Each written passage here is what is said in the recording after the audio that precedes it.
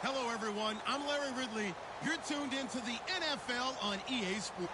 Tonight's matchup features two quarterbacks who will be trying to lead their team to victory. It's Roethlisberger Steelers going up against Roethlisberger Steelers. And with that, we'll send you up to the North Shore of Pittsburgh and Heinz Field by the Three Rivers as we head it over to our broadcasting team of Brandon Godden and Charles Davis. Thank you very much, Larry. We are here on a beautiful afternoon for football. Coming up, we've got what can only be described as a mirror image matchup between the Pittsburgh Steelers and themselves. This will be taken in at the 1.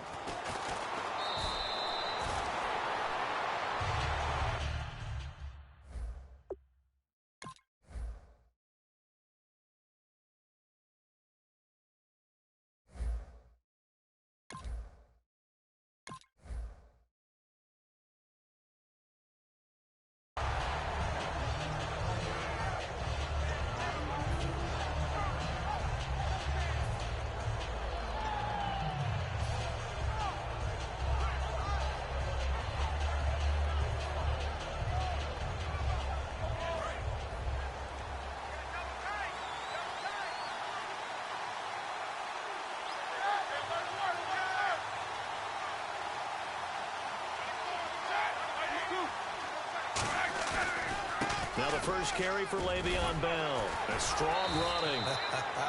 In 12 regular season games this last year for Bell, averaging over 150 yards from scrimmage.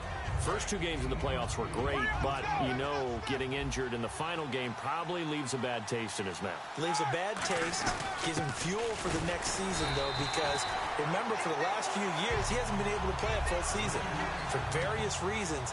Now, going into next year, imagine those numbers over a 16-game season and heading into the playoffs. Le'Veon Bell can set new records. An early test, 2 plays in. This is 3rd and 2. 3rd and 2. Now Roethlisberger. And he locates Wheaton, complete. The 21 yards there as they convert on 3rd. Anytime there's an open target and there's a reception, the next thing you're looking for, the ability to break a tackle and gain additional yardage. That's what we just saw.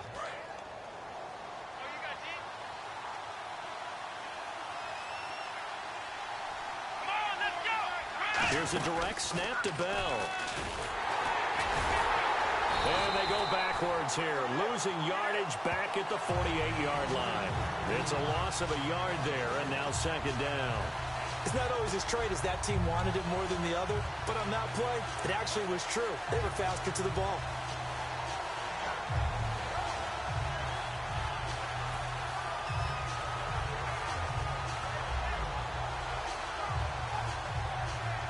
A little bit of ground to make up for the offense as they face a 2nd and 11.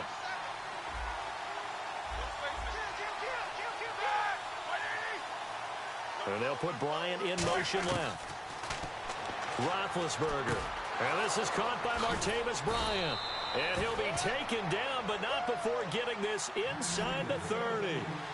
Quarterbacks love slant routes because the receivers are breaking right into their line of vision, and receivers love them as well because they're getting the ball on the move and able to catch it and try and get upfield and gain additional yardage. And he's going to take it in for a Steeler touchdown. Eli Rogers, 28 yards. And the Steelers take the ball down the field and score on their opening drive. So they start this game just like they won. Opening drive touchdown, a nice run there to finish it off. Yeah, that's what we call an explosive run because of the distance. And being able to do that, that puts a little uncertainty in the minds of your opponent. Boswell now to kick it away after the touchdown. That's fielded in the end zone. And no run back here. This will be a touchback, and it comes out to the 25-yard line.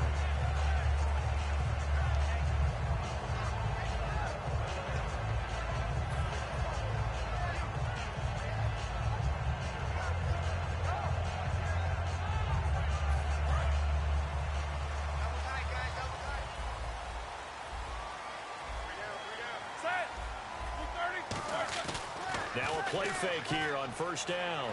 He's got time. Oh, he's going to take a shot right away. That's caught inside the 20. And into the end zone. Touchdown, Pittsburgh. Martavis Bryant, 75 yards. And the Steelers are an extra point away from taking the lead. Chris Boswell now for the extra point. And his kick is right through.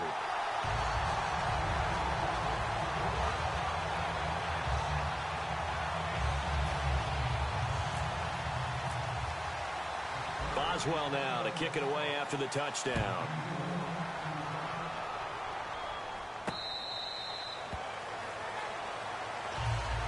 The Steelers offense now, they get ready to head back on the field. And that recipe on their last drive that resulted in a touchdown looked pretty good, so they'll be hoping to do that once more. And it takes me back to when we sat with the offensive coordinator and the head coach. They felt pretty good about their game plan and thought there were some holes in the defense, and they exploited them the last time out. Let's see if they can come back and put together a similar drive. And we'll see if they can do just that. And he'll be hit as he releases it, and that'll fall incomplete.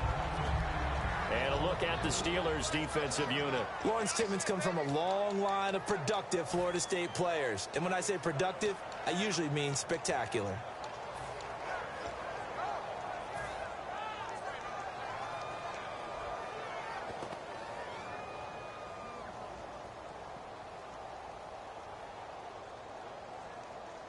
Ten yards still left on second down.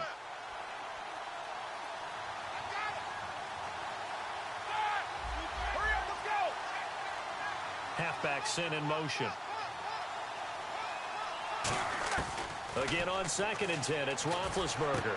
Gets this one to Le'Veon Bell. And they're going to get this one all the way out across the 45.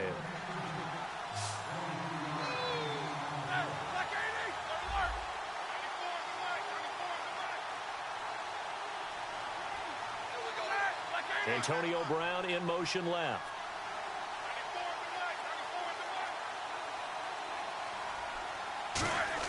On first down, it's Roethlisberger.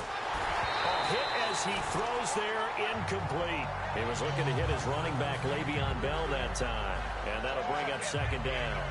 They got pressure there and only rushing 3. And there's a defensive coordinator right now who is celebrating not just getting home with 3 there, but realizing if that's the type of pressure he can get in the entire game, then his pass defense is going to be excellent. You're dropping 8. Where are you going to go with the football? And boy, that one drops incomplete, but if he was hit a fraction sooner, it may have been a fumble. And the offense looking to pick up the first down after the second down incompletion.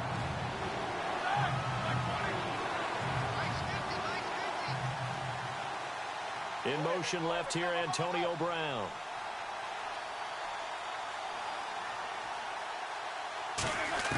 On third down, Roethlisberger. Bryant with a catch right side. 2 yards is all they'll get on the completion. It's 4th down. So much about this game is just understanding situations and then having to execute, isn't it? Guard the first down sticks. Don't let them get there. And they rallied and made the tackle.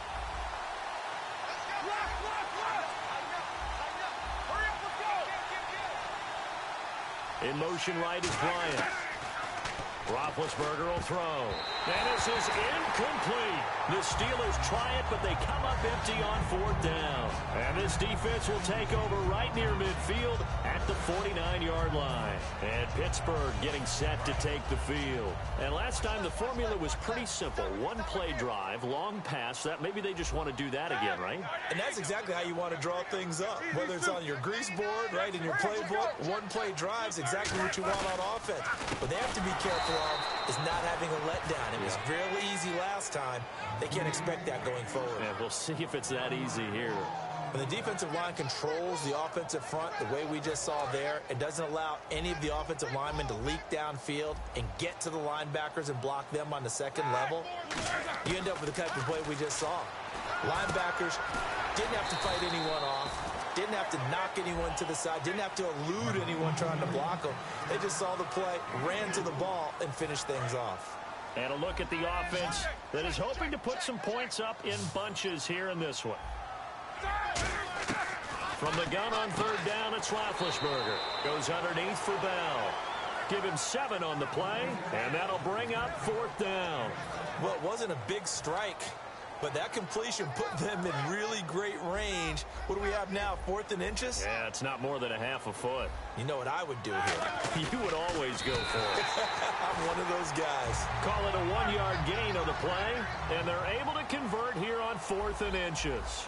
And this is a spot where you have your offense stay out there to get those few inches. It's too long for a field goal. It's not worth punting. So this is the right decision as far as I'm concerned, and they wind up picking up the 1st down.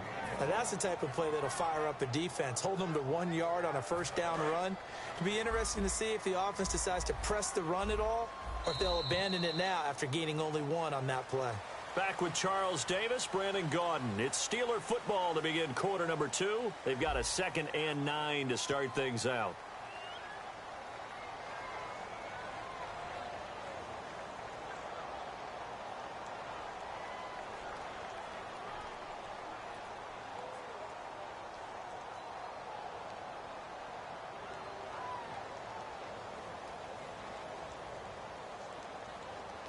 Nine yards still remaining here to pick up the 1st on 2nd down.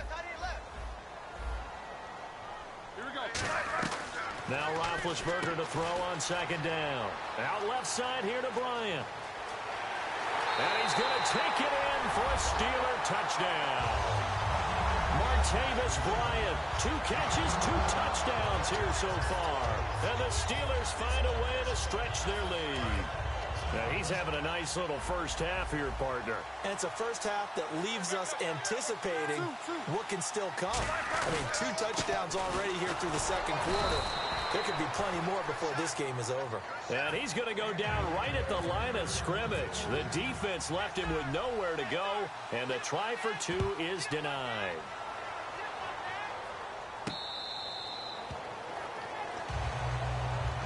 And Pittsburgh getting set to take the field. And last time out, went for it on 4th down, turned it over, gave him great field position, turned into 6 points, so they've got to recover here, Charles. It's amazing what one decision can do in the chain of events, right? The decision to go for it on 4th down. Caused all of that. It caused every bit of it, but it showed confidence. Hey, I've got confidence in you guys. Go pick it up for them. Didn't happen. Also showed confidence in the defense. They didn't pick up their end of the bargain, so now they've got to come back out and start over and rebuild that confidence. 22 yards on the pickup there. And it's good enough for a Pittsburgh 1st down. Big Ben, not the most agile quarterback in NFL history, but he can use those legs when he needs to. He really can, and I think it starts with him taking contact and shedding people trying to get him on the ground. That's when he becomes the most elusive. Yeah, something he honed back at the University of Miami in Ohio. Yeah, and they didn't get him down in the MAC. It's hard to get him down in the NFL. Bryant the man in motion right. Roethlisberger. Throw left side is complete to Rodgers. He goes for 18 there as the drive will continue. Everything about that play was beautiful. A great corner route where the receiver worked the defensive back inside and then broke back to the outside to the corner. But how about the throw by the quarterback? Anticipation on the break from inside to outside. He threw the football. As the receiver turned around, the ball greeted him. Throwing now, Roethlisberger on 1st down. It's caught by Bryant. And he will lose yardage here to the 31-yard line. The loss of a full 3 yards, and now it's 2nd down. Now that was well defended, and as a cornerback, what you're taught when you see a wide receiver screen, either you get underneath the play before the blocking forms, or you're going to have to fight your way through it by getting through some blocking. That was a really nice play there. Well, that's the big drawback to this play. Even if somehow the quarterback pitches it, he's not immune to the big hit. In this case, he kept it and absorbed it anyway. They'll come out in the pistol. Now Ben on 3rd and long. And that is incomplete. It's always tough for the guys think they've got a completion and the ball's almost there, and then someone sneaks a hand or 2 in and bats it away. And how about this? 4th and long, and they're going to go for it. And they're going to go soft on the corners.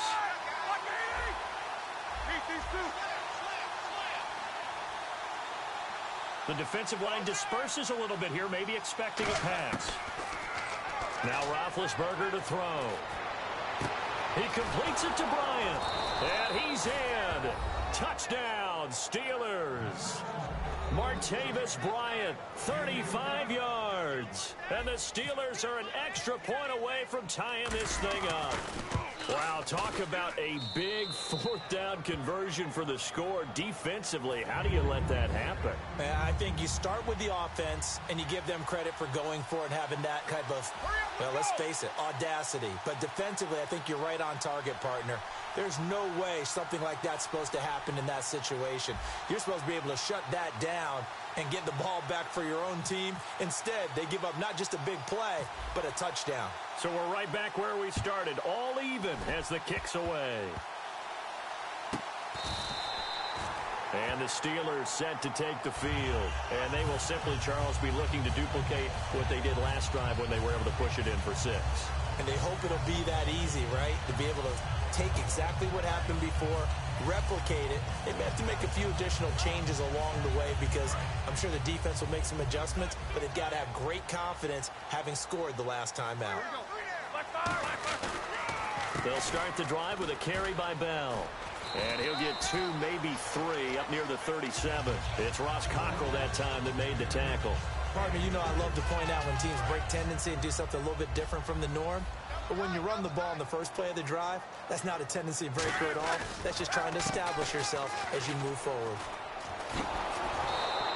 It's a loss of 2, now 3rd down. You almost hear the wheels turning all the way up here. Do I go out of bounds? Do I put my head down and try and gain additional yardage?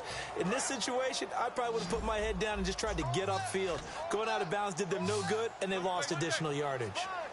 They come out 5 wide, 3 of them to the right side. On 3rd down, Roethlisberger. He's going to wind up and air it out. That's caught inside the 20. And into the end zone. Touchdown, Pittsburgh.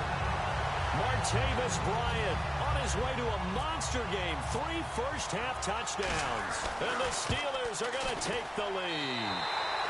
And he's able to put it through. Boswell now to kick it away after the touchdown. That'll be taken in the end zone. And from back there, a wise move. He'll just sit on this one, and it'll come out to the 25. And Pittsburgh getting set to take the field.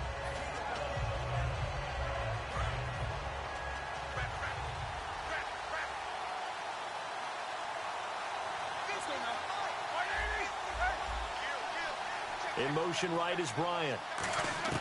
On 1st and 10, it's Roethlisberger. And Bryant's got it over the middle. And he'll be taken down, but not before he gets into enemy territory.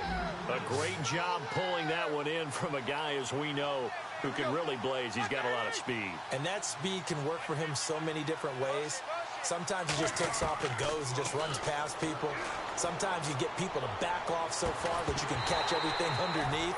But still, at some point in the game, you probably have to make some contested catches, right? Sometimes you have to go up and beat a defender for the football. He has that in his arsenal as well. Showed it right there.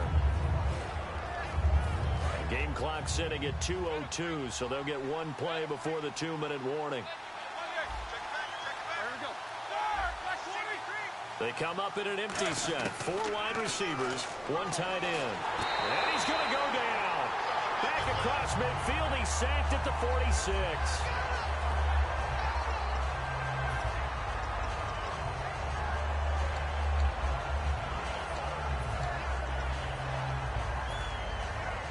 And the offense now will try to regroup after the sack on 2nd down.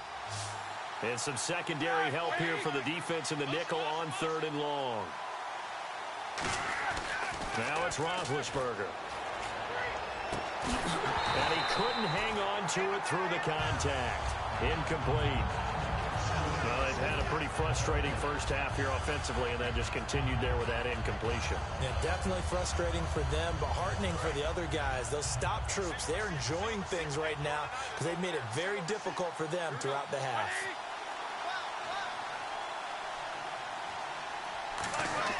Here we go on 4th down with Roethlisberger. And the Steeler pressure too much here. He's going to go down. It'll be a loss of 7 on the play. In there to pick up his 2nd sack now of the afternoon. And they'll start this drive with very good field position. On 1st down, it's Roethlisberger.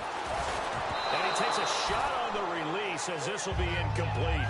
Well, after watching him ring the bell that many times and put the ball in the end zone throwing it, you had to figure they had to bring some type of pressure. They had to change things up on defense. And able to get to him, put him on the ground, so maybe just something to throw him off a little bit. Yeah, that had to feel a lot better for the defensive guys. They've been getting carved up in this one.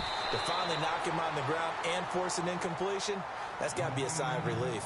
Can you do any more work or make it more dramatic for not much gain than what we just saw there? Did you see how his toes got down? Tip-tap, got him down. But what did he get out of it? He sold the sizzle. He just had no steak. I mean, was it 1 yard? Yeah, you plays like that, you at least expect a 1st down. They're just 1 yard. Over the middle here to Brown. They stop him for only 3 that time, and that'll bring up 4th down. They didn't get the 1st down, but I have to say I do like the call. I like what they were trying to do. Try and hit your receiver on the run and see if he can pick it up. Keep it on his feet, get a little rack yardage. Yeah, but a nice job defensively to get to him and keep him short of the 1st.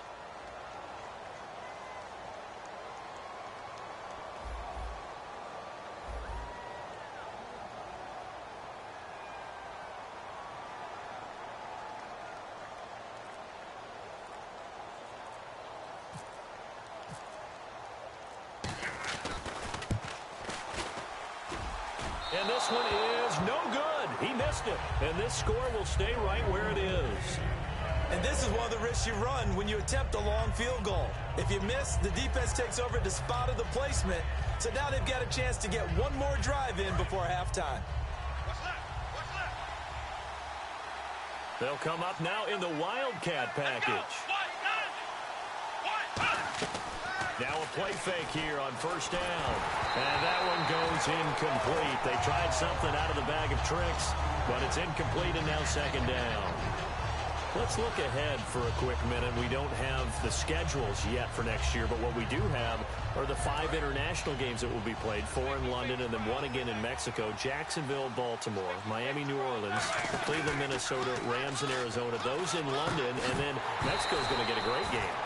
The Raiders and New England. Yeah, you're exactly right. And just think about the ones in London. Remember, they're splitting them between the 2 different stadiums in London, so they get a different flavor in all of these places. But Mexico, for the 2nd straight year, the Raiders are coming to town.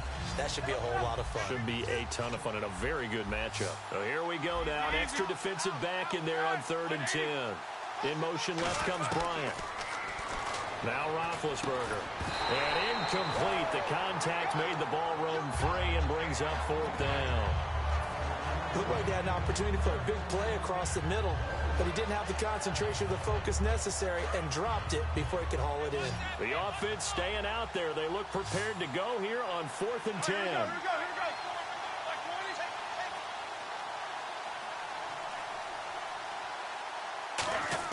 They'll indeed go for it with Roethlisberger. He completes it to Bryant. And he's taken down, but not before he gets this into enemy territory across the 40. Now whistles come in. We're going to get a timeout here by the offense. It's just their first, so they'll have 2 remaining here before we get to halftime. And no escaping this time as he'll go down. They got him for a sack.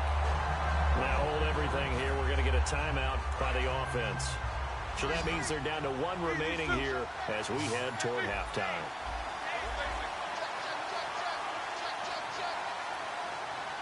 Bryant, the man in motion right.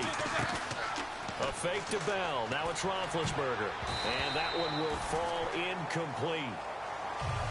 Clock here now just under 30 seconds to go in this first half. Let's give some credit to the defensive guys on that play. Able to bat that one away. Sure looked like they were trying to hit the corner route.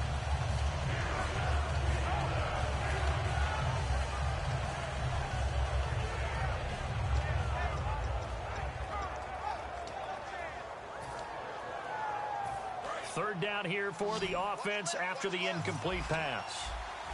Again, we'll see the pistol here. In motion left comes Brown.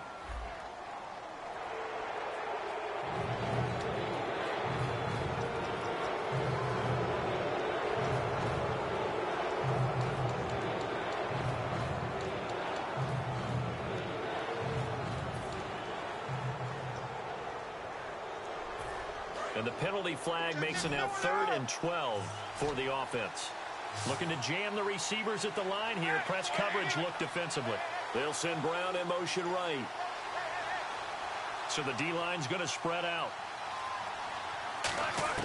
On 3rd down, Roethlisberger. He's going to look deep down the field.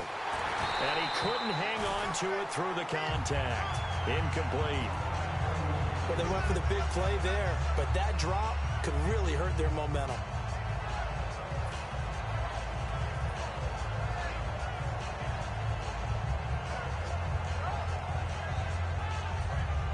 Now look at this, 4th and 12, and they're going to line up to go for it.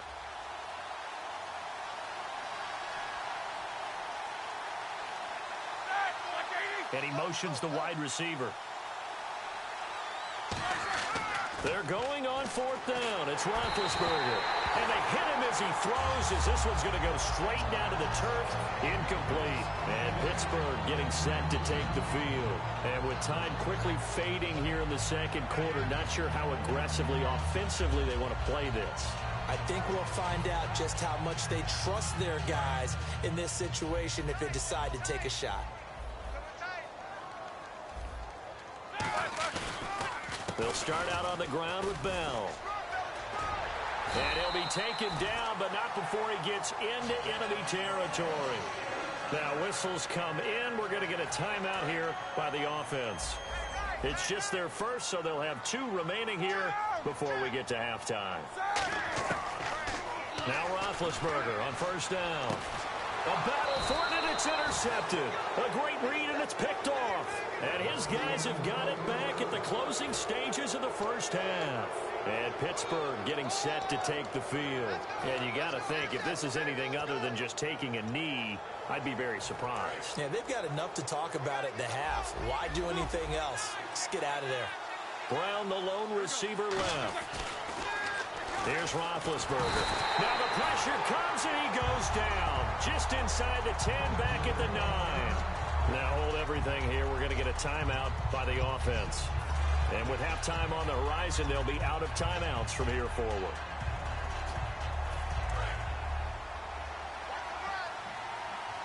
They come up in a 2 tight end look here. Here we go. And he'll take this one only up to about his 13-yard line. That's it for the first half. 2 more quarters to go. We'll have plenty more to see after the break. Welcome back. Charles and I settled into the booth, ready for quarter number 3. Black round. Black round.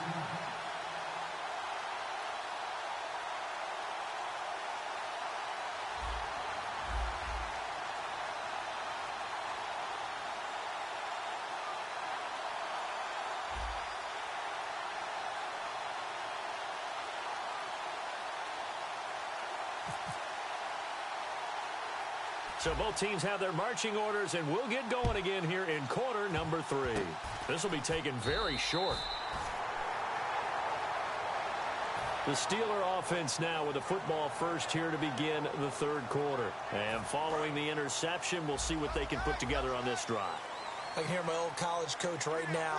He always used to tell us before every game, the team making the fewest mistakes will win. What they're hoping is that that last mistake is their only one of the game. Coaches, that's all they talk about, turnovers, right? Minimizing those and maximizing opportunities. And they still need 8 yards for the first here on 2nd down. Here we go. Play action. Now Roethlisberger. He's going to loft one deep left side here. And he's unable to grab it. Thought he might have had position, couldn't hold on. 3rd down. One thing I know from experience is that when the deep ball is thrown and you're the defender, you've got to fight that little bit of panic that emerges. You've got to play the ball really well. It's a 50-50 jump ball play. And guess what? They took a shot. How are you going to win it? And in this case, they managed to get it done. Man open left side is Brown. And he'll get it out a couple yards shy of midfield at the 48. And how about this one now? In their own territory, a gutsy call. They're going to go for this on 4th and a yard. They'll run it with Bell. Shreds the tackle. And he's got the first down yardage before being taken down at midfield. Give him 3 on the play. And on 4th down, they're able to convert and move the sticks.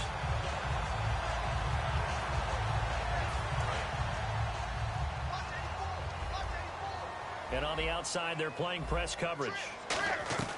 From midfield now, here's Roethlisberger. Brought in by Coates. 23 yards on the play. I like watching the wide receiver screen because it's a real teamwork play. Because guess what? The guy catching the ball, he'll get all the credit. But how about the people up to block in front of him? Either fellow receivers or offensive linemen. That makes that play a really nice timing play, and sometimes it can break big. 5 yards on the catch there, brings up 2nd down.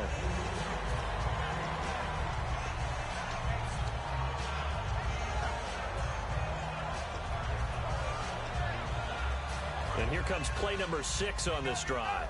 Defense showing blitz. They come up in an offset eye. On 2nd down, it's Bell. Trying to bounce it outside, but he's only able to get it back to the line of scrimmage. It'll only be a gain of a yard, and it sets up a 3rd down and 4 now. In my book, that's running the ball well, but with intelligence. How about him keeping the clock moving, staying in bounds? Yeah, even though it's the 3rd quarter, you're thinking ahead, aren't you? This is where your running game can really help you with a lead in the 2nd half. I agree totally. It's not just end-of-the-half situations that you worry about the clock. It's throughout the game, and with a lead, stay in bounds. Make them fight harder to try and catch you. Charles, you think Big Ben is happy to have Antonio Brown on the other side of his passes? You know he is, but he also expects it. And this is how their offense runs best. When those two get together, especially early, and continue. And he's going to take it in for a Steeler touchdown. Marcus Wheaton from 13 yards out.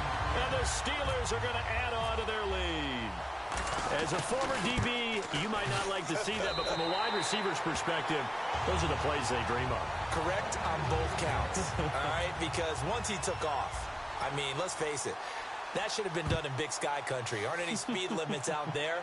And off he went. Glad I wasn't the one trying to chase him. And he's up across the 25 and down at the 28-yard line. And Pittsburgh getting set to take the field. They trail offense, first time to touch the ball in quarter 3, and we'll see what they can do. And I can't wait to see what they have planned. Because some teams script to start a half. Other teams just go, okay.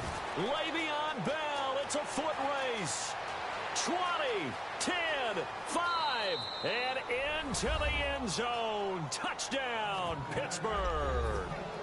Le'Veon Bell, 72 yards. And the Steelers have now made this a one-score game. Double tight, guys, double tight.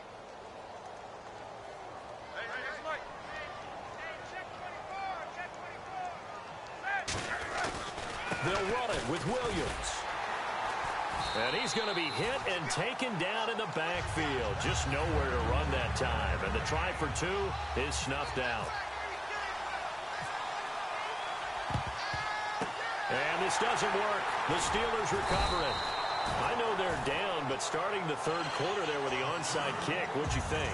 Well, I think that they're looking at it as we may not have as many possessions in this game as we want. There may be that sense and that feel that they've got to go ahead and make something happen. Steal possession, try and steal some points, and get themselves right back in a position to try and win the game. And he's brought down. They give him 13 yards there on the play and a fresh set of downs.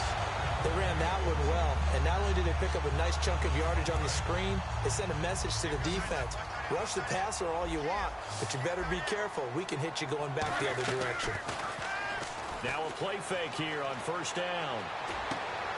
And he finds a man with a crossing route. He got 18 yards out of that one, and it gets him a new set of downs.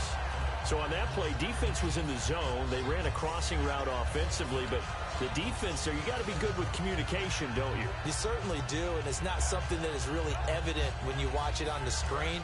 but everyone's talking, communicating, pointing, and it keeps you from chasing receivers because you have a specific zone you have to cover. When a receiver's in your zone and he crosses to another one, you got to let your guy know. They got a completion there, but I like the discipline they showed to stay in their proper areas and then make the tackle. Bryant, the lone receiver, left. Ben to throw again. This will be caught at about the 5. And he's in. Touchdown, Steelers. Antonio Brown from 10 yards out. And the Steelers find a way to stretch their lead. And the lead is up to 15 now. Boswell now to kick it away after the touchdown. That'll be taken in the end zone. And from back there, a wise move. He'll just sit on this one, and it'll come out to the 25. And Pittsburgh getting set to take the field. Last time they were out, they scored. Still trailing here, though, so some work to do. But it's okay in terms of mindset. Because they scored the last time, they're not quite as worried about being down on the scoreboard because now their confidence is a little bit higher. They feel like they've got something going, and they feel like they can attack again and put more points on the board. Are you scoreboard watching if you're the offense, or are you just focused on this drive? We wouldn't be telling the truth if we said that they didn't scoreboard watch. Everyone does it to some extent. But you've got to set it aside right now and just focus on this series. That'll take care of the scoreboard if they punch it into the end zone. Again on 2nd and 10, it's Roethlisberger. Out left here, it's complete to Wheaton. 12 yards there as they move the chains. First down and 10 now for the offensive group. Back now in Pittsburgh. It's the Steelers with the football, but trailing here as we get going in quarter number 4.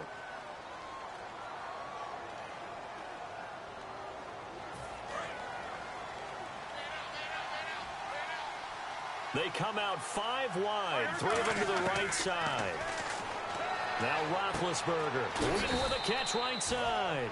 A good pickup there, 8 yards on the first down completion. They're going to hurry back to the line now.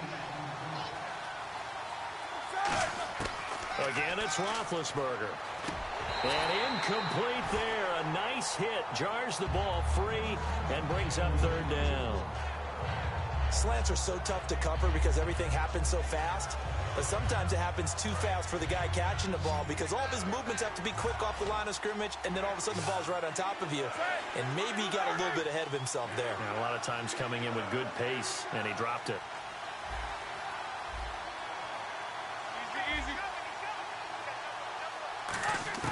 Third and 2.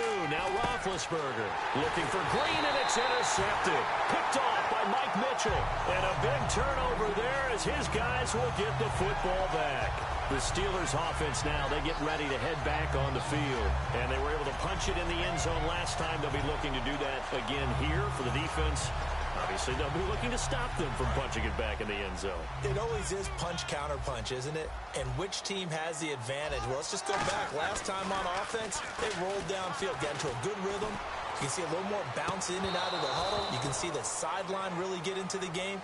So defensively, you're thinking to yourself, how do we take that away from them? How do we get the advantage back?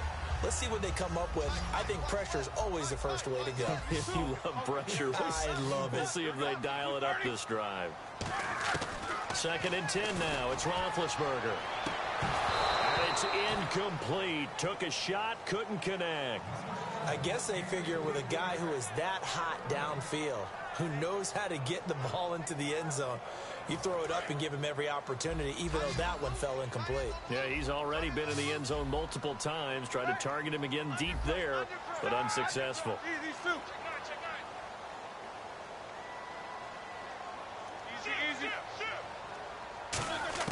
On 3rd down, Roethlisberger surveying the field. He gets it to Brown, complete. Now the Steelers put a stop to the action with a timeout defensively. It's just their first. They'll be down to 2 remaining as we step aside here in the 4th quarter.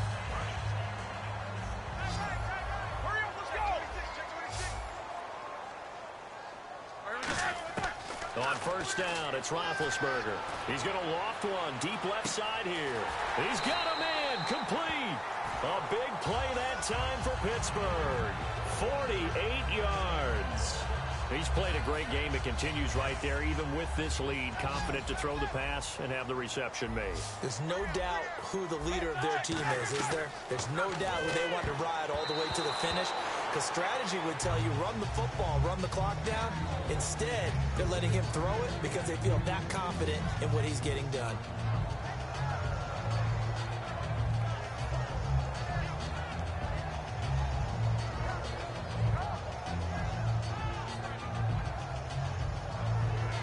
Offense still needing 10 yards. Second down. Brown, the lone receiver, left. Second and 10. It's Roethlisberger once more. Oh, the ball comes out on the hit, but they'll say it's incomplete. When defenses get to the quarterback that quickly, a lot of times it's called a jailbreak. It wasn't quite that fast, but fast enough that he had no time to look downfield and set himself to throw the ball. And as he tried to do that, he was hit and it forced an incompletion. And he'll be hit as he releases it, and that'll fall incomplete. The good signal callers would never go back in the huddle and play the blame game because they need those guys to protect him. But on that last one, his offensive line, they lost their leverage very quickly, and that's why they were able to get to him and hit him as he tried to throw the football and force an incompletion. And Boswell's kick is good. And that will make this now an 18-point ball game. And you figure with that, this game's pretty well out of reach. It would take a heck of a comeback at this point. Being 3 scores down, I think that's too much to ask with time winding down here in the fourth. Out comes the Steeler offense now, ready to see what they can do here. Looked like they had something going last drive. Then the interception happened. Will they recover? The memory they need to keep with them is that they did have something going. They were moving the ball on offense, had a nice sequence going. Don't worry about the other part. You can't get that back. Let's go back to what you were doing well before. I thought you were going to say they need to have no memory, but remember the good part, forget the bad. I like that even better. Roethlisberger will throw. Trying to get it to Wheaton, and it's intercepted. Picked off by Ryan Shazier. And his guys are going to take over at the 34-yard line. And Pittsburgh getting set to take the field. And they split the uprights last time for 3. They've got the lead. They're not going to play this conservative. They're not hoping for another field goal. They're hoping for a touchdown. I'm with you on that one. I like where your head is. I like the way you're thinking because you're exactly right. Trying to sit on a lead and play that way, that doesn't work too well for most teams. Run your offense. Yeah, run what you do best. Exactly. Put it all the way down and try to increase your lead in a big way. And the best way to do it, touchdowns. And he'll lose yardage. Brought down at the 32. He'll wind up losing 3. And now it's third down. Hey, I can't sleep. They've got the lead. They want to keep it on the ground. That's what they're doing. Smart football. Keep the clock grinding. Keep it going. But you got to figure now, they're going to see more people stacked up at the line of scrimmage as they try and bleed it out. On third down, here's Bell. And he's going to get this one down to the 30. 2 yards on the pickup there. It's fourth down. In order to play really good run defense when you're playing a 3-4, those 3 guys up front, the nose tackle and the guys they call the defensive ends, they're usually big people because they're going to have to eat up a lot of blockers because it's usually 5 on 3. And when they do their job well, guys who play on the inside, those inside linebackers, they're able to just roam and hit. So it's 3 more points, and that widens things out even further here in the fourth. Hey, in this league, you can never have too much. So if you're in range, grab the 3 whenever you can. The Steelers offense now, they head back onto the field. And following the interception, just any interception, are you a little bit more cautious when you start that next drive, or no, you just throw that out the window?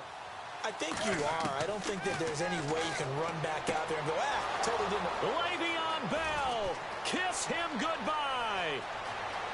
And into the end zone. Touchdown, Pittsburgh. Le'Veon Bell. He scored on the ground and through the air. And the Steelers are able to close the gap just a bit.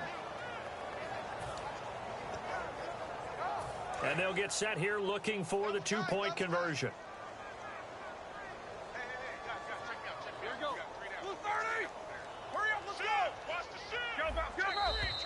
And someone a little too eager to block this extra point. Henceforth the flag.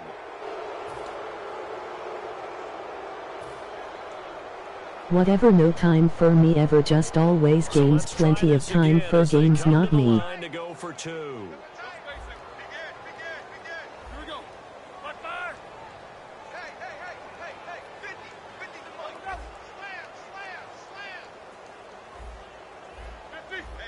I'm out.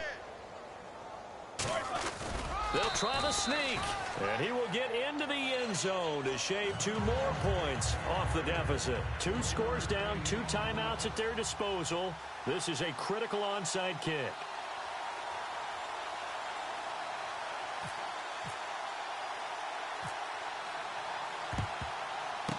And this doesn't work. The Steelers recover it. Fourth quarter, they felt like they needed the football back. Unfortunately, they couldn't get it. And I know we brought analytics into the game, and someone has said here that the data says that when a team's expecting an onside kick, 80% of the time, the team expecting it, they do actually recover the ball, which is what we saw here. I just wonder if that number is much more of a anecdotal type of a number. Kind of like when the coaches tell us, well, when you score on special teams, 93% of the time you win the game. I'm still waiting to see. And at the 7-yard line, the catch is made. A pickup there of 37. And the Steelers are going to have a 1st and goal. Well, we haven't been shortchanged on offense. Another fun play to watch there on the deep pass. This game has the feel of, what, a turkey bowl, a Thanksgiving day. You know, when we get together this year, when the Davises and the Gardens get together, that's what our playbook's going to look like they're drawing them up in the dirt. And no escaping this time as he'll go down. They got him for a sack. Time for a break. We'll come back to wrap this one up after this.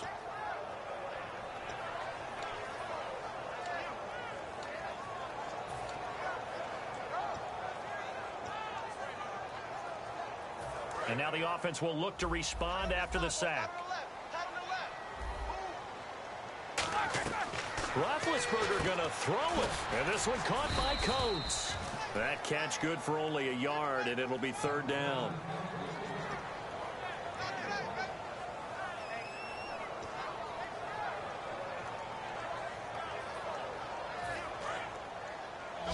And some extras coming up on the line here, readying for the blitz.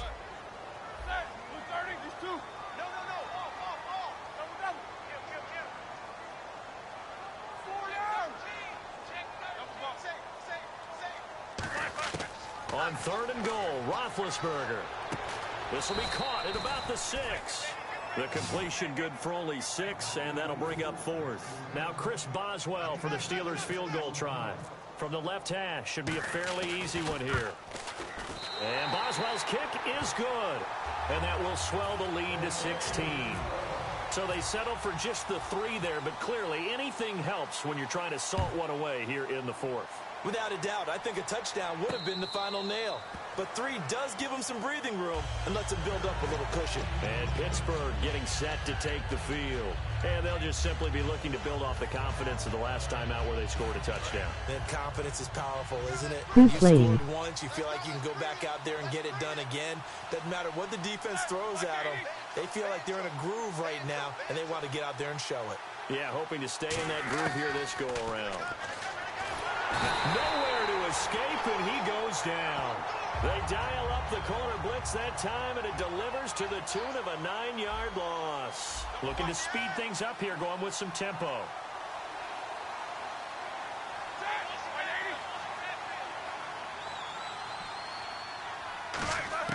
On 2nd down, here's Roethlisberger. And this one is incomplete. Everything about that play tells you about today's NFL offenses and what they're asking out of running backs. You can't just be a guy who can run the football. You have to be able to catch it as well, and he didn't get that done on that play. Is this a bone thug? And Pittsburgh with 6 defensive backs in the game here on 3rd down.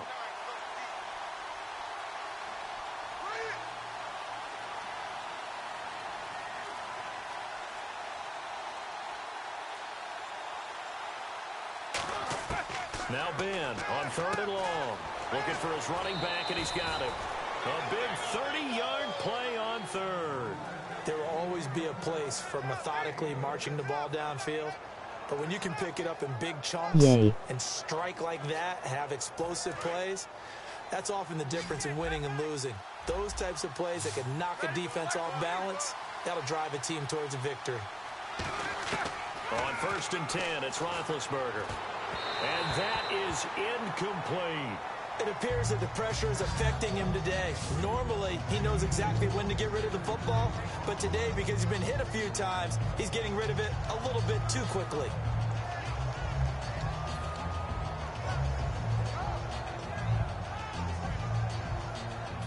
So 2nd and 10 here. They come up in an empty set. 4 wide receivers, 1 tight end. And they'll put Bryant in motion left. That's Roethlisberger. Out left side here to Bryant. They pick up 12 on the play there, and they move the chains. Now whistles come in. We're going to get a timeout here by the offense. That'll leave them with just 1 remaining in this 4th quarter of play.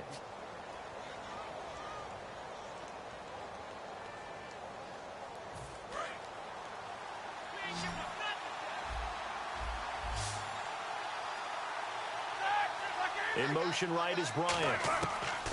Roethlisberger. Now a desperation throw deep downfield. And that one falls incomplete. Looked like he might have had position there, but he couldn't hold on it at 2nd down. 2nd down here after the incomplete pass. Defense really showing respect to the deep ball here, playing off the receivers. They'll send a receiver in motion to the right. Here's Roethlisberger. Finding time. He's going to let it fly. And he bats it away, and it falls down incomplete.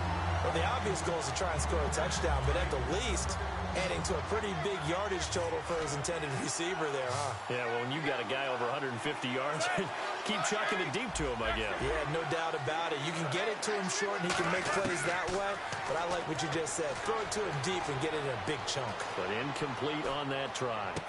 It's caught at the 10. And down he goes, taking it inside the 10, just shy of the 5 at the 6. Now hold everything here. We're going to get a timeout by the offense. That'll be their 3rd and final stoppage here as we step aside.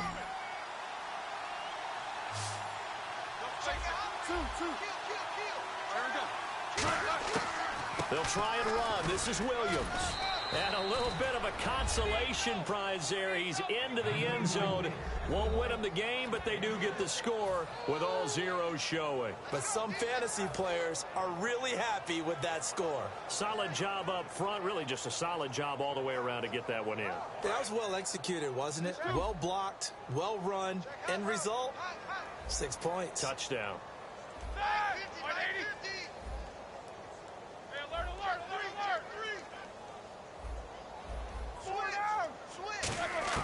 Roethlisberger looking to throw.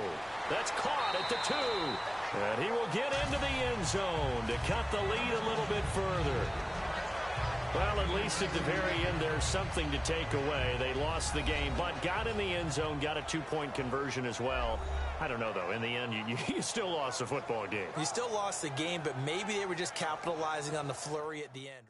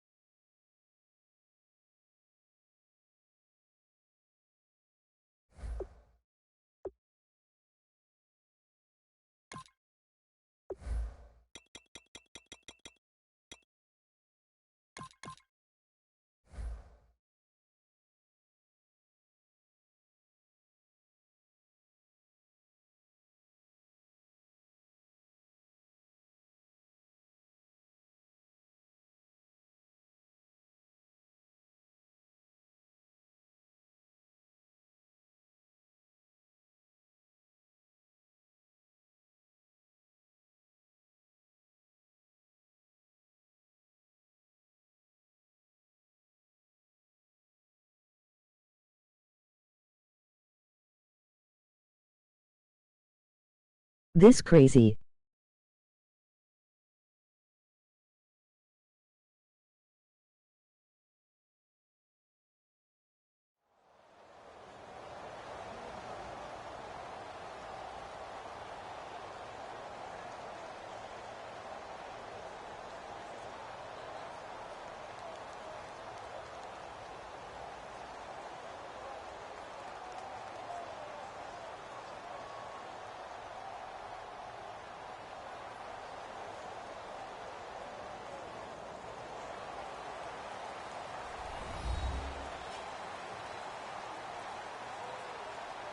Hello, everyone. I'm Larry Ridley. Welcome to the NFL on EA Sports.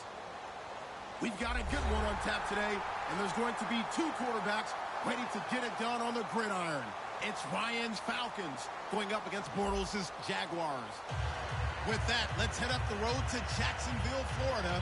Standing by are Brandon Godden and Charles Davis.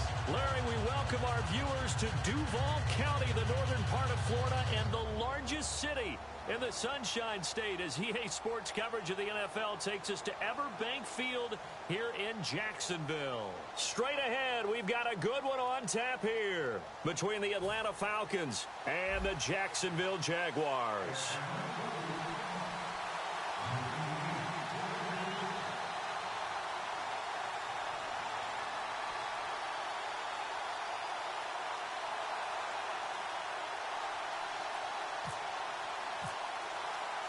The veteran Matt Bryant set to rock and roll. And off we go from Jacksonville.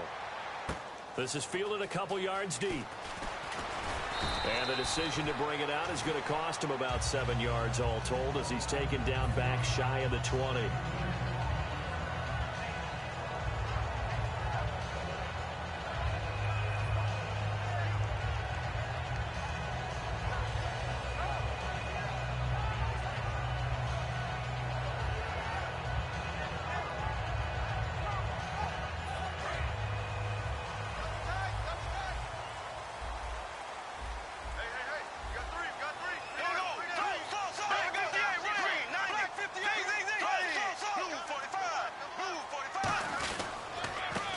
Carry for Chris Ivory. And he'll lose yardage here. Back to the 15. A loss of a full 3 yards, and now it's second down. Well, there they went blitz defensively, Charles, and things were paved well coming from the linebacker position. I love the way that you described it, paved well. Oftentimes, the guy who gets home on the blitz, he's going to get all the credit. But his teammates did all the dirty work, right? They ran into people on purpose. They sometimes tugged on jerseys to hold linemen to create space and gaps. And that play finished off really, really well. Well conceived, well designed, and even better executed. Now Bortles throwing on second down. Out to the flat. That's complete to his running back. And able to break one tackle, but then quickly brought down for a nice little gain. It'll be a pickup of 10 yards. And that'll lead here to a third down.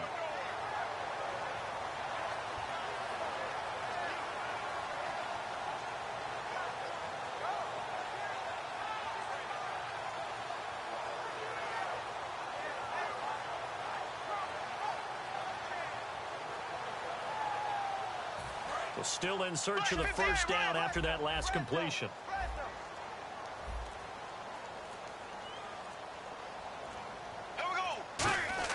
Bortles going to try and throw on third down.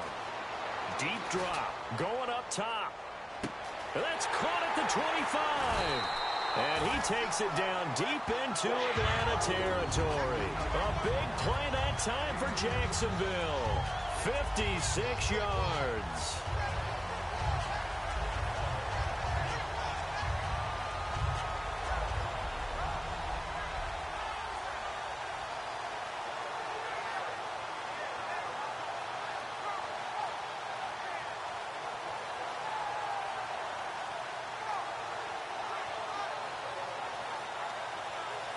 So they're operating in the red zone. Watch left. Start right there. Here we go now. Green, 39. On the ground, this is T.J. Yeldon. And he stopped immediately there. No gain on the play. It'll be second down. And now the starting lineup for the offense. And Julius Thomas highlighted, my friend. Brandon, he's one of the latest in a long line of basketball players turned football players who have had great success. And he uses those basketball skills to get open in his pass routes.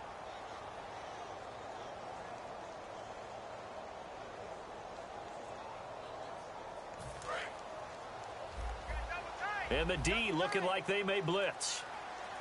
Here we go. Green 90. Green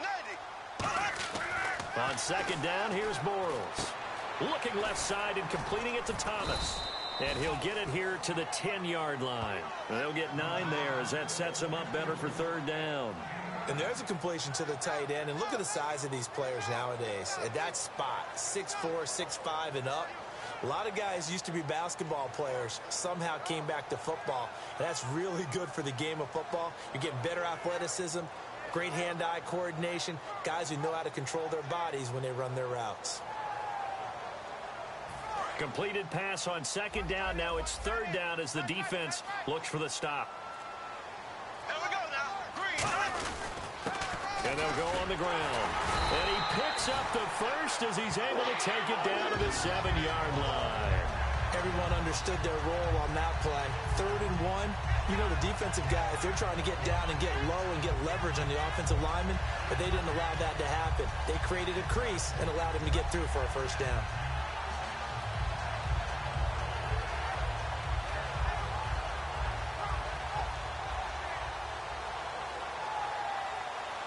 And here comes play number 6 on this drive. Black 58, round. Black 58, green 90. Green 90. Bortles going to throw. Being chased out left. And he'll be brought down this time at the 5-yard line. Here's a look at the young Atlanta Falcons, although next year, obviously, everyone will be a year older. So rookies like Deion Jones, Keanu Neal, Devondre Campbell, an extra year, well, their only year, but a year under their belt now to get better. They're just young and growing, aren't they? I mean, I expect their play to continue to accelerate and elevate. And think about the building blocks they had in front of them. Second-year guys in 2016 who had big years. Grady Jarrett, a monster in the Super Bowl, tied his sack record in that game against New England. And Vic Beasley led the NFL in sacks for the regular season with 15.5 and also had 6 forced fumbles. Bortles to throw on second down. And he is going to go down back at the 11-yard line. They've been moving the ball well offensively, really getting into a groove. Last play, pass completion. Now, finally, the defense gets there. And you have to find a way to disrupt their rhythm. Do you do it with coverage or do you do it with pressure? They elected to go with pressure, and it was the right call.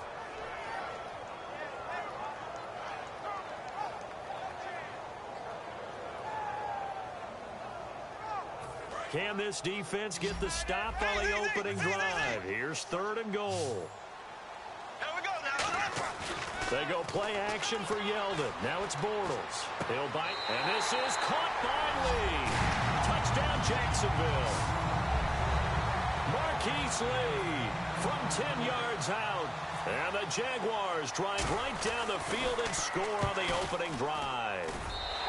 And this is up and good. The score now 7-0 Jaguars.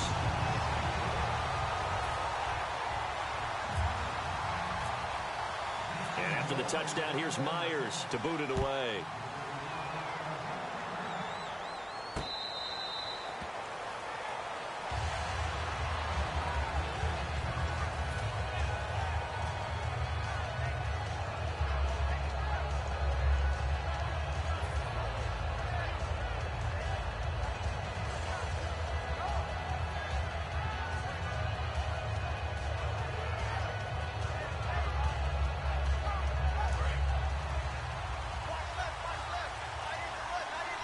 They come out 5 wide, 3 of them to the right side.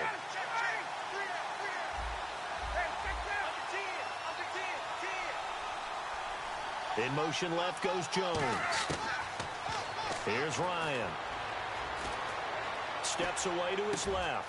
This one complete to Mohamed Sanu. Anybody got time for me yet? Number 12 as they move the chains.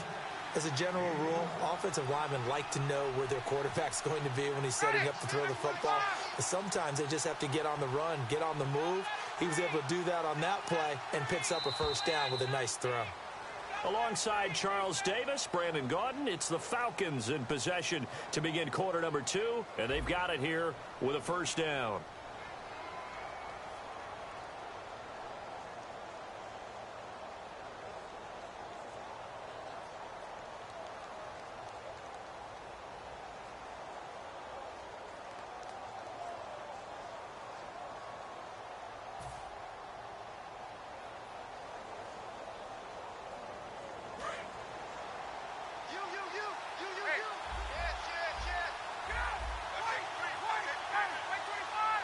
Jones now in motion left. Now it's Ryan. Into double coverage, and it's intercepted. Picked off by the linebacker, Paul Posluszny.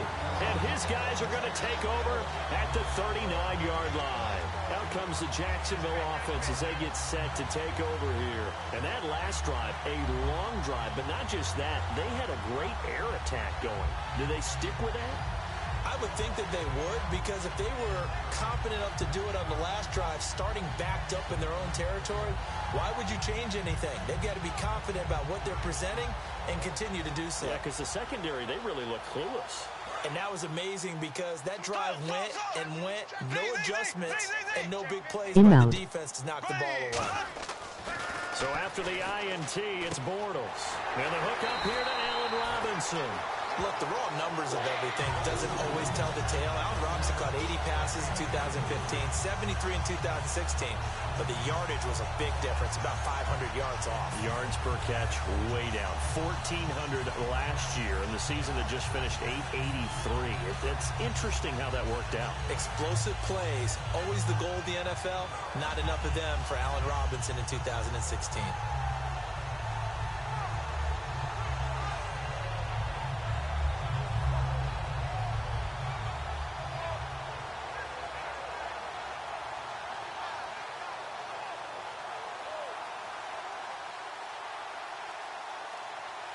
So the offense has it 1st and 10. Here we go now. On 1st down, Bortles. He finds Hearns left side. That one good for 16, and the drive will continue. Well, if you do read man coverage, Brandon, the drag route's a pretty good one to run against it because you're running away from people on it.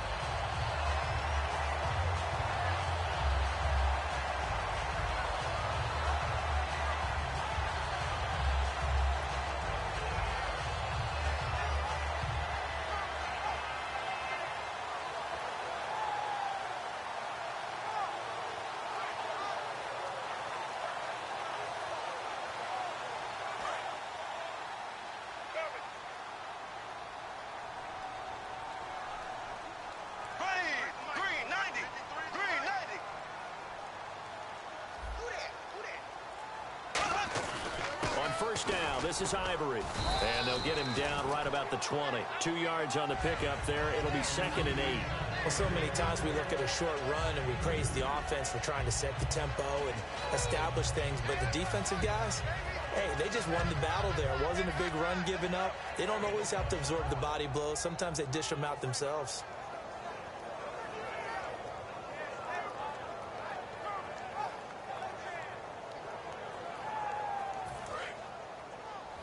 Now the defense definitely showing blitz here.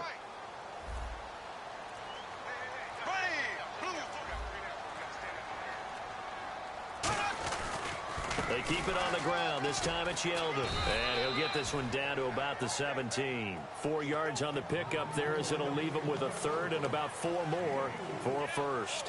When you find that kind of yardage, you couldn't be more confident as a ball carrier. And guess what? You're going to go back and tell your offensive coordinator, I'd like to keep carrying it, thank you.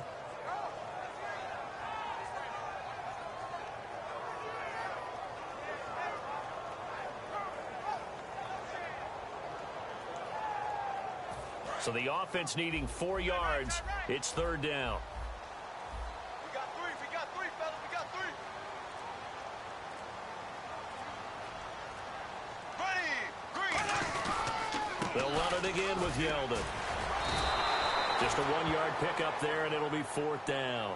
Well, this was just simply excellent defense. On this 3rd down, they had to be alert for the possibility of a pass, but that didn't stop them at all from understanding what was going on when they decided to run the football, and they just swarmed and stuffed them for almost no gain.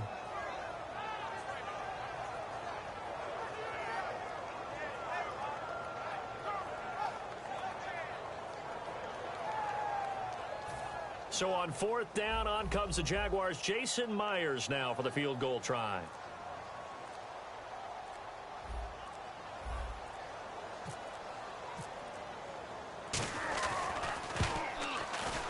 And Myers able to knock it through, and the lead moves to 10-zip. So the drive stalls out, but they are able to put 3 points on the board. Yeah, just a yard or two shorter than an extra point, so no problems converting there. Here's Eric Weems now on the return. And he'll take it past the 25 and up to the 28-yard line. Atlanta now coming out on the field.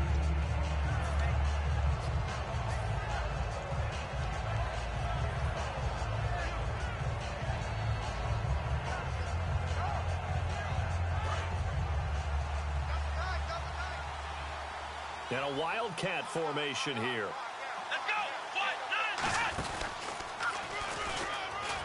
And a gadget package there won't do much for him. He'll get back to the line of scrimmage, and that's it. The former Giant, Prince Amukamara, on the stop.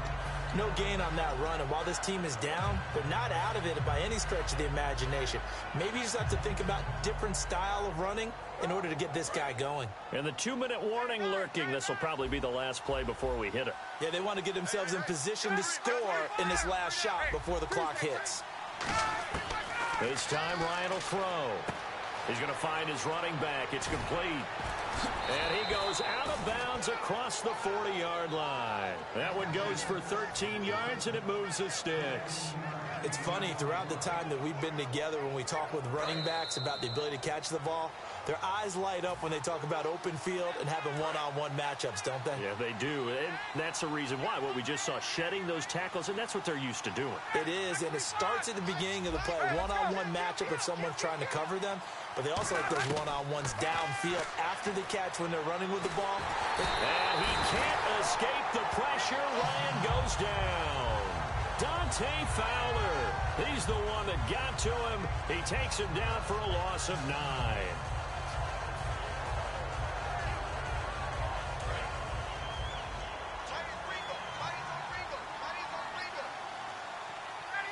Sanu, the man in motion left.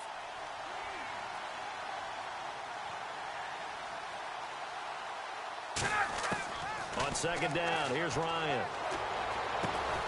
And the hit jarred it loose. It's incomplete.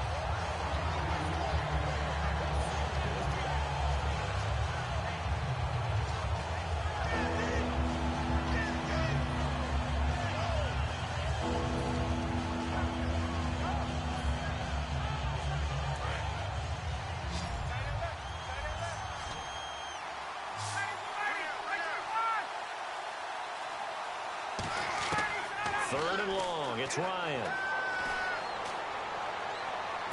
And that's caught by Tammy. Now whistles come in. We're going to get a timeout here by the offense. It's just their first, so they'll have 2 remaining here before we get to halftime.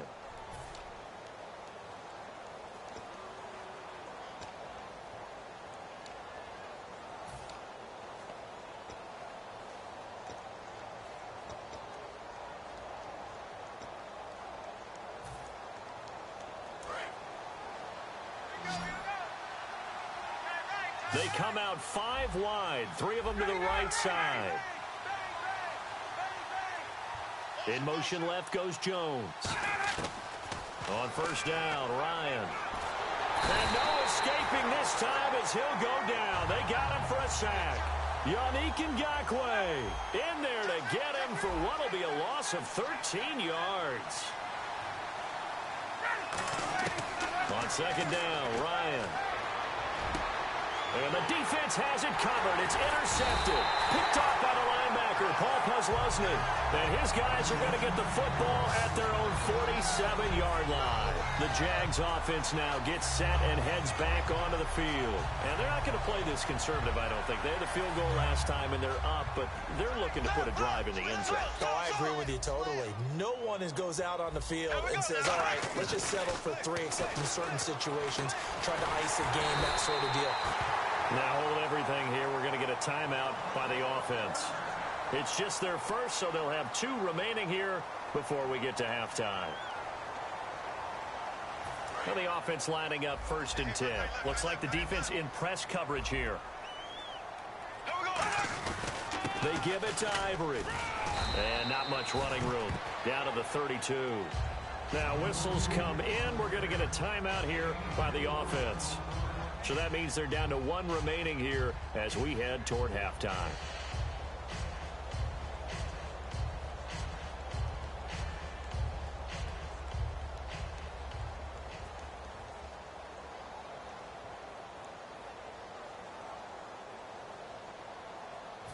Second down following the run. They come out here in the eye. On second down, Ivory. And this time he's not going anywhere. They'll get him down right at the line of scrimmage. They'll lose a yard, and it brings up 3rd. The evaluation process in today's NFL does not take into account as much bulk as it does speed, and that's what we're seeing with the linebacker position. Those guys that can run, they can play at any spot because they can make plays on the opposite side of the line of scrimmage. Here we go now. On 3rd down, Yeldon. And able to break 1. And the Falcons going to use another timeout. So that means they're down to 1 remaining here as we head toward halftime. So out comes the field goal team now for the 2nd time here today. He made his first, this from 47 yards out. And Myers able to knock it through. And that'll push the lead up to 13-0. So a good snap, good hold, and that one's right down the middle. Never in doubt. Just the way you used to hit them, Brandon. Fair catch called for and collected right at the 10-yard line. Atlanta now coming out on the field. And you got to think, if this is anything other than just taking a knee, I'd be very surprised. Yeah, they've got enough to talk about at the half. Why do anything else? Just get out of there. They'll come up now in the Wildcat package. Here we go.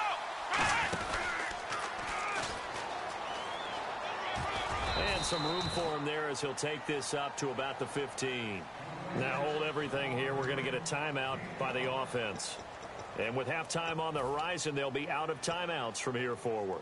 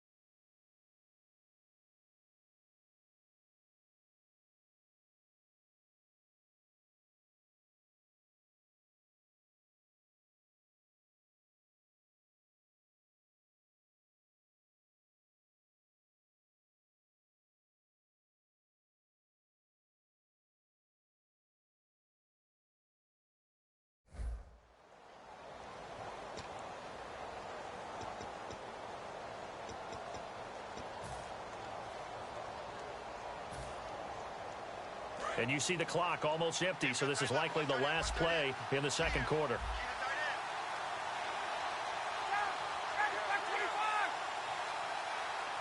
In motion right is Jones. Now Ryan. He's got time in the pocket. He's going to let this one go deep. And they can't get the long connection as it falls incomplete. We have hit halftime. Still 2 more quarters to go. We'll take a timeout. We'll be back after this. You're watching the NFL, and it's on EA Sports. It's in the game.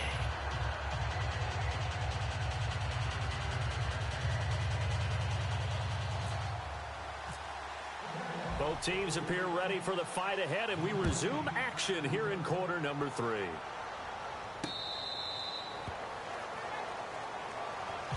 Now the Falcons offense, they get ready to head back out here. They come out here with a 0 on the scoreboard. What was said in that locker room? That's what I want to know. I would love to have been in there because we often have the feeling that there's a lot of shouting, screaming, people upset. But typically, halftime locker rooms are a lot more clinical than that. And in this case, are they upset that the plays weren't working because of execution, or did they think they were just bad plays to call? Yeah. We'll find out pretty quickly here if they felt they had something going, but they just need to do it a little bit better or not. We'll find out. Sanu with a grab over the middle. A good pickup there. 8 yards on the first down completion. And they're going to hurry back to the line now. Quick pass play there on the slant, Charles. Works out well for the offense. The offense loves it. The defender hates it. Hard to get through the body of the receiver to get to the football trying to cover a slant. But it appears that they read man defense and went to the out route, and what you have to do on that one is the receiver's got to make sure he works the defender towards the middle of the field to give himself space to cut to the outside and have that ball delivered with good timing, and they got it done. Simple slant route, and partner, really nice hard throw by the quarterback. Nice timing between the quarterback and the receiver. They were perfectly in sync, and he put it right on him on the inside route. And they're going to speed things up here.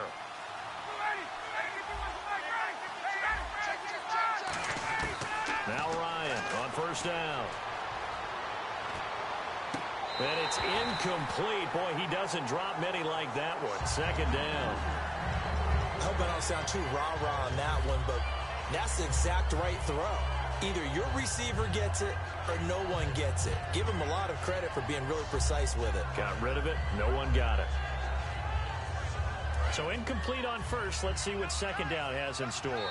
And now the Jags defense deciding to call a timeout. It's just their first, so 2 remaining as they burn one here in this third quarter.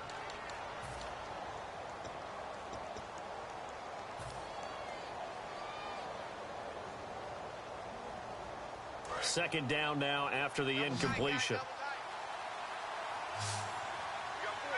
The wide receiver moving to a new spot. Second and 10. It's Ryan again. Drops it off for Coleman. It's a gain of 9 yards. And that'll make it 3rd and 1. Looked like a pretty good, safe play right there. No, he's had trouble with the interceptions in this game there. Hits his guy out in the flat.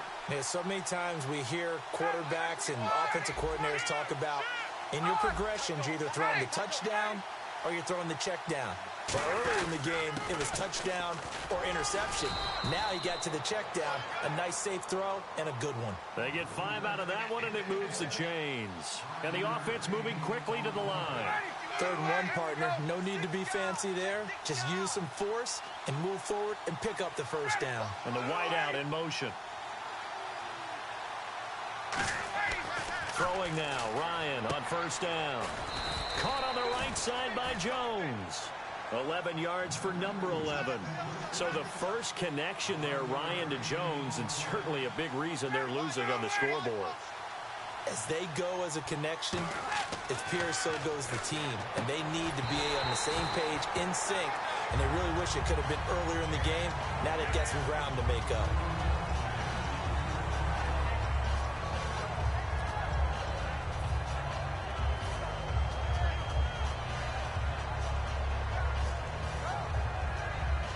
So they're still at the original line of scrimmage here. 2nd down and 10.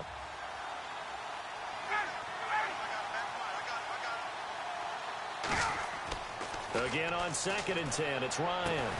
His throw caught right around the 6. And eventually brought down, but it's near the 5 at the 6. And now it looks like they're going to be in the hurry-up. And he motions the wide receiver.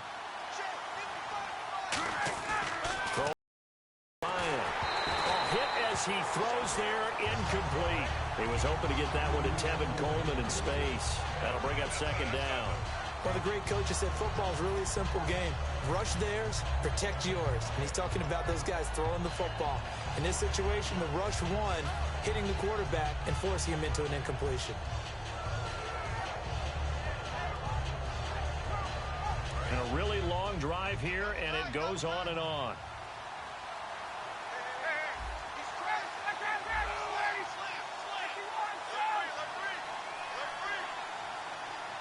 They come out here in the I.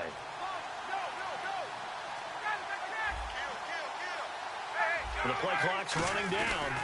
Coleman. And he will take it in for a Falcon touchdown.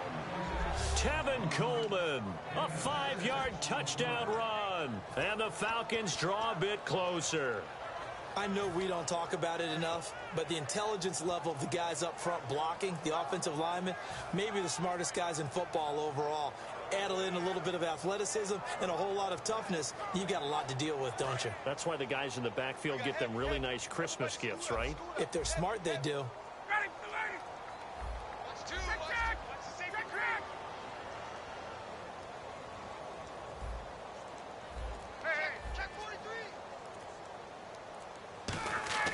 To throw for it is Ryan. And this one incomplete. So they went for the 2. They don't get it. Protection was great. He had time to set up a campsite. But in the secondary, though, they were ready. And I think that in most places on the field, if you have that much time to throw the ball, someone's going to shake free and you'll find an open receiver. But condensed near the goal line on a 2-point conversion, all that exit, there's not any extra field. So it kind of closes in on them, and that allows you to cover a little bit better. Here comes the Jags offense now. Time for their first possession of half number 2. And after the field goal last time, let's see what they can get here. At least they got points out of the last drive, Charles. I've never met an offensive coach that didn't want to drive to end with a kick. Most of them wanted to end with a PAT, right? In this case, a field goal, they'll take it. Way better than the alternative, which is a punt. Yeah, but you met fan bases that wanted that. They weren't happy with that field goal. I haven't met a fan base yet that wants to drive down other than the extra point. That's it. Calling no gain on the play, and it'll be second down. So nothing there. I don't know that that's all in the back, though. You got to look at blocking there, don't you? I would agree with that totally. At some point, they have to win at the point of attack. Instead, it was the defense getting it done again and holding them to no gain.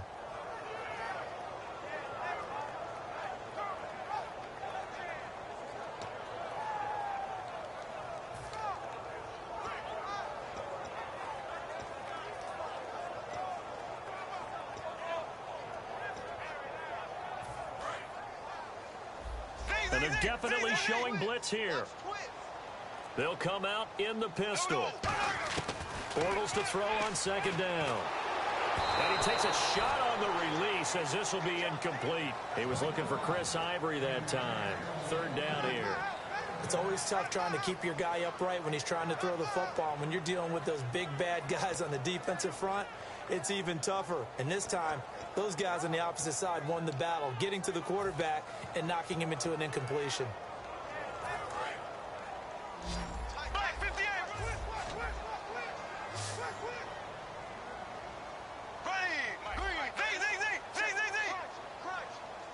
In motion now is Lee.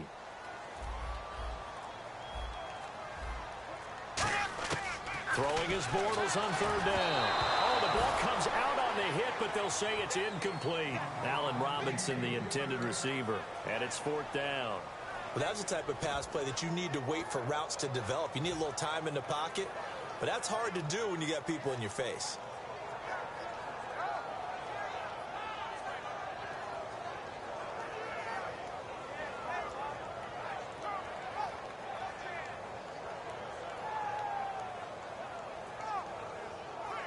Bortles in the offense remains put on the field. They're going to go for it on fourth. Here we go now. Green, 90. Bortles to throw for it on fourth down. It's caught right side. It turns. The Jags come up empty on fourth down. And the Falcons defense stands tall. They'll get the football back. Here comes the Atlanta offense now ready to take over here. And they're going to need another score. Got one last time, but still down here. When you're playing catch-up, every possession becomes crucial, doesn't it? It's vital. Get back out on the field, punch in the end zone again. They know it's not easy, but what they do have going for them, they did score the last time. They think they've got a good formula working. And what about the defense? Well, now you're just saying to yourself, okay, we gave up a score last time. What adjustments do we need to make to slow them down now and get the ball back for our own offense? Is it more pressure? Is it more zone? What do they have to do? They're trying to figure that out themselves. We'll see if they can figure that out right here. And quickly, they get to the line. They will run again with Coleman. And he's got some space here. And he'll be taken down, but not before he gets into enemy territory. Whenever we meet with coaches and they always talk about wanting to establish running the football, it's oftentimes with a good tight end who can control the line of scrimmage and the point of attack, and they're becoming harder to find because the colleges are giving us a whole lot of receiving tight ends, former wide receivers who can run, not necessarily block very well.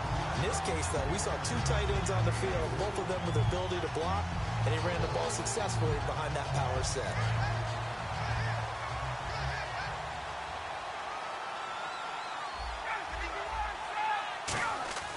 Now they'll throw it with Ryan. And he slings one that's incomplete.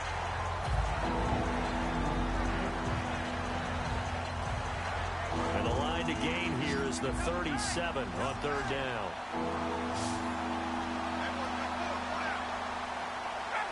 The wide receiver moving to a new spot. On third down, Ryan. It's caught. Jones. And he gets it to the 32. Good enough for a first down. What a catch, and one-handed, and I'm starting to lose my awe about the play, and maybe I shouldn't. How much of this is the player? How much of it is the glove? Well, those gloves, they do have a little grip to them, they don't get a little extra tackiness to them now, and I know the guys in the NFL, the competition committee, some other places, they're talking about examining those gloves to see if they're having too much of an effect on the game. And now they're in the hurry-up. Throwing now, Ryan on first down. Drops it off for Coleman. And they'll bring him down at the 13-yard line. It'll be a gain of 8 yards, and it's a second down.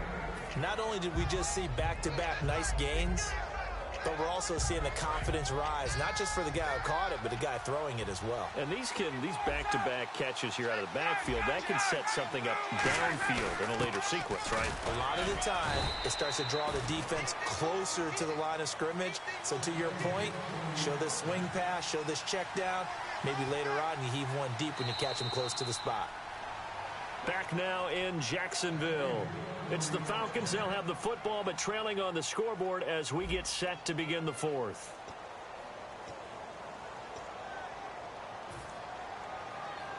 Offense comes to the line now, 1st and 10.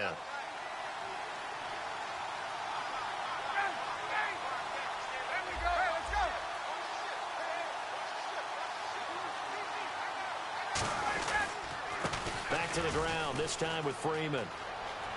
And he is into the end zone for a Falcon touchdown.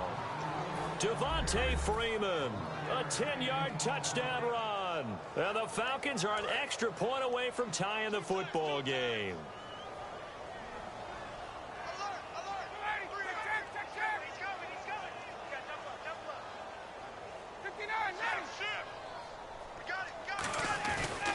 Here's Coleman, but he will not get in. The defense stands tall, and they will hold on to their 1-point lead.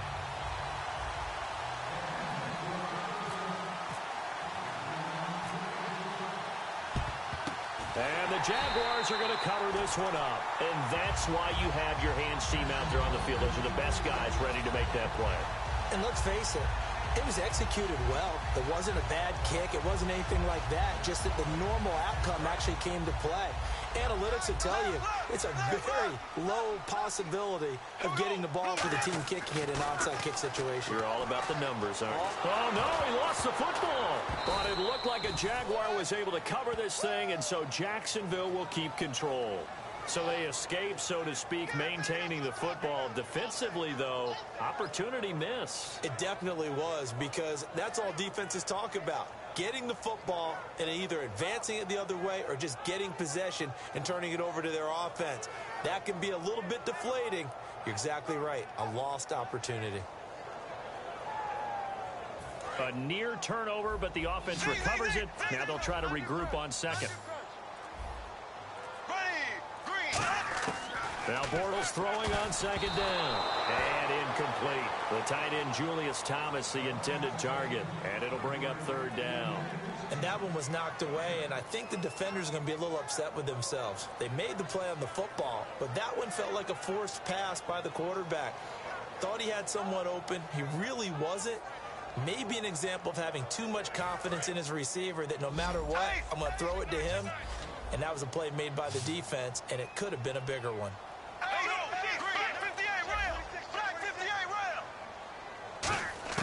On 3rd and long, it's Bortles. Escaping the pressure right. He's going to let this go deep. Back over the middle. He dropped it. Couldn't hang on in the end zone. So no 6 points, incomplete. You can feel the anguish all the way up here. It certainly looked like he had that one in the end zone, open, unable to hold on to it. And no press coverage here. They are backing off in the secondary.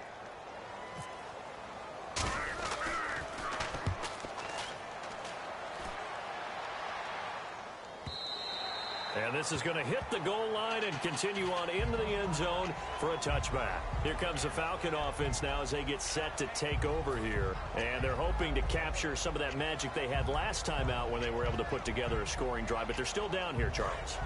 Not the major concern, though, because of what you talked about. They scored the last time out. They feel good about themselves. They feel like their game plan is now in effect. They know how to attack and what plays they want to put together. But they've got to keep it moving in the right direction because, as you did note, they are down on the scoreboard. And after that play, we've got a man down, a member of the linebacking core. And the medical staff will attend to it. 2nd down and 4. They come out here in the eye.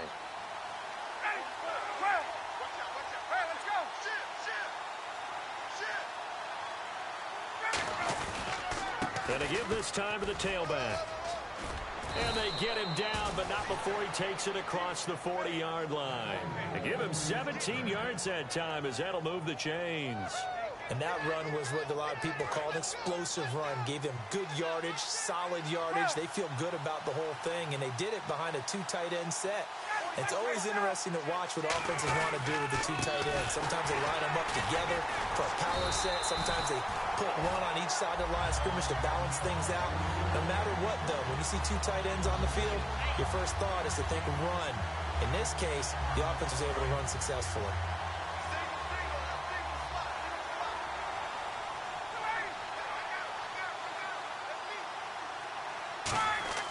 On 2nd down, here's Ryan. And this is taken in one-handed. What a catch. They give him 13 yards there on the play and a fresh set of downs. They're going to hurry back to the line now. And on the ground they go with a running back. 3 yards on the pickup there, and it'll be 2nd down. Partner, we know today's NFL is really built around the guy throwing the football. But these short runs, they still pay dividends because they can take their toll on a defense, and they can add up as the game goes along. They control the clock, they control the ball, and that way you often control the game. Now it's 2nd and 7. They come out 5 wide, 3 of them to the right side. Here's Ryan. It's hauled in by Hardy. It's a gain of 11 yards that time, and it produces a new set of downs.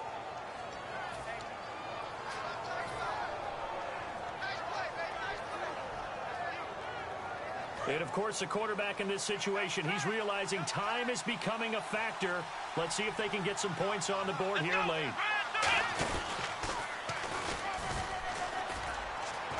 Muscles him off.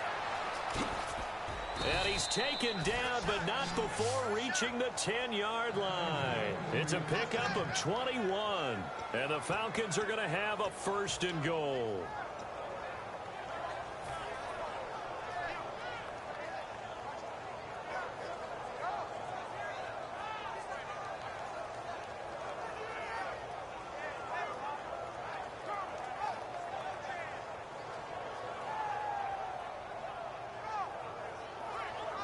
And let's see what the defensive coordinator may have up his sleeve here to try to get this final last stand and win this football game.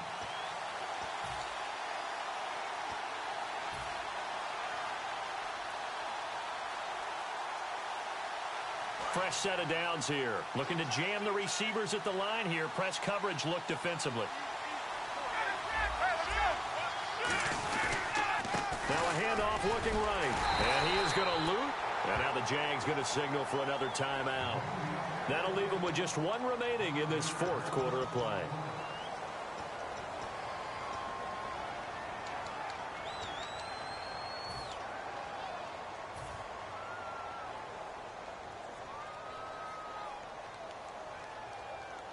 And the 8th play on this drive coming up. Here comes the D swarming to the line.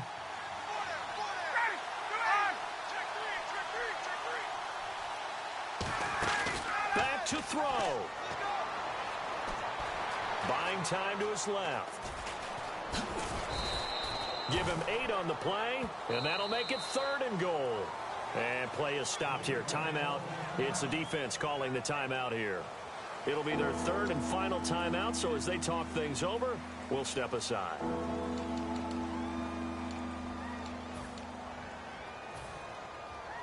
So they're coming up here on the 9th play of the drive, and it's 3rd and goal. They'll look to throw. That's caught at the 3. And he'll be taken down, but he does have first down yardage. So he makes the grab, and the chains move forward. Nice job by the offensive line, giving them time to complete that first down pass.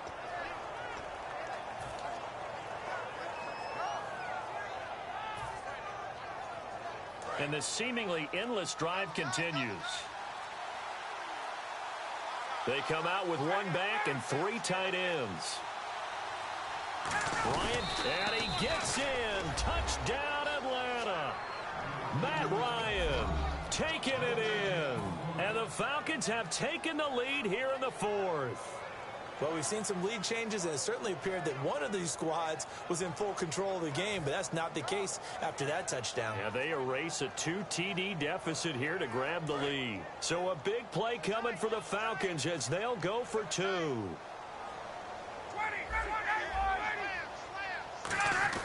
They'll look to run with Freeman. And he is into the end zone to bump the lead up 2 more. And so they run it in on the 2-point try. And so often, Charles, we talk about, from the offense's perspective, what you do on the 2-point conversion. How about the defense? How do they play run versus pass? It's really difficult for them because I think most teams want to play for the pass. That's what they see most teams do. And so are you able to mass enough people inside if the team decides to run it? Very difficult. I think what you're seeing a lot more now, people blitzing the 2-point conversion. They want you to make a quick decision and make it right now. There, the offense wins the battle for 2.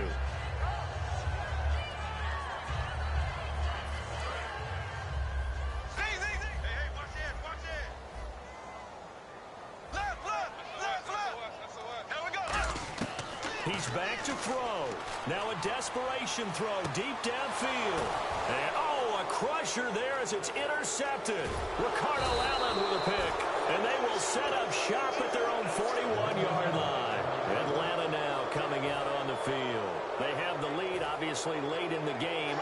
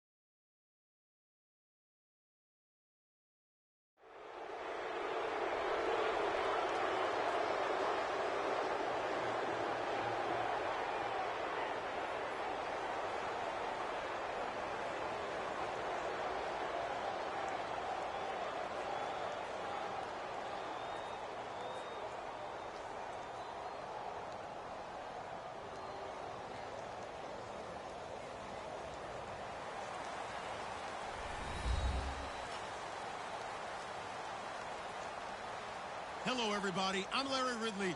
Welcome to the NFL on EA Sports. Two teams will need their quarterbacks to step up and lead their offenses on the gridiron today. It's Ryan's Falcons going up against Smith's Chiefs.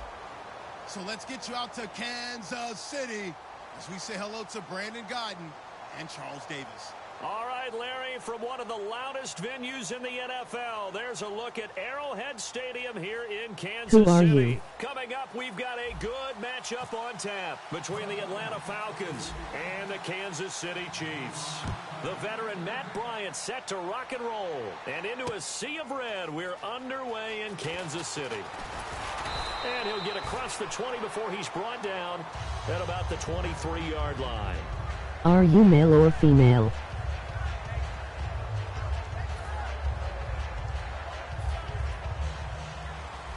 Defense showing blitz. Under. Charles the low setback. Move, 45. He'll get the football here. And they're able to get this one across the 35. Give them 13 on the pickup there. Good enough for a Kansas City first down. And that's a nice explosive run to get things started there. And there's something about when it's a night game, it seems a little bit more, meaning a little bit broader, a little bit crisper, maybe even the hitting and the contact's a bit more because guys have been waiting all day long to get at each other. And the best coaches that I played for, they handle night games really well, and they're a different animal than day games because you have to wait so long, yet you still have to harness all that intensity and then let it go at the proper time. And he's got a man on the crossing route. That's Macklin. And all the way in for a Kansas City touchdown. Jeremy Macklin, 64 yards. And the Chiefs are going to take a first-quarter lead. Well, that's how they envisioned it, get the football to start the game and score it. And I don't know if that was scripted. Was it an audible? Or was it just a play call that they had in their pocket? No matter what, they had the right call on against the right defense, and they end up in the end zone.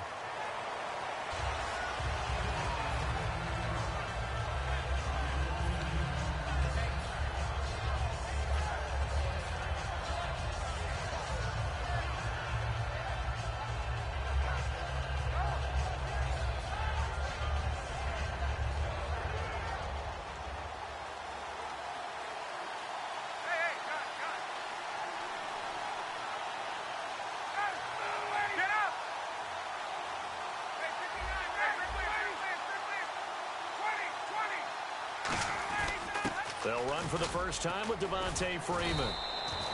Give him a couple on the carry there, 2nd and 8. Here's the offense, and we talk about the tight end, Jacob Tammett.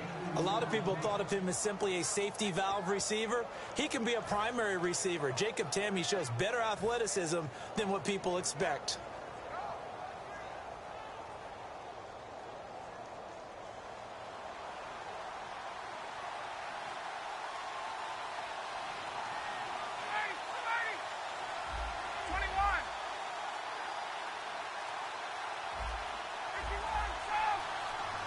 Jones will come now in motion right.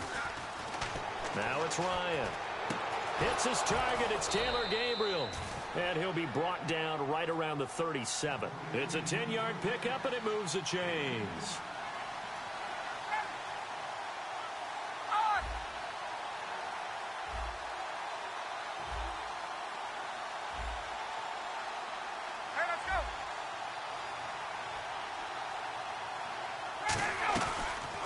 The former Indiana Hoosier here, Tevin Coleman.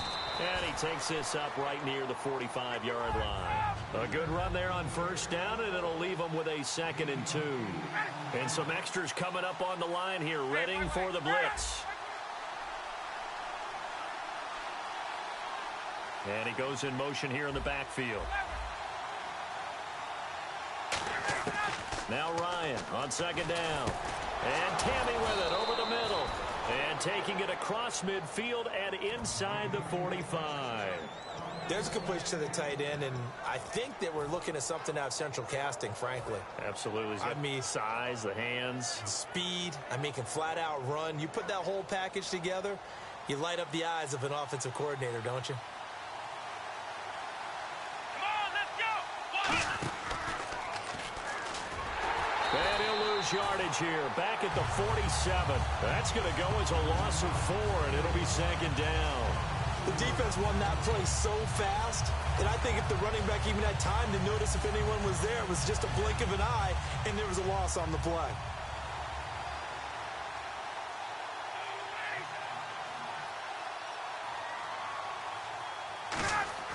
This time Ryan will throw. He completes it to Julio Jones. A good pickup there, 13 yards as they get closer for third down. And an extra DB here for the Chiefs on third down. Pass situation.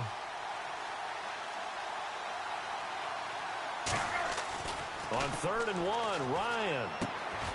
He finds Coleman. And that little deke, the juke move that we saw, able to give him the first down yardage before he's brought down. The goal of every offense is to move the chains, pick up first downs. A nice job finding an open receiver for a completion. Here's Ryan. And it pops free. The collision there jarred the ball loose and brings up second down. And let's take a look at the defensive starters for Kansas City. Dontari Poe emerged on the scene fast as a young player and continues to make big plays at defensive tackle. So the incomplete pass brings up second down. Sanu, the man in motion left.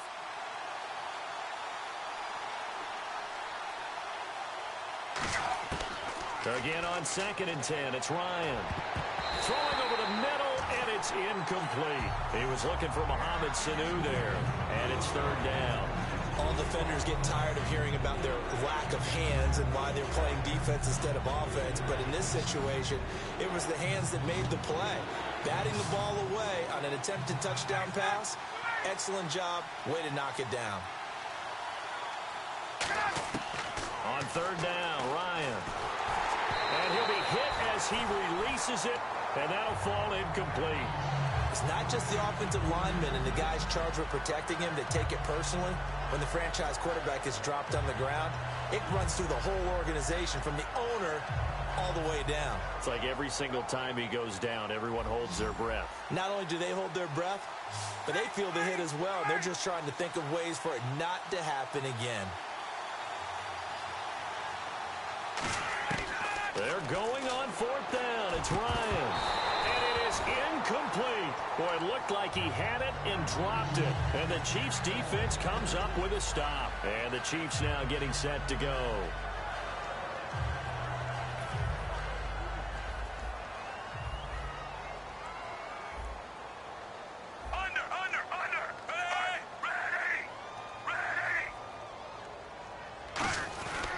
They'll start the drive with Jamal Charles.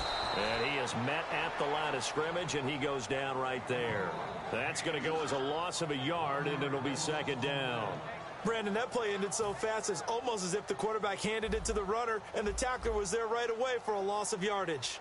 They come out with one back and 3 tight ends. Smith. Caught. Kelsey, left side. A big play there on the catch and run. There are certain words that sometimes we overuse, but there's one that's really welcome on a player's resume, and that's the word breakout. And I thought Travis Kelsey was one of the breakout stars of 2016 in the NFL. What a season he had with Kansas City. Over 1,100 yards. Now, to put that into perspective with everybody else that was catching the football for them, the next closest had 593 for the Chiefs. So, breakout year indeed. And for me, it's how he did it, because he did it in a variety of ways, where there's an inline tight end, a guy who could split out and really become a wide receiver, and then when he caught the ball, he ran like he was a running back.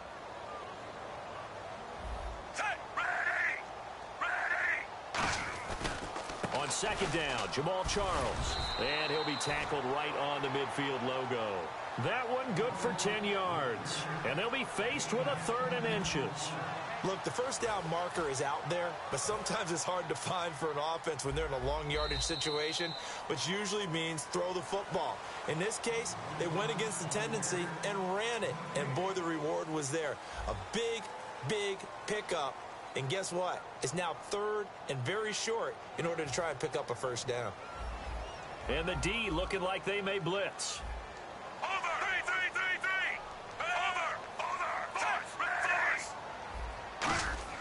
From the 50, it's Smith. And able to find Conley. And he's got the Low first rate down as before F. being taken down at the 46. And Brandon, from our time in college football, where receivers weren't running the traditional NFL route tree, one thing they did learn, find open areas, find soft spots, and set up and catch the ball. And I think we just saw that there. Yeah, we saw that indeed, picking up the first. Looking for a crease, can't find one. Stopped at the line of scrimmage. No gain on the play there, second down. Off the corner, where'd he come from? Well, I guess he came off the corner, but really nice play. I like when you're able to pose a question and answer it at the same time. That's exactly where he came from, but it's not something that you normally see. Most of the time, we're thinking about those guys covering pass catchers. In this case, he was a big factor in the run game. No gain. Here comes the 7th play now of this drive, as this is 3rd and 10. Throwing on 3rd down, Smith. And they're going to bring him down. Back across midfield at the 45. Man, he got in there so quickly, Charles. What could the offense have done to adjust and account for that? But what you're hoping is that you figure out and you see and get a clue that maybe there's going to be some pressure coming at you, and you change the blocking schemes. Maybe you go to max protection. The biggest ones, maybe you bring your running back in to try and keep you clean. But in that case, that didn't happen. Zero accountability, and a sack resulted. And a bit of a mistake there. This is well into the end zone for a touchback. Atlanta now coming out on the field. And on the last drive, they were in field goal range. They just opted not to kick it, didn't get it. How does that change the mentality this go-around? I don't think it changes much for the head coach, because this is what he preaches all the time. Attack at all times in any spot on the field, and he likes touchdowns, not field goals. Now, your field goal kicker, you got to make sure you nurse him through and say, okay, don't worry about it. When we need you, you've got to be ready to go. And the team, of course, loves to see points on the board. So let's see if it changes a little bit if they're in the same spot again. Yeah, we'll see what the decision is here if they get to that spot. Now Ryan. It's hauled in by Hardy. And able to break one tackle, but then quickly brought down. But a nice little gain. And now the passing game here in the second quarter starting to heat up a little bit. Don't you feel the rhythm starting to happen, right? You see it now. The confidence is starting to rise. I think now as a play caller, because that has happened, you lean on it a little bit more. You don't go totally away from running the football, but you do say, guess what? We can throw it. We can throw it well with a whole lot of confidence.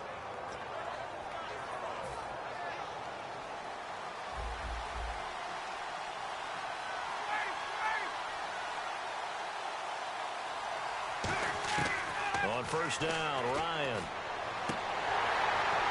Oh, he had 6 points in his hands there. Couldn't hang on. Second down. And there's a good opportunity to just want to ride there. A drop pass. I guess that's why they call them running backs and not catching backs. Second down following the incompletion. 2nd and 10 now. Ryan. It's caught. Left side. Tammy. 4 yards on the completion, and it sets up a 3rd down. All right, Sam, what words we come up with. Maybe we go back and forth after that play, getting that catch. Crafty? Yep. Wiley? Oh, definitely. All the veteran names. You name it. Has every move in the book and continued to get better throughout his career so he can make that type of a catch. They come up in an empty set. 4 wide receivers, 1 tight end. Now it's Ryan. And he will find his man on the outside. They get 9 out of that one, and as a result, the drive continues. From the red zone now, here's Ryan on first down. No gain there on the completion, 2nd and 10. Brandon, just mark that under the category of just not successful. Trying to throw the ball, just didn't work on that one. Completed it. No yardage. And this is incomplete.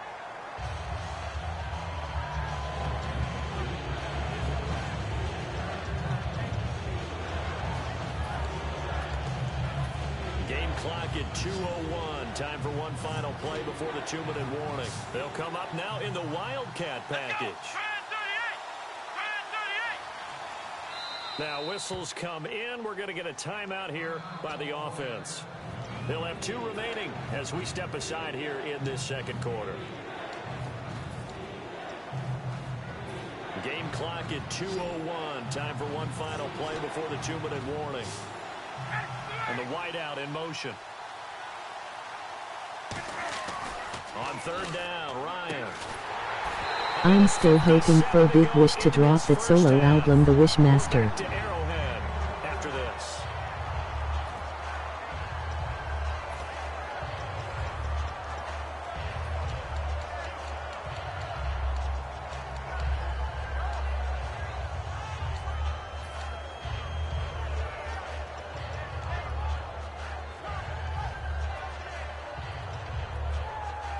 Looks like Ryan's going to stay out there. Indeed, they're going to try for this on fourth down. Jones now in motion left. Here's Ryan. And this is incomplete. All right, different topic here. 2018, the Super Bowl, traveling north, far north to Minneapolis. Early.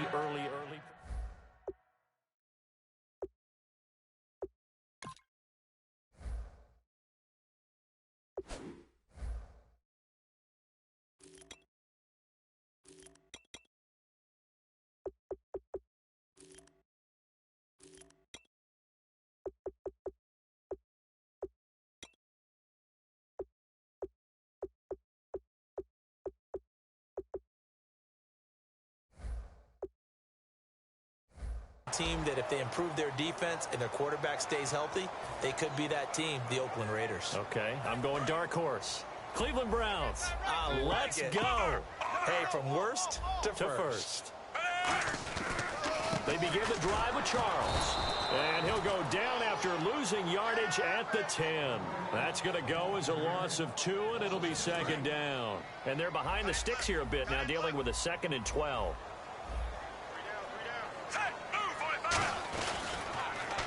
Again, it's Charles. He can't bring him down. The weight room does work. And he is going to lose yardage here. So he loses 3 yards there. Now third down. Now the defense definitely showing blitz here.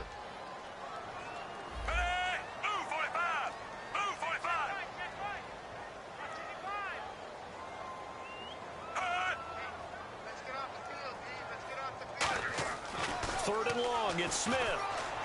And it's complete to Kelsey. And he's able to get the first here as he's taken down at the 25. Partner, it's a lot of fun watching the NFL now, isn't it? Because when the big fella runs routes, it used to be when we were kids, he'd run about 3 different routes, and that was it.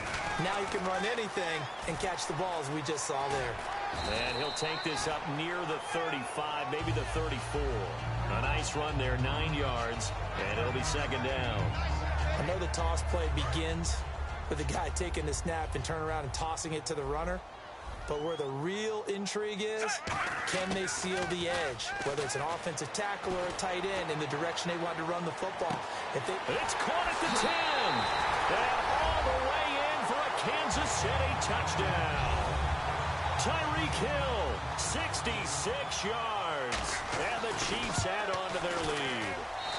And it's good to make it 14-0. Now after the touchdown, here's Santos to kick this one away.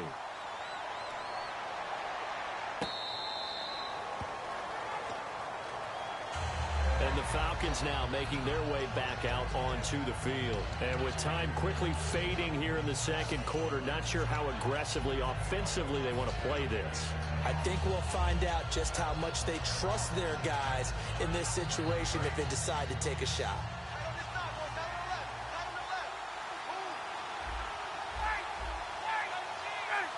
In motion right is Jones. Here's Ryan to throw. He's going to fire one deep, middle of the field. Well, this is taken in. It's complete. And they finally do get him, but not before he reaches the 27. Now, that play will end up on the highlights, and you'll see it all over the place. But what you won't see, the offensive line that bought the extra time, that allowed for the big completion downfield, those guys made that play possible. They'll bring a receiver in motion right. Ryan. Toward the sideline, and look at that catch. Dragging the toes, and that's going to be a first down. Well done. Great footwork there, Charles, to dot the I, stay in bounds, get both feet in. He's probably thinking, though, man, I made a catch like that close to the end zone. I should have scored. Yeah, there's always a regret when you're that close to the goal line. But let's go back to what you talked about before, getting his feet down. Would you say dotting the I? I can cross the T as well. That was excellent footwork to get in bounds and make a great catch. On the keeper, here's Ryan. It's a gain of a yard, and it'll set up second and goal. Now hold everything here. We're going to get a timeout by the offense. And with halftime on the horizon, they'll be out of timeouts from here forward. Shift together here from the D-line. Bryant, and he will take it in for a Falcon touchdown. Matt Ryan in the final seconds of the first half. And the Falcons have cut it to within a score. Well, this could be a big turnaround. They get the touchdown here in the final moments of the second quarter. And remember, Charles, they're going to get the ball to start quarter number 3 as well. So what you're saying is if they take the ball down to start the second half and score again, it could change the entire complexion of this game, couldn't it? Absolutely.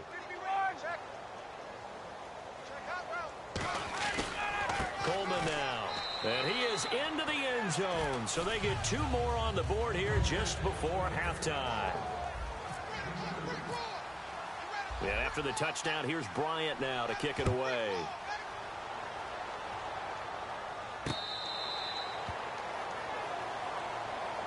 And now here comes Kansas City. And from this spot in the field with the clock where it's at, you think we're just going to see a knee and that's it? And I think in this situation, that's the proper play. Now whistles come in. We're going to get a timeout here by the offense. It's just their first, so they'll have 2 remaining here before we get to halftime. 1 receiver left, 2 to the right.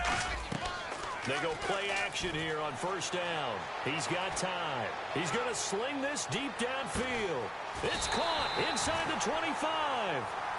So we've hit intermission. It's halftime. This is the NFL, and it's a presentation of EA Sports.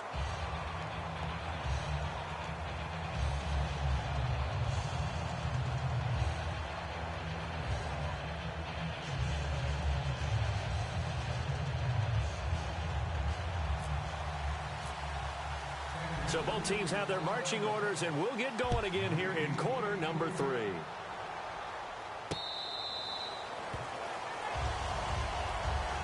And here now come the Falcons. They're down here, but very much in this game. What's the tonality of a coach's talk when a game is within striking distance like this at intermission? Typically, what they're doing is emphasizing the things that went well in the first half and wanting more of that.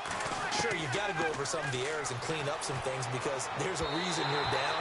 But overall, I think they want to stay positive, stay up with this team. We're just starting the second half, and we've got the football. Let's go ahead and punch it in, and then we'll take it from there. See how that recipe works. Jones will come now in motion right. Ryan.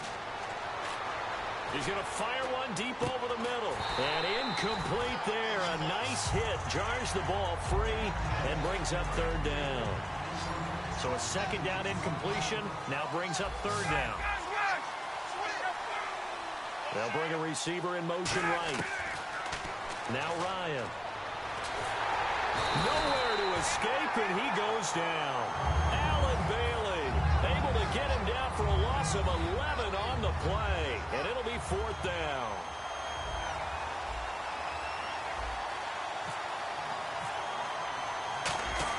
Now they're going to fake it from deep in their own territory.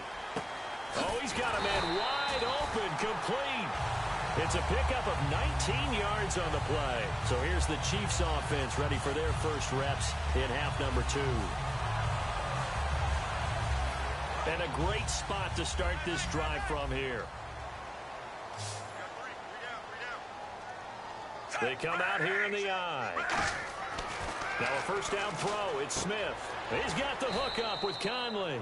That throw good for 4. It's second down. Second down now after the pass completion. And on the outside, they're playing press coverage. And the D-line pinching together must be expecting the run. To throw is Smith. He's going to get this one out to his fullback. No gain on that one, and it's going to bring up a third down. The defense loves to hang their hat on that, don't they? You get a guy that catches the ball, but you stop him for no gain. Without a doubt, because they're also used to trying to catch people after the catch, and they miss. And that turns into what? A huge play. We've seen it so many times. In this case, though, catch was made, put down right on the spot. Smith now to throw. The tight end Kelsey has it over the middle. 15 yards down to the 15 and a first down. So much goes into a successful play, doesn't it? How about that play action there? Freezing the defense just enough to bring the tight end free downfield for the completion. Now a play fake here on first down. And that's incomplete. And that was incomplete, but I don't know how much of that falls on the quarterback. He was pressured. Brandon, the rush showed up so fast, the quarterback had no chance to get the ball downfield. 2nd and 10, Smith again. And this is caught. Jeremy Maclin. And stopped a few yards shy of the goal line at the 3.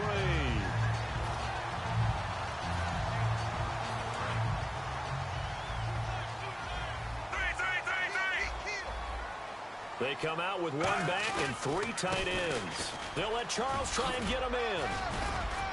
And the D not yielding much there. He's only going to get a yard to about the 2. They know that old expression, it's not my night.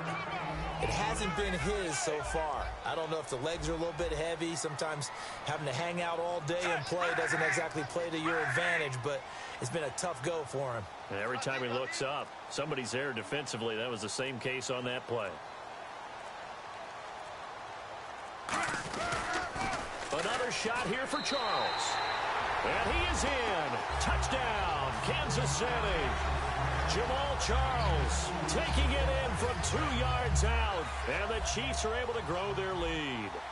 And there you go. Nothing really too complex. Block, keep to your assignments, let them run it in. They did it. Fundamental football. Good blocking, beats good tackling on that play.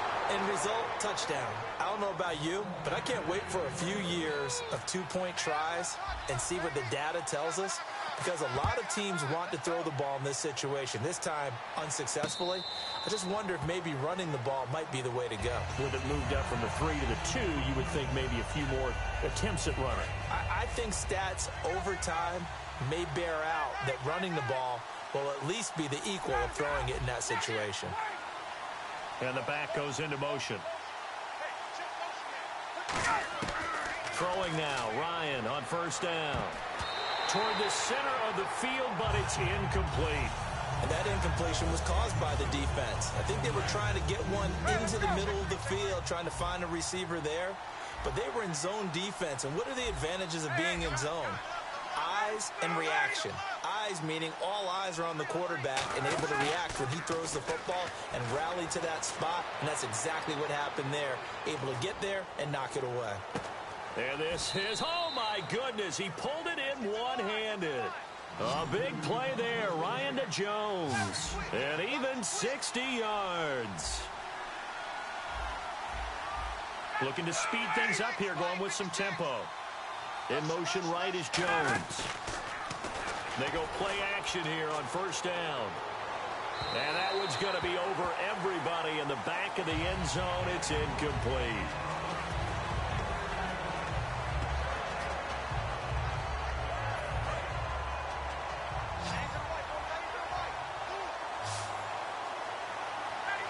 Sanu, the man in motion left.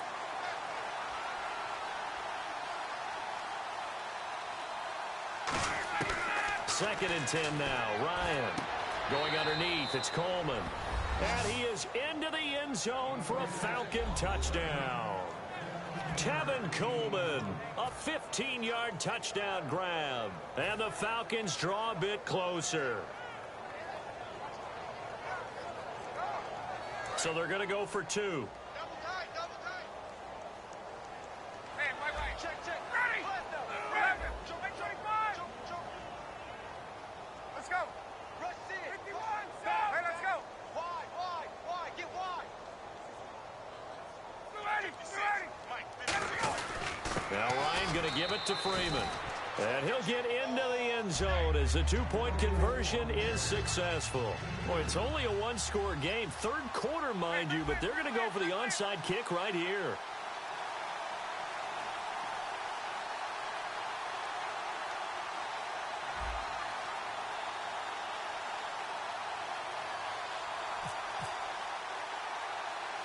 Yeah, after the touchdown, here's Bryant now to kick it away.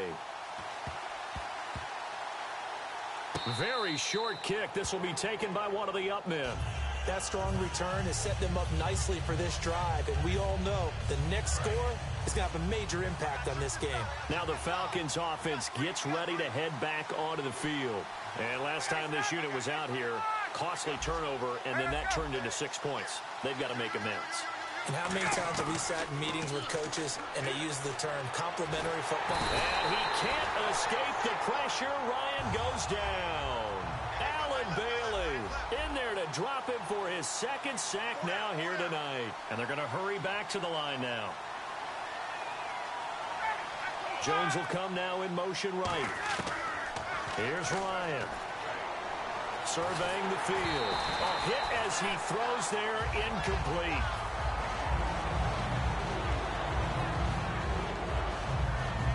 So incomplete on second down. Now they'll look to convert here on third. They'll send a receiver here in motion right. Ryan. It's caught. Jones. And he's going to get this one down right to the edge of the red zone of the chalk of the 20. And at this stage, down in the second half, looks like they just wanted to find a way to get it in the hands of their playmaker, and they did. I think you're exactly right. I don't think the coordinator's looking at his play sheet and trying to figure out which play will work well. He's trying to figure out how to get the ball to the playmaker that you just described. Looking down at that sheet, you find people plays, not necessarily X's and O's, and that's exactly what they did there. They'll run it now out of the gun. So he got free of one tackle but couldn't do a whole lot else. That gets him 3 yards closer here as it brings up second and goal. Well, it's been the air game that's taken them down on this drive before they finally turned around and handed it off on the last play. And now they're looking for the big boys to get him in the end zone. Couldn't do it there. It'll be interesting to see. Offensive lines had to pass block a lot on this drive. Will they be able to revert and fire out and create some space in the run game? They come out here in the eye. We're back now in KC. It's the Falcons. They'll have the football, but trailing on the scoreboard as we get set to begin the fourth.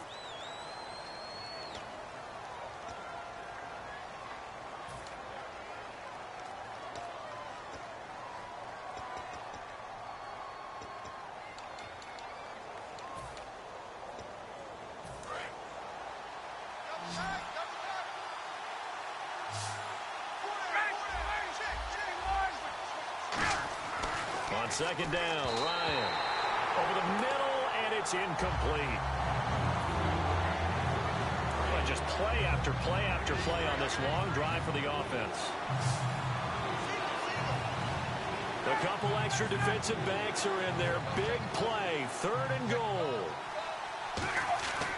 On third and goal, Ryan drops it off for Coleman. And he's able to get it down to the 2-yard line. Call it a 3-yard gain. And that will bring up an interesting decision here on fourth and goal.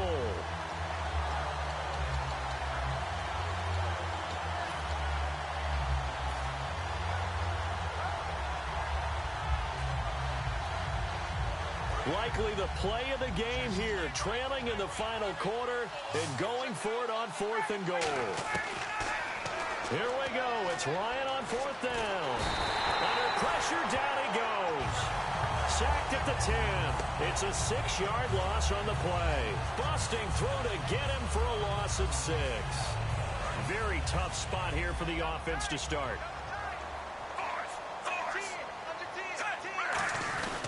A first down carry here for Charles. And he'll lose yardage and be down at the 7-yard line. It's a loss of a yard there, and now second down. That was a nice play by the defense, but the offense can't let that one play define them. Let it go, move on, and start over again. And they're definitely showing blitz here. They come out here in the eye. To throw on second down is Smith. He's going to go for a big play downfield. So the long attempt falls innocently to the ground, and it brings up third. Well, partner, I think the defensive fellas got the memo, and they decided to cover him on that play. Yeah, he's already up over 100 yards in this game. They tried a deep shot, couldn't get it. Yeah, when you've had that much success, finally someone said, let's try and put a stop to it and put people on him. Throwing on third down, Smith. He's going to try and go deep again. And got his man complete. Past the 20. And all the way in for a Kansas City touchdown. Tyreek Hill, 93 yards. And the Chiefs add on to their lead. Well, they were back in the shadows of their own goalpost, and that flipped quickly. So much for playing it safe. I mean, a conservative, easy call. Run the football, take care of it, create some space, pump the ball away. But no, let's throw it. And sometimes a defense's aggressiveness is used against them because when you've got people backed up, your natural inclination is to try and really force them back, and sometimes they get burned that way. And they got burned there. So out come the Falcons now. And last time, they had it 4th and goal, rolled the dice, didn't get it. Now they've got to put that behind them, try to put together another drive. Hey, a simple tip of the cap, a nod of the head to the defense. Congratulations, you got us last time. But you didn't hold us the whole time. We got down to position. We were able to be in position to score. Let's go ahead and attack again. Continue to have that kind of confidence. Not worry about the one play that didn't allow them to get into the end zone. And this time they'll be trying to get it into the end zone. We'll see what they do. Caught on the right side by Jones. That goes for a gain of 31. And now a first down following that long gain. Now Ryan on first down. And no escaping this time as he'll go down. They got him for a sack.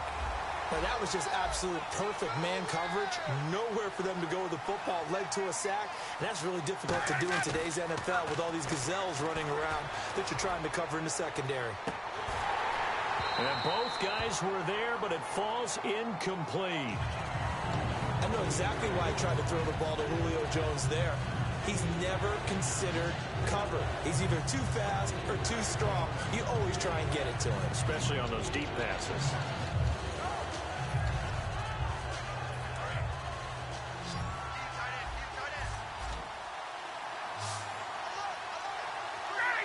Gabriel, the man in motion. Here's Ryan. He's going to go up top again.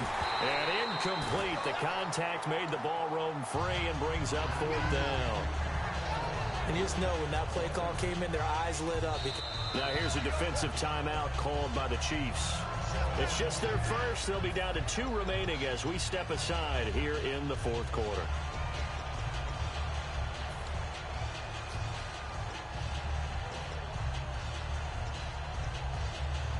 All right, they're going to try and keep hope alive here on 4th down. They're going for it.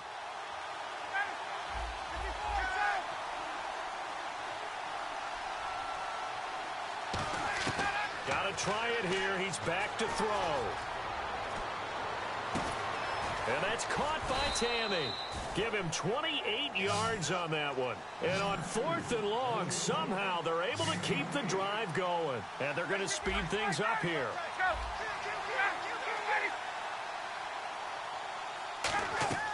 On first down, Ryan. He couldn't quite hold it. Got hit. Ball pops out, incomplete.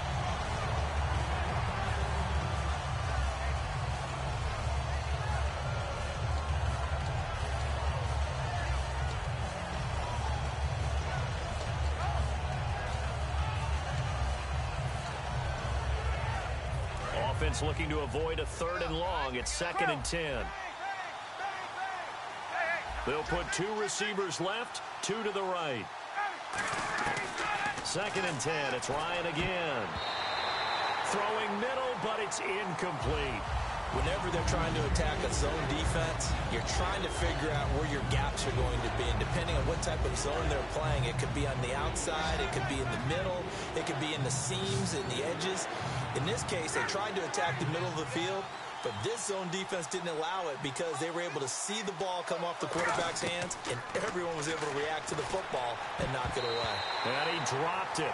Now it was tipped, altered the ball a little bit, but he dropped it, and now 4th down. Every now and then, you hope some volleyball training actually comes into play as a defender. When a ball's tipped in the air, nice play by the defense, got a hand on it, but when it's in the air, it's up for grabs. And too many times in this league, we've seen great plays happen for an offense as a result of a ball tipped in the air. So what you really want to do is be that guy who comes off the back line and spikes it, knocks it to the ground. Don't let him have that opportunity. And he fires one that's intercepted. Picked off by Derek Johnson. And he'll bring this one back to the 29. And now here comes Kansas City. And that recipe on their last drive that resulted in a touchdown looked pretty good, so they'll be hoping to do that once more. It takes me back to when we sat with the offensive coordinator and the head coach. They felt pretty good about their game plan and thought there were some holes in the defense, and they exploited them the last time out. Let's see if they can come back and put together a similar drive. And we'll see if they can do just that. Chris Conley, the intended receiver, and that'll bring up 2nd down. Looks like the defense in press coverage here. Sure, that pass was incomplete as they made an attempt to get a big one downfield. But that's okay because the second part of that is if you don't get the... Jamal Charles, nobody in front. And he cuts it right and into space. And all the way in for a Kansas City touchdown. Jamal Charles, his 2nd touchdown of the night. And the Chiefs... Oh, they flip it to the kicker. He looks like he's going to throw it. And no, it falls incomplete. So the 2-point conversion, no good. So unable to throw it in for 2 from the 2. Let me ask you, as a former DB, what changes there around the goal line on a 2-point conversion as far as how you're defending it? You just make sure you never back up and you never retreat. You establish yourself really on the line of scrimmage, put your heels on the goal line at worst, and if they're going to throw the ball, make them throw it over your head because they're going to run out of space because of the back of the end zone. Never let a guy catch one in front of you. And he takes a shot on the release as this will be incomplete. Well, the pressure, the hits, the sacks have been coming at him all game long. I'm frankly surprised that they haven't found a solution yet to create more time for him to throw it or maybe change what they do on offense. And that's one of the biggest differences in this game and why they're losing right now. Ryan, he's going to launch this thing way down. Looking for Jones, and it's intercepted. Picked off by the free safety, Eric Berry. And a big turnover there as his guys will get the football back. And now here comes Kansas City. And they will simply, Charles, be looking to duplicate what they did last drive when they were able to push it in for 6. And they hope it'll Hi, I suited and like. to be able to take exactly what happened before, replicate it. They make changes along the way because I'm sure the defense will make some adjustments, but they've got to have great confidence having scored the last time out. Brandon, I came out of my chair on that one. A lovely-looking deep ball thrown. They were just unable to connect. They pitch it to Charles. And he's able to plow forward up to about the 29, just shy of the 30. 9 yards on the pickup there as they'll be left with 3rd and 1. Well, that last run makes this a 100-yard night. I've loved the way he's hit the holes. He's been quick, he's been decisive, and he's been a whole lot of fun to watch. I see an extra defensive back on the field. Little surprise here on 3rd and 1.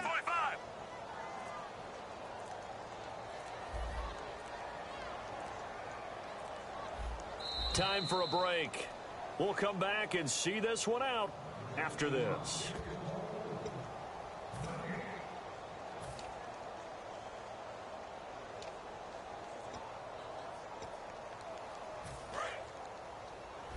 Here comes the D swarming to the line. Smith going to throw on 3rd and 1. And this is going to be incomplete. On 3rd and 1, I think everyone in the stadium thought they'd try and run the football there, but they tried to surprise the defense and hit something through the air. Instead, it results in an incompletion. And with things looking pretty good on the scoreboard, they're going to keep the offense out there and go for it here on 4th. The Chiefs going for it on 4th. It's Smith. Screen pass to Charles. And they do finally get him, but he takes it to the 25. A big play there on 4th and 1. 47 yards. 1 receiver left, 2 to the right. Smith And no escaping this time as he'll go down. They got him for a sack. Vic Beasley from his outside linebacker spot, forcing the sack for a loss of 8. Throwing now, Smith. Conley's got it over the middle. That catch good for 5. It's third down. Third down now following the completed pass. And the offense moving quickly to the line. Third and long, it's Smith. And able to find Conley. And he gets the first down yardage before he's brought down just outside the 10 at the 11. And on that last play there, he's over 400 yards passing now. You know what that generally means? Success. That, and it means you really didn't miss opportunities. Usually very accurate. The ball's getting to the right place. Guys are making yardage after the catch to help you out that way. I mean, the whole team has picked it up. And don't forget, that means the offensive line has had to pass protect pretty well, too. Everyone dialed in. And he almost intercepted it. They haven't picked a ball off yet. That probably should have been their first. And it's third down now. 9th play coming up here on this drive. This is 3rd and a yard. And he's going to take it into the end zone for a Chiefs touchdown. Alex Smith scoring on the sneak from a yard out. And the Chiefs add on to their lead. And oh, he takes off with it. It's a fake. Harris has it over the middle. And he is not going to get in there. He stops short of the goal line. And the lead is going to stay right where it is.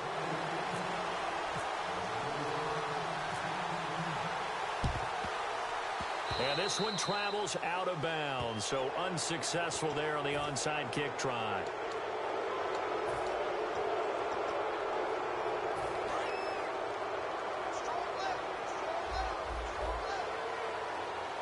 They come out here in the eye. Now Ryan.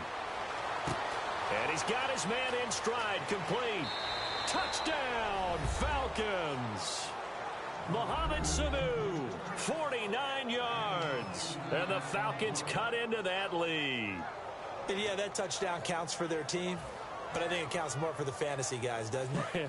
Yeah, it's just something maybe positive to look at on film. But this one's over, let's be honest. Yeah, I agree with you totally on that one. Ryan, he's got it. So they convert to 2. That keeps their slim hopes alive as we're back to a 2-score game. So time definitely not in their favor. Down 2 scores, but they'll try the onside kick.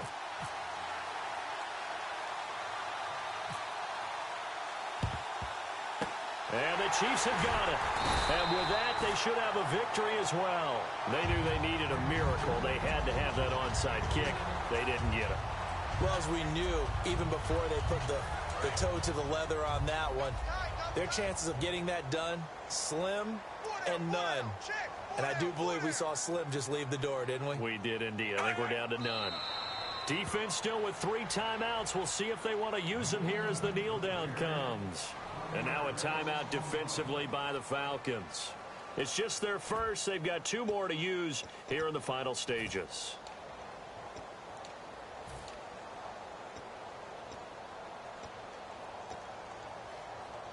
And the offense behind the chains here a touch on 2nd and 11. Oh, he fakes a spike. He's going to go deep for Conley. And that will be incomplete with a clock down now to 13 seconds. Can we go back to the days where if you tapped your wrist as a quarterback, that just meant you're going to spike the ball, not fake spike it and try and get something downfield? They just tried it there, and it wasn't successful, but I know what you're thinking, right? Dan Marino, Jets, 90s. Yeah, without a doubt. His Dolphins got over on them. They faked the spike play, thought they were going to stop the clock, ended up throwing a nice pass for a touchdown, I believe. Throwing on 3rd down, Smith. He's going to take another shot here. And it's intercepted. It's Desmond Trufant. And a big turnover there as his guys will get the football back. Now the Falcons offense, they get ready to head back out here. This is just an exercise in futility. Do you even bother running a play here? Now hold everything here. We're going to get a timeout by the offense. That'll leave them with just 1 remaining in this 4th quarter of play. And not great starting field position here for the offense. They come up in a two tight end look here. Let's go.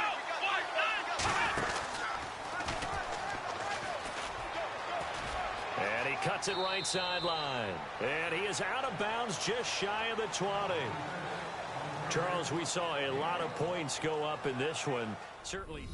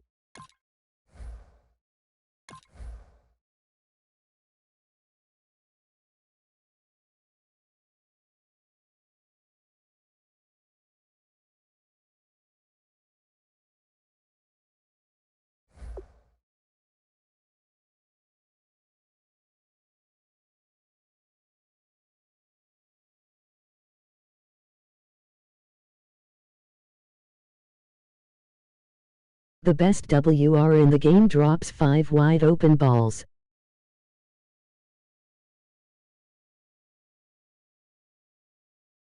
Madden is full of shit.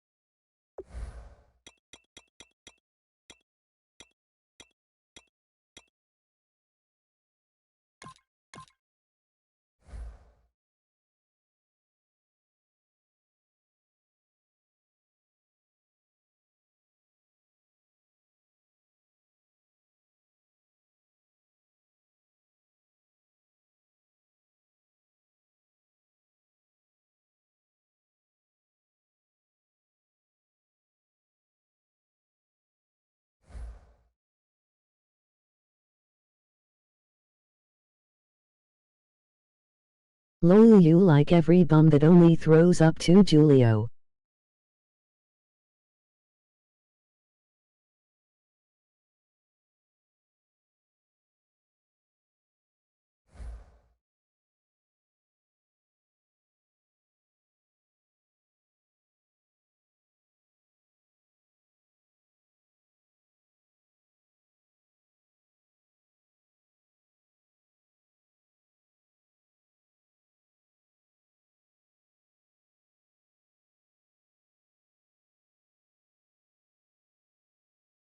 Yeah, sure.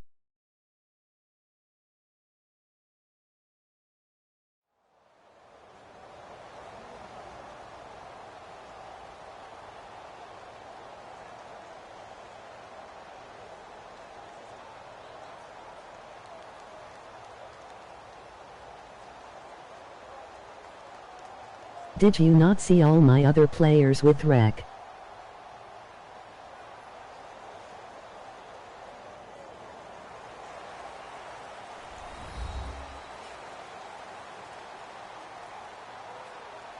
Hello, everybody.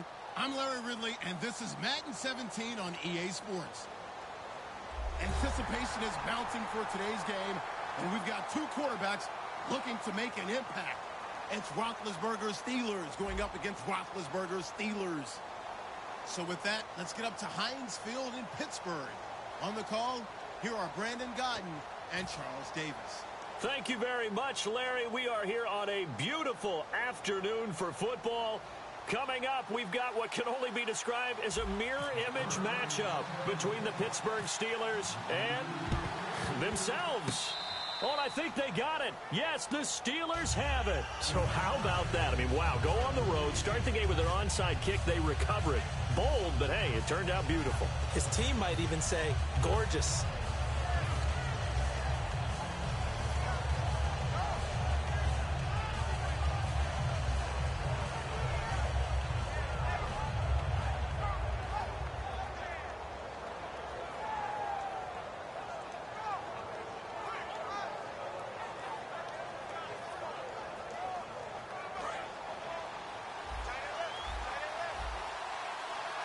Please, every sack you took was staring down 1-1 W2 open WRS.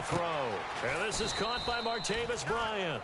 They got 29 yards there. And that'll be good for a Pittsburgh first.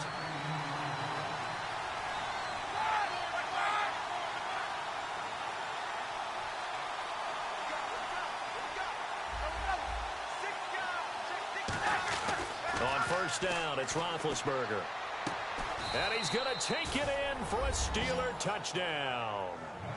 Antonio Brown. Can you sub to my channel? Yards for the touchdown. And the Steelers have taken a first quarter I lead. subscribe. Not a bad way You're to start whack. it. And I think that was part of their script, because so many teams script their opening possessions, and whether it's just that possession or even deeper into the half, sometimes it's 15 to 30 plays. That had to be one in there where they call a And shot liked. play. Go for the big one. Mason, and they stop got it lying, done. you haven't subbed.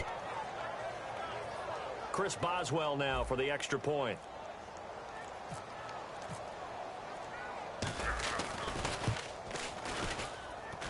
And his kick is no good. An inauspicious start here kicking-wise as this one stays a 6-0 game. Boy, so they don't get the conversion, but they're going to go right into the onside kick formation.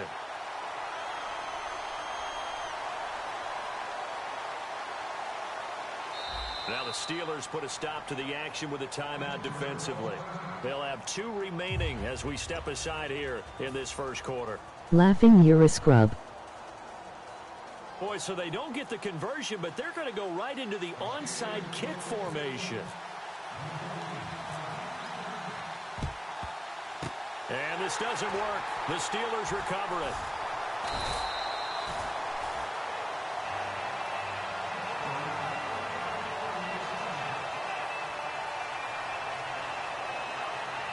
Yeah.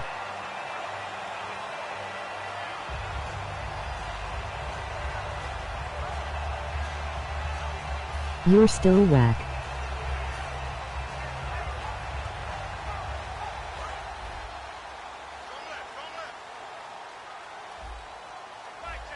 Defense showing blitz. Now a play fake here on first down. And this one complete to Marcus Wheaton. A good pick up there at 20 yards. Cool under pressure right there, escaping the pocket and finding what I think was not his primary target. And some of these guys are just so comfortable getting outside of the pocket that they'll do it on purpose. It doesn't even need to be a breakdown. They move, and they know it affects the defense, because a lot of times you get lost in coverage in the secondary, and I think you're exactly right. Wasn't his primary target. Found a secondary guy who sprang At least open, I'm not a probably bum. because of his movement out of the pocket. Into a double team, and it's intercepted. Picked off by Lawrence Timmons. And a big turnover there as his guys will get the football back. And now out come the Steelers. How great.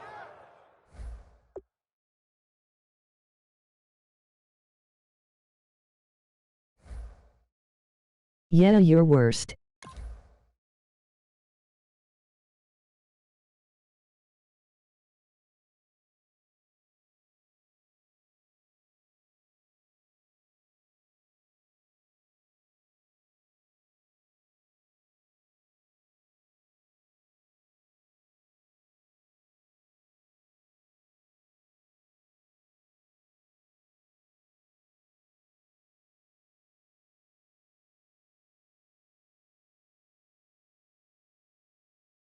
You're so good, why don't you play me? And this is a veteran quarterback back there. He should know better than to make a throw like this. This is definitely not his best ball, and I think he knew this was trouble. Now The your second it grammar was is leaving his scrubby. hand. Looking to jam the receivers at the line here. Press coverage look defensively.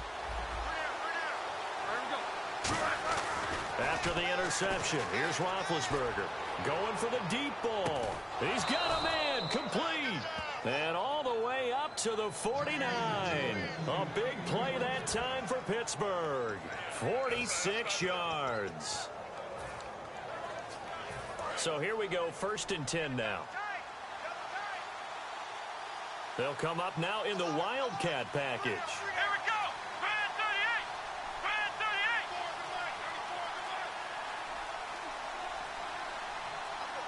38. Time running Thanks. out here on the play clock. Now a Wildcat look. It's Bell. And they go backwards here, losing yardage back at the 48-yard line. It's a loss of 2 there, bringing up second down. Well, on that play, the expression, don't blink, you might miss something, certainly applied. That was fast. Defense diagnosed the play, and it was over in a So heartbeat. that's the reason why you won't play me.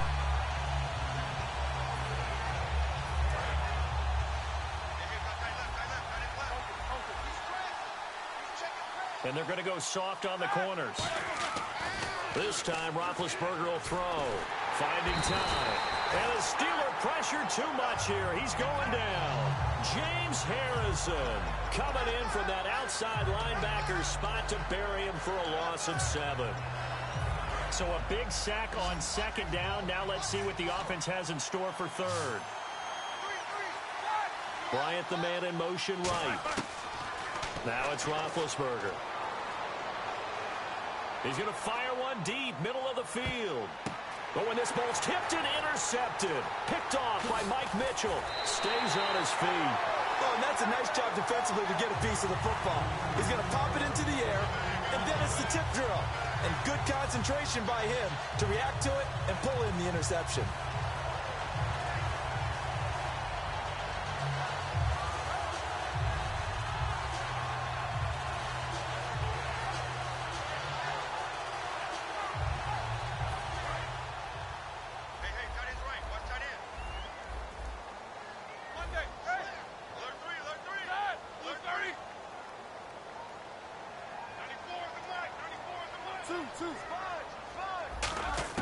They go back to the air here after the INT. It's complete to Brown, right side. And he's finally taken down, but not before getting across midfield and across the 45-yard line.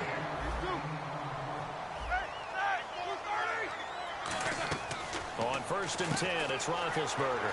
Man open right side, it's Rodgers. A very solid gain of 27.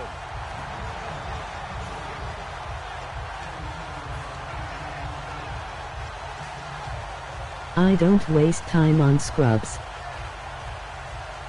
In the red zone this time. And on the outside, they're playing press coverage.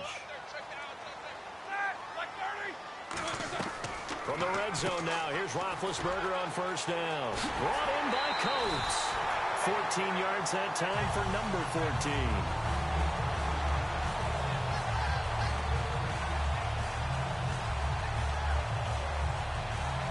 Oh yeah, why are you here? Then why?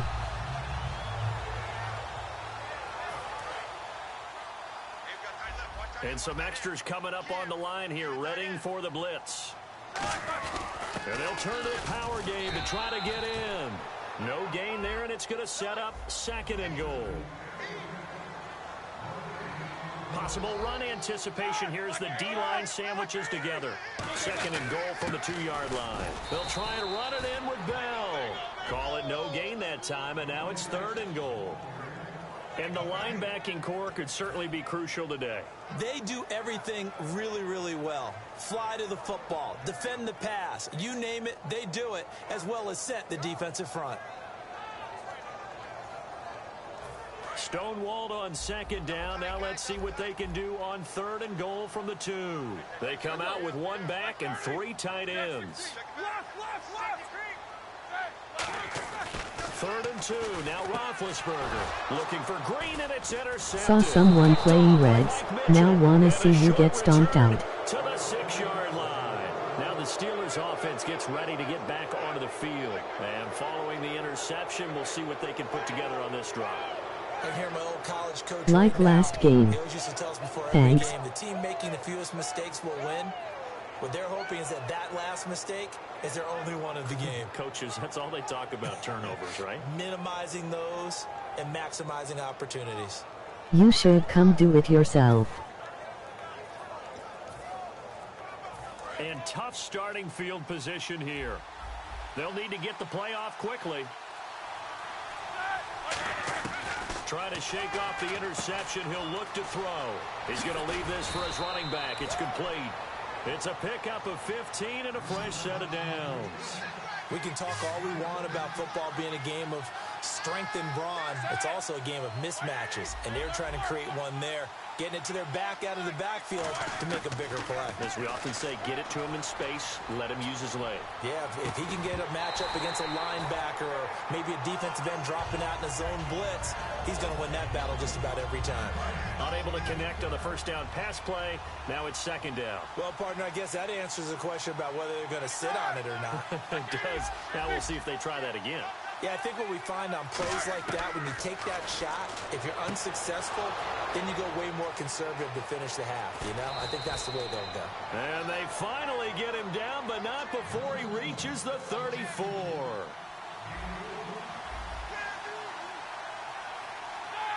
In motion right is Bryant. Throw too easy, no challenge, no fun. To throw. Oh, the ball comes out on the hit, but they'll say it's incomplete.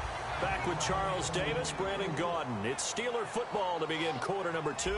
And they're on the move as they face a second down here.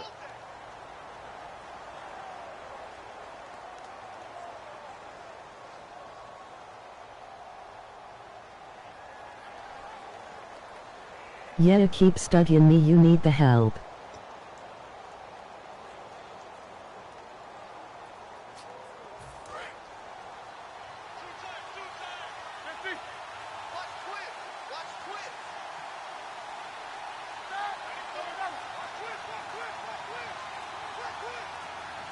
Play clock winding down. Now a carry for the veteran. This is D'Angelo Williams. So a nice job to break the one tackle, but not much daylight after that as he's brought down. Lawrence Timmons, the linebacker, there to get him down. So they need to get this to the 24 on third down. Antonio Brown in motion left.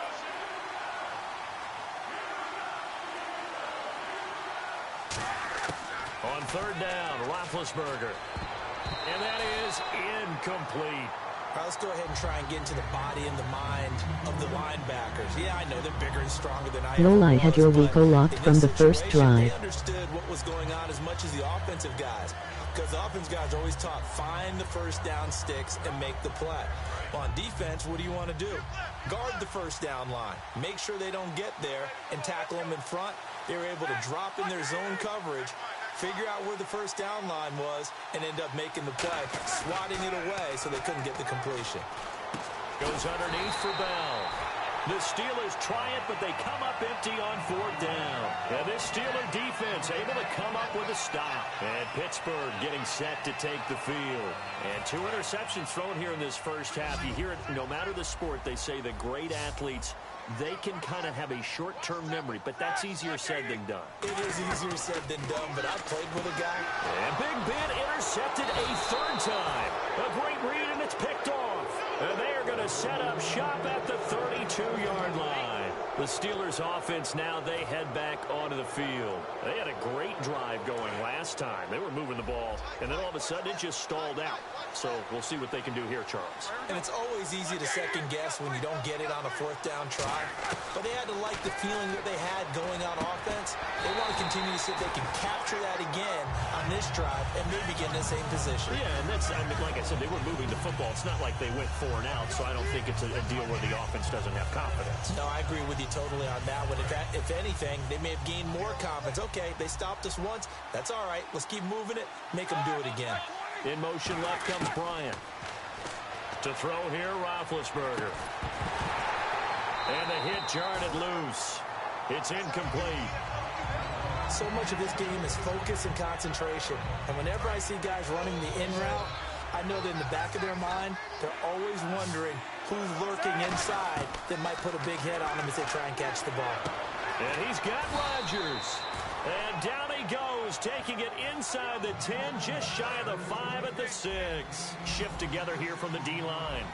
And defensively, they were in zone coverage there. Do you have to be a little careful? You're losing, playing against a good quarterback like he is, to not play too much zone? Yeah, you have to be careful about how much time you're giving up. I think it's a good point you just brought up. So maybe if you still want to play zone, you go to a zone blitz scheme.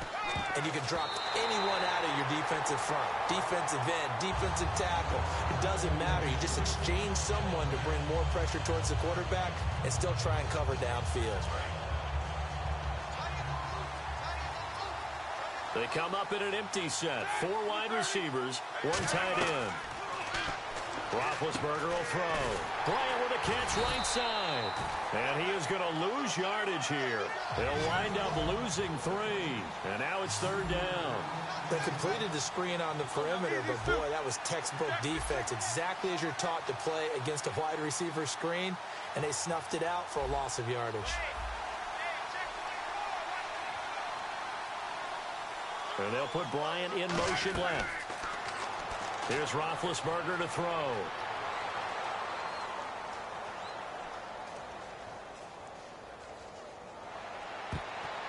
And this is going to be incomplete. And that was a nice play. He knocked it away, but obviously you want the interception in this situation. You want to take away any chance that they have any decision to make on 4th down. But things happen so quickly in the end zone in this compressed area of the field that you're just happy to knock it away and not allow a touchdown. A field goal would make it a 2-score game, but they're going to go aggressive. They're going to try this thing on 4th and goal.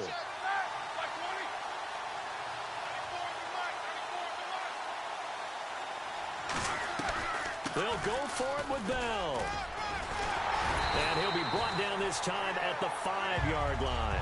They'll get neither the touchdown nor the 1st down. And that will force a turnover on downs.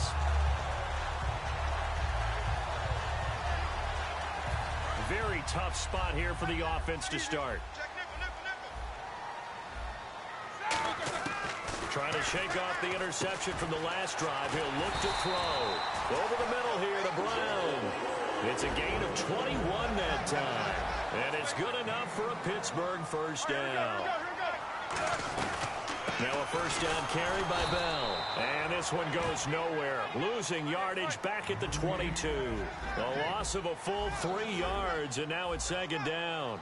Pardon, we're into the 2nd quarter, and I guess you can kind of look at it both ways. The offense, they've got to figure out what they're going to do because they haven't scored any points.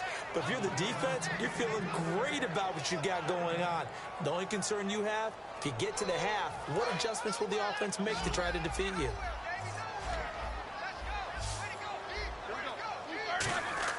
Now Ben on 3rd and long. And his pass is intercepted for the 4th time today. And he brings this one back. It's a pick 6 for a Steeler touchdown. Short throw pick 6 right there. Those linebackers, they love when those short throws come and those eyes get real wide, don't they? How about the anticipation on the play? Reading, reacting, and then the ability to catch the football and take it in the opposite direction.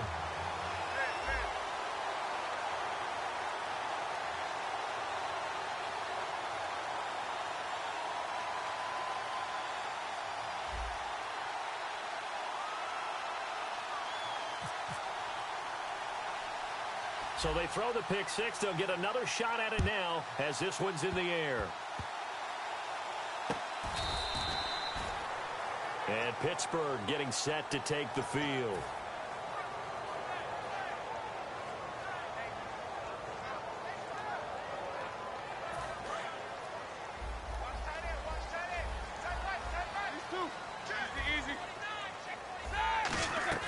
They go play action here, and he's going to be wrapped up and driven down. Bud Dupree in there to sack him for a loss of 6. Now, we talk about players blitzing all the time. I often laugh and sometimes call it just straight-ahead pursuit. What a running start right back to the backfield for him. Yeah, it really didn't give anybody a chance to get up there and stop him. No, I mean, that's really, really difficult. You're asking a whole lot anyway, but when he gets that kind of a start and comes through clean, oftentimes the advantage definitely goes to the defensive player. It's a 9-yard pickup on the play, and it'll be 2nd and about a yard.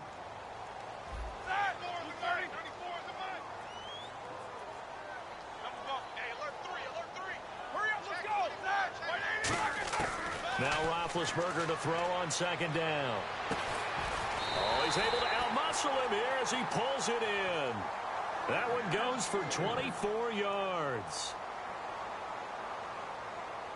So after that big gain, let's see what else the offense has up its sleeve.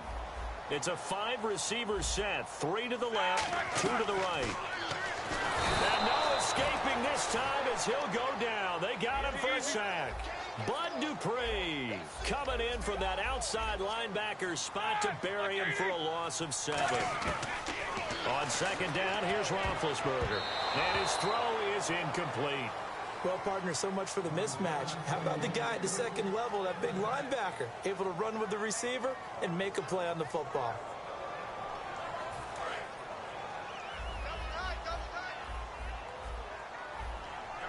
They come up with one running back. That's Bell.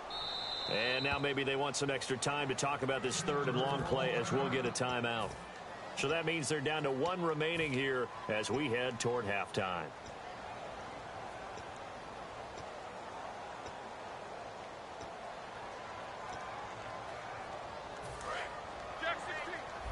And the D looking like they may blitz. They'll put 2 receivers left, 2 to the right. From the gun, what speed do you have it on? And they almost had another one.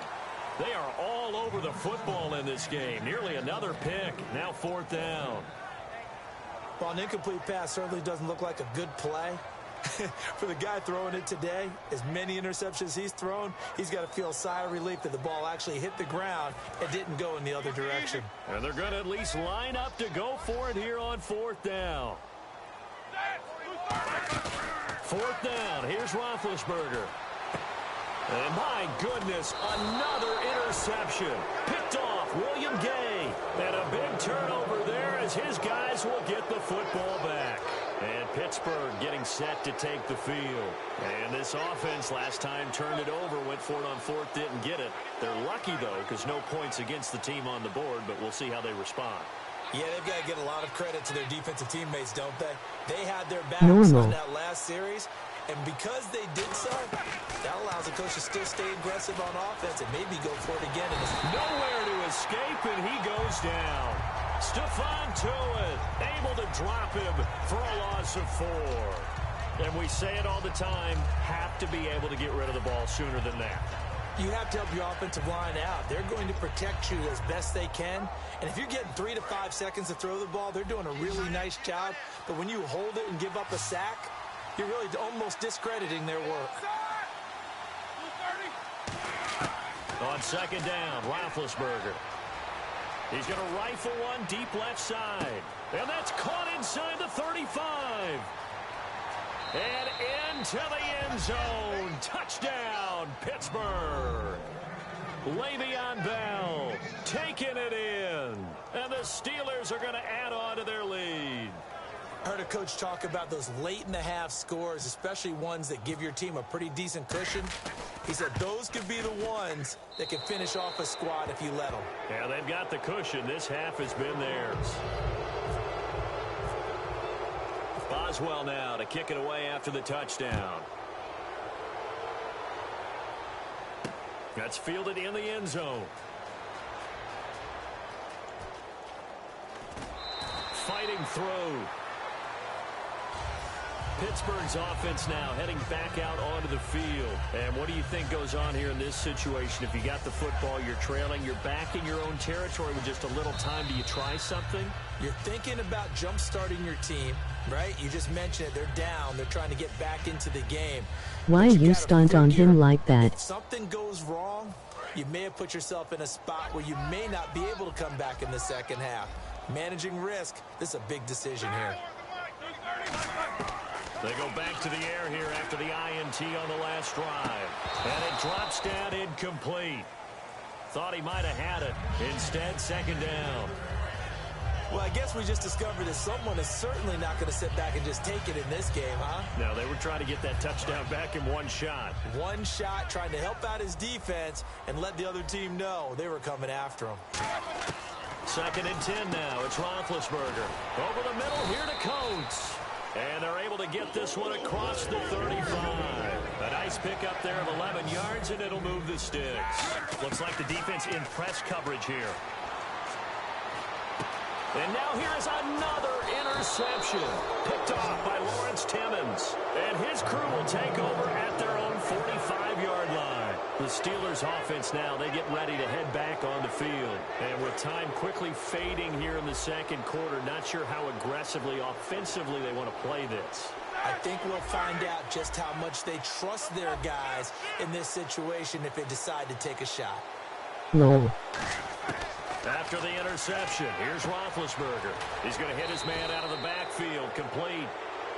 Now whistles come in. We're going to get a timeout here by the offense. It's just their first, so they'll have 2 remaining here before we get to halftime. First down and 10 now for the offensive group.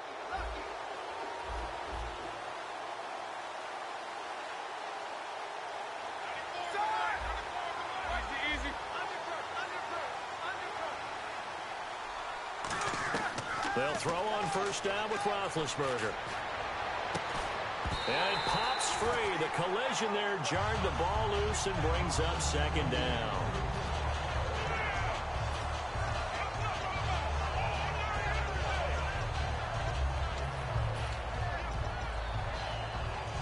And on second and 10 now. And the D-line pinching together, must be expecting the run.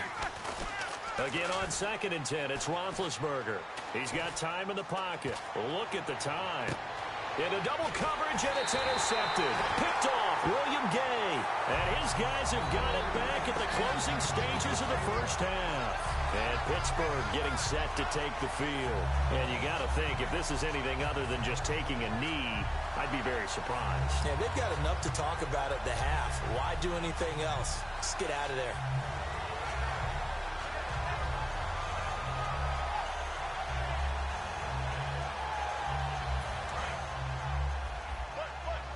Yeah, the defense definitely SDR ate up laughing.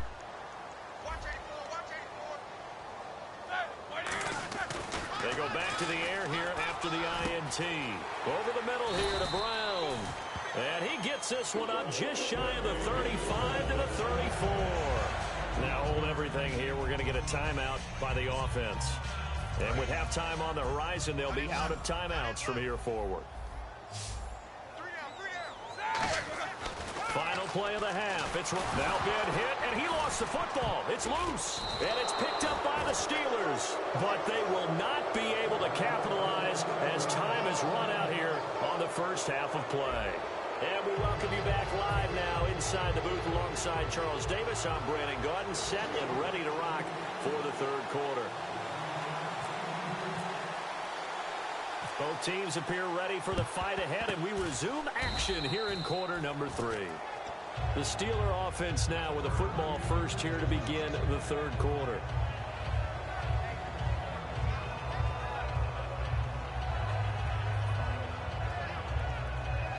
I gotta get a big lead because I always blow my lead. Possible run anticipation here as the D-line sandwiches together. They go play action here on first down. He's going to rifle one deep left side. He couldn't quite hold it. Got hit. Ball pops out. Incomplete. One of the toughest things about playing defensive back is pattern reading, trying to figure out what they're doing. And on that one, they had to fly, just sending a guy downfield with the in route accompanying it, what people call a dagger route, trying to hit the guy underneath after the clear out. In this case, though, they're not able to get it done.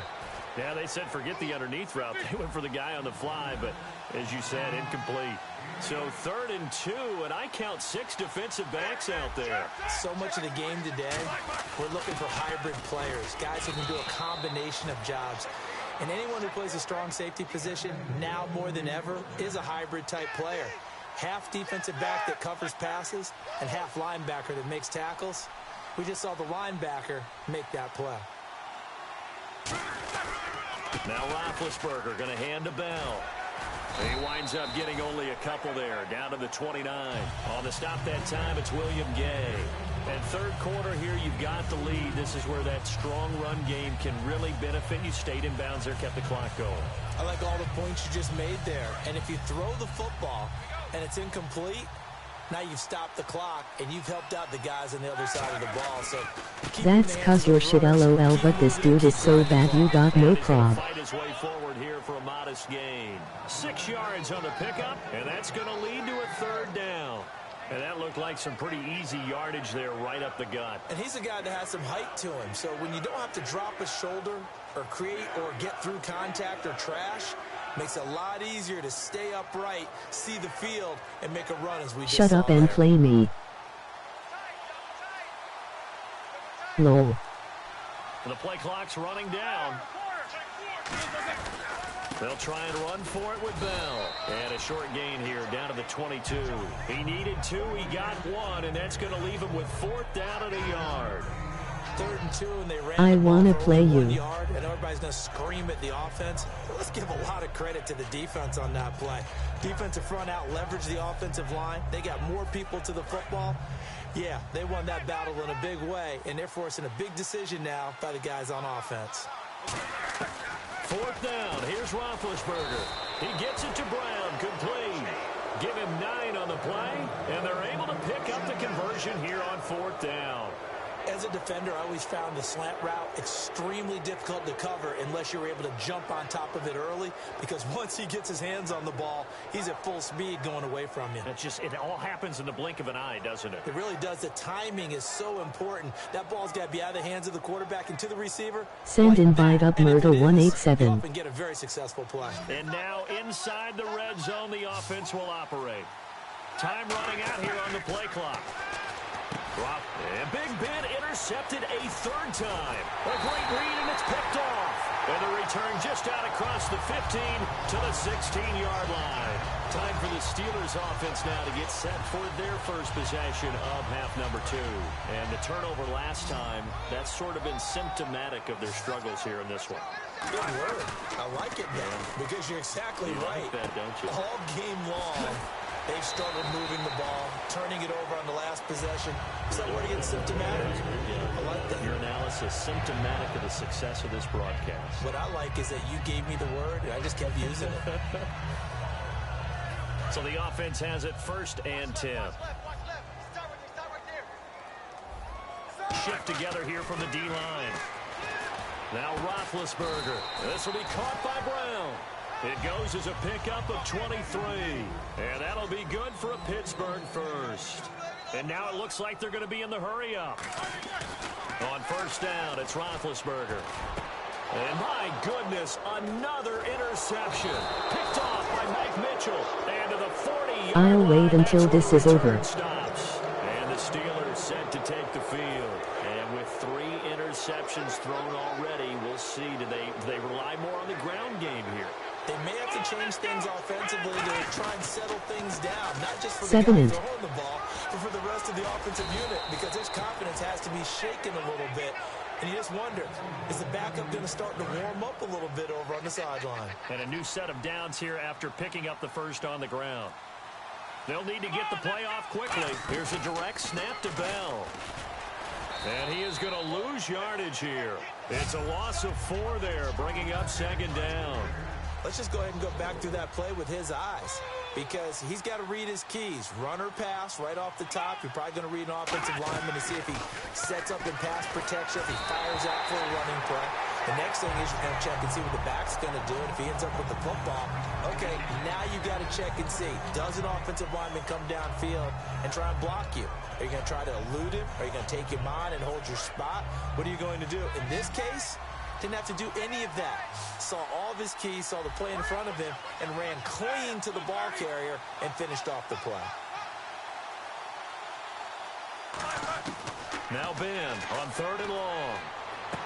Man open left side is Brown. They do get 12, but they'll be marked short. And that leads to a 4th down. And with that last play, he's now up over that 300-yard mark. And in today's NFL, it almost feels routine. And I hate that when you talk about a 300-yard passing game. To me, 300 yards still signifies excellence, and he's achieved that in this performance. Back now in Pittsburgh.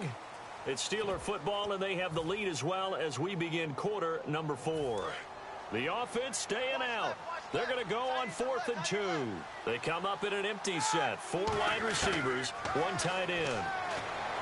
And he locates Wheaton complete.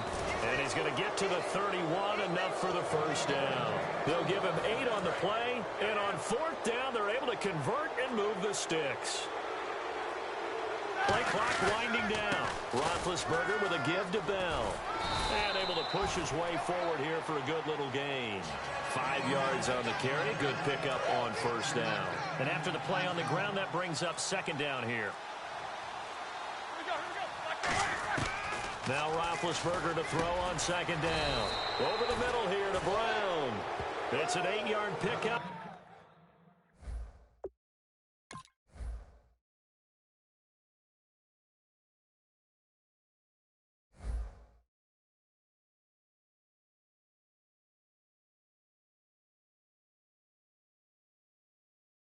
Go send invite.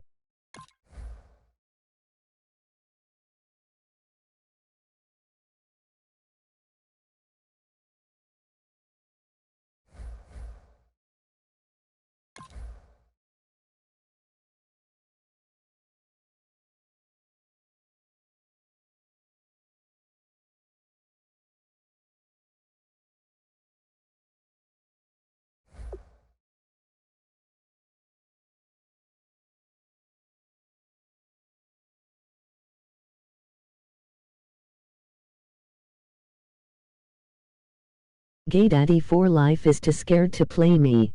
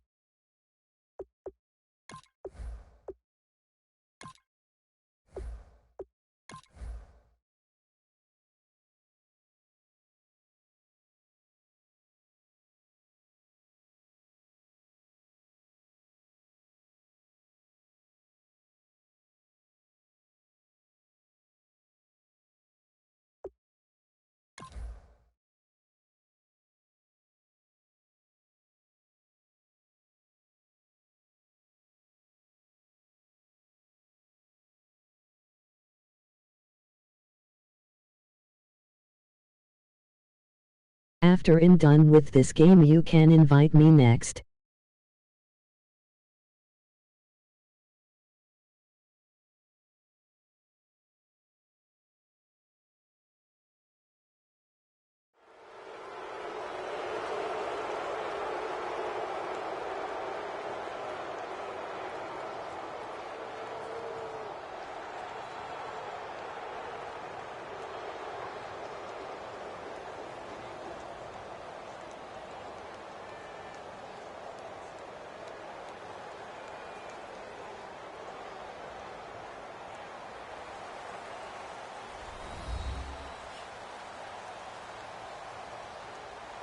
Hello, everybody. I'm Larry Ridley. You're tuned into the NFL on EA Sports. As we head towards kickoff, Two quarterbacks will be on the field today trying to push their team to victory. It's Ryan's Falcons going up against Rodgers' Packers. With that, let's get you up to Green Bay, Wisconsin, where we welcome in our commentators, Brandon Guyton and Charles Davis. Thank you very much, Larry. We are here on a beautiful afternoon for football. Today, we've got a good NFC matchup on tap between the Atlanta Falcons and the Green Bay Packers. Set to return, this is Jeff Janis. And he's up past the 20 to the 22-yard line.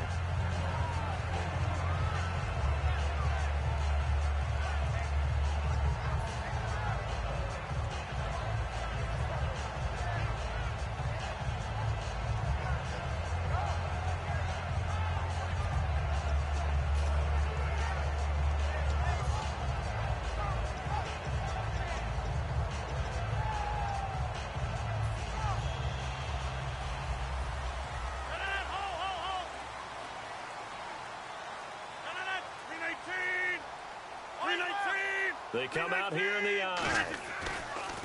Rodgers now on first down. In the middle of the field, he's got Nelson. And the 2016 NFL Comeback Player of the Year was Jordy Nelson. He had a fantastic year after the knee injury in 2015. Well over 1,000 yards again. And once again, he was the #1 target for Aaron Rodgers. NFL high, 14 receiving touchdowns. What dimension does he add that makes them so good on offense? Dependability as well as speed. All right, Jordy Nelson's the type of guy who can run any route you want, yet he can also take the top off of a defense, as we like to say, by running past people. It's a heck of a combination to deal with. Plus, Aaron Rodgers knows when he gets in trouble, he just looks for Jordy Nelson, and 9.9 times out of 10, he'll find a way to get open.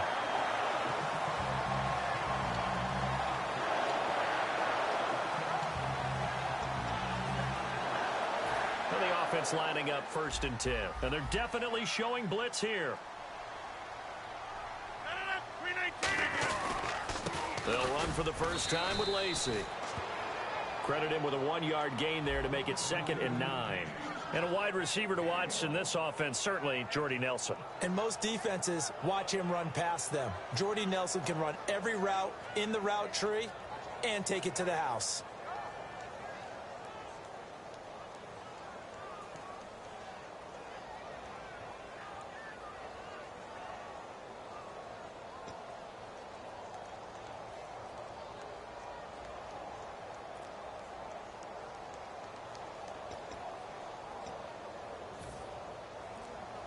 Looking to jam the receivers at the line here. Press coverage look defensively.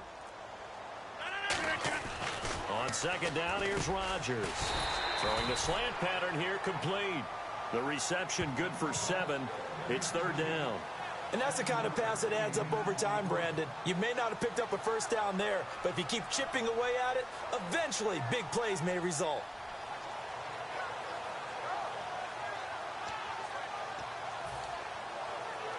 Offense coming up, needing 2 yards on 3rd down. Easy. 319. Over. Boxes. They'll try and run for it. Here's Lacey. And he's got the first down yardage before being taken down at midfield. I don't know about you, but that almost felt like old-time football there. 3rd and 2 is not necessarily just a running down anymore. A lot of times they want to throw the ball. They went back to the roots and powered forward and got the first down. So the run gets them the first, and now they operate with a fresh set of downs. From midfield, here's Rodgers. Over the middle, it's Jared Cook. Give him 9 there on the first down completion. Seeing that play and understanding just how tough it is to cover tight ends, especially the ones running around the NFL nowadays, makes me glad I didn't make it in that league. I would have had a really difficult time. But now you get to sit up here with me. Yeah, and that's fun, isn't it? And what a really nice gain right there on first down for them. Brings up a nice 2nd down for them.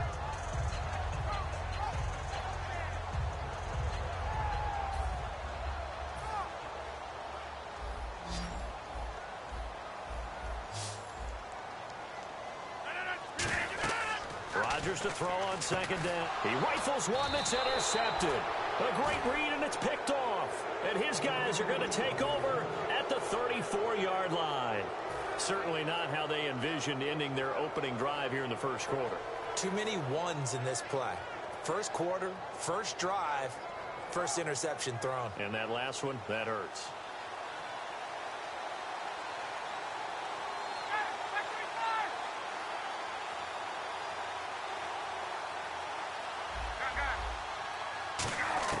After the interception, here's Ryan.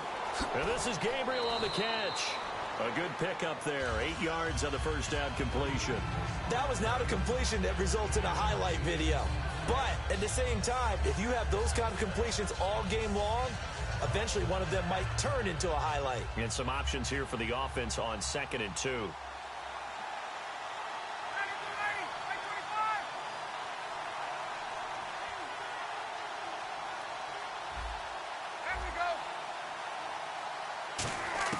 On 2nd down, Ryan. And no escaping this time as he'll go down. They got him for a sack. Kenny Clark in there to bury him for a loss of 11.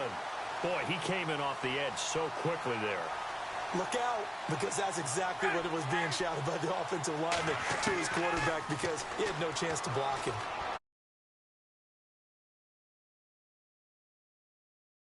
Down, but not before getting across midfield and across the 45-yard line. Well, we know he's got the speed there. He needed the speed and the hands. A great catch.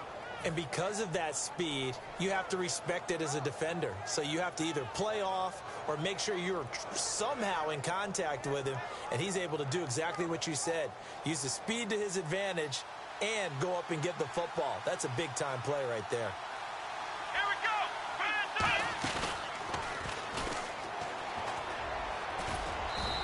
Call it a gain of 4 on first, and that'll make it 2nd down. And this O-line, it is the lifeblood of the offense. They established the tone. Mean, nasty, physical. They can't wait to get after people. That allows the rest of the offense to feel confident.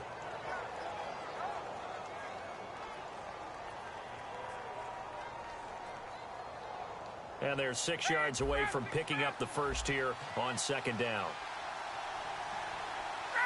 And he motions the wide receiver. This time Ryan will throw. Going underneath, it's Coleman. Now a loose football. Coleman lost it. And his guys are going to take over at the 31-yard line. And Green Bay getting ready to go as they take the field. Looked like they had something going last drive. Then the interception happened. Will they recover? The memory they need to keep with them is that they did have something going. They were moving the ball on offense, had a nice sequence going.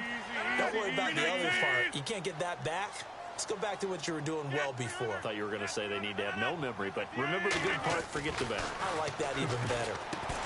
And it pops free. The collision there jarred the ball loose and brings up 2nd down.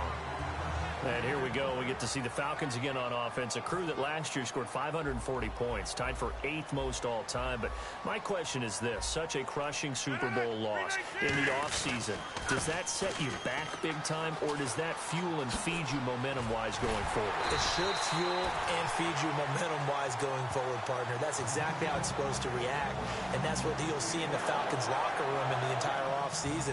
They'll talk about finishing, unfinished business, things of that nature. But we have seen where teams have not recovered from it. Remember the Rams? They got to a Super Bowl, got beat by the Patriots, didn't get back there again. The Broncos in 2013, number 1 offense, number 1 scoring offense. They didn't get back in 2014, but they did in 2015. So you can recover from it. Give him 9 there on the first down completion. All right, I'm doing my rudimentary math here. That's his 3rd catch here in the first quarter. I don't know if it's just game plan or he's just finding his way open. And maybe a little of both.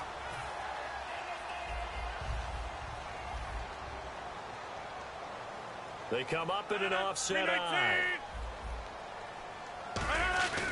On 2nd down, Lacey. And he'll get it down to the 47 here.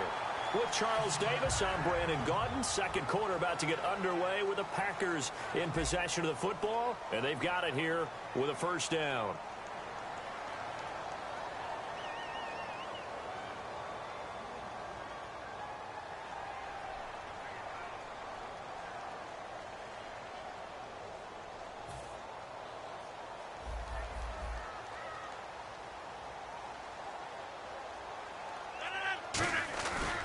They stay on the ground on first down with Lacey.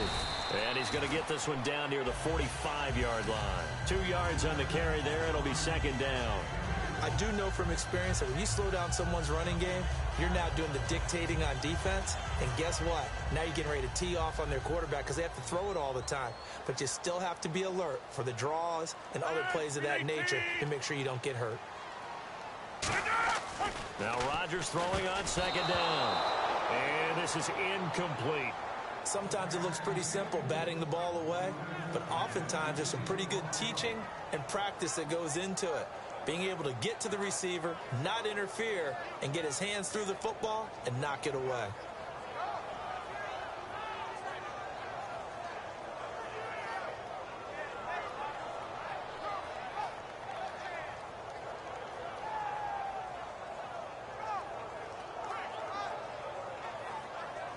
And the line to gain here is the 37 on third down. Here comes the D swarming to the line.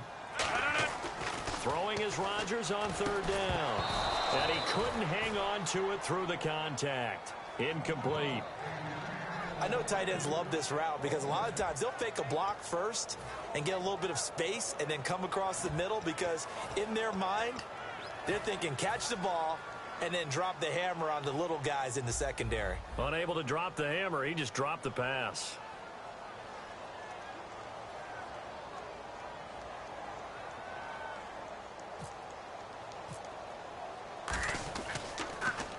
Oh, it's a wobbler here. And a fair catch signaled for and taken at about the 18-yard line. It'll be called just a 22-yard punt. Certainly not what he wanted. And it'll be Falcon football as they take possession.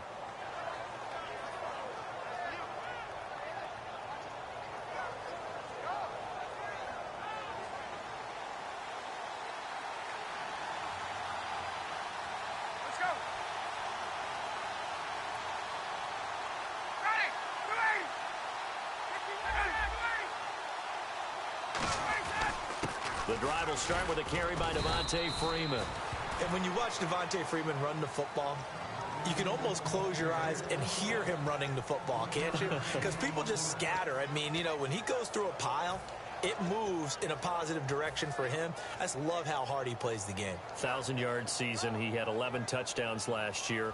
In March, 25 years old. So he's kind of hitting that sweet spot for a running back, isn't he? He really is. And I still remember the evaluation of him coming out of college. He does everything well, but you weren't sure he had a dominant.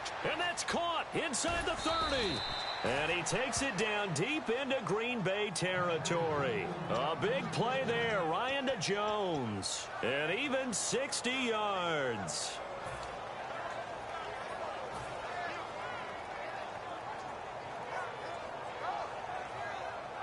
And the defense with their backs against the wall a little bit here as the offense is in the red zone. They'll come up now in the Wildcat package. Now a play fake here on first down. He's going to flip that out to the flat. It's complete. And he'll take it into the end zone. Touchdown, Atlanta. Devontae Freeman, a 20-yard touchdown. And the Falcons are in for 6. Getting your back involved, what's the importance there in the passing game? Well, oftentimes you can create mismatches because who's going to cover him? And you get him into space, which is where he likes to operate with the ball in his hands. Oftentimes makes people miss, gets that run after the catch, and off he goes. And into the end zone. And after the touchdown, here's Bryant now to kick it away. And that'll carry over the back line of the end zone for a touchback. And Green Bay getting ready to go as they take the field. And a tight game after punting last time. See if they can get something going on this drive. As they head to the field now, with the game this close, you've got to feel there's a sense of urgency for them going on offense right now. But they have to do it without letting panic creep in and affect their play. And nothing doing. He's immediately taken down at the line of scrimmage. Officially no gain on the play, and it's second down. Boy, that's a lot of sirloin steak to be taken down for no gain, partner.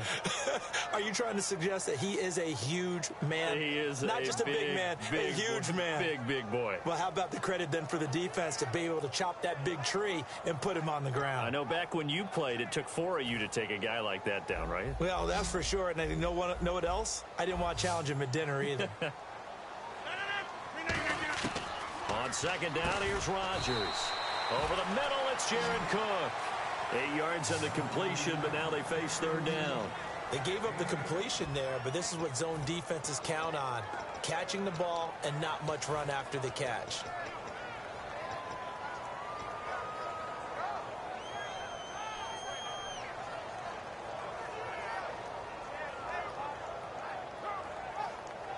Short of the sticks after that completion, and now it's third down for this offense.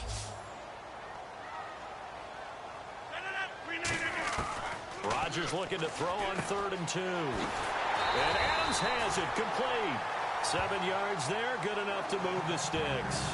That time they hit him out of the slot on the drag.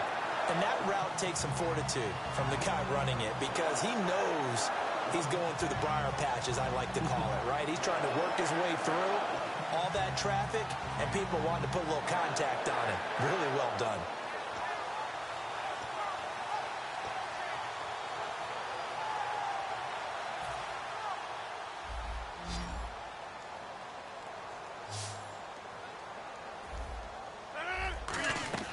Rodgers now on 1st down. Looking deep downfield. So they took a shot on 1st down, but couldn't connect. The best receivers we know always tease their quarterbacks that, hey, no matter what you do, you cannot overthrow me.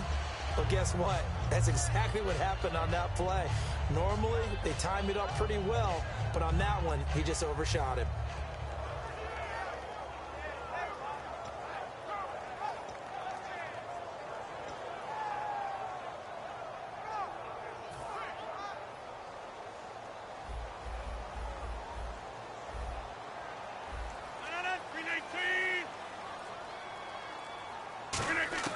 Rodgers will try again on 2nd down. And complete right side to Cook. Give him 11 yards that time and a new set of downs.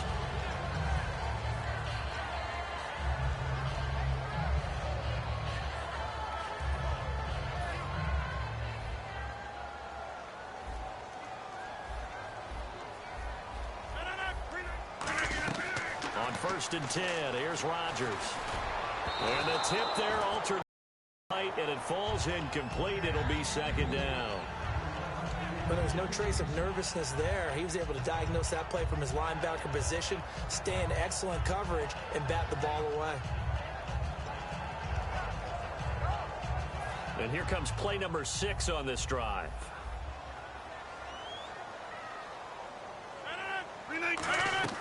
Rodgers again here on 2nd and 10. And he comes back with one complete. And after that play, we've got a man down, a member of the linebacking corps. And the medical staff will attend to it.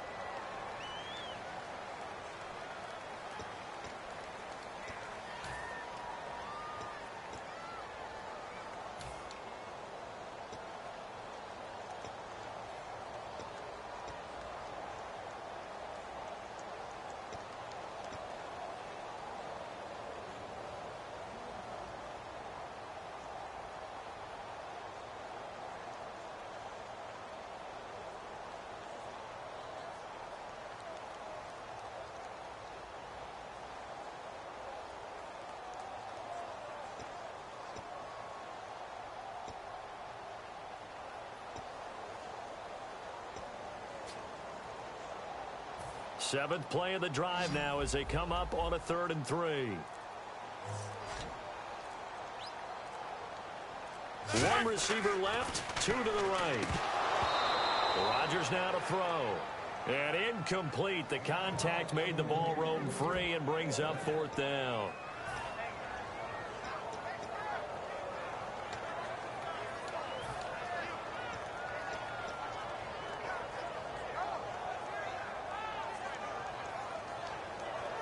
Too long for a field goal, too short to punt. That in-between range, and they'll go for it on 4th down.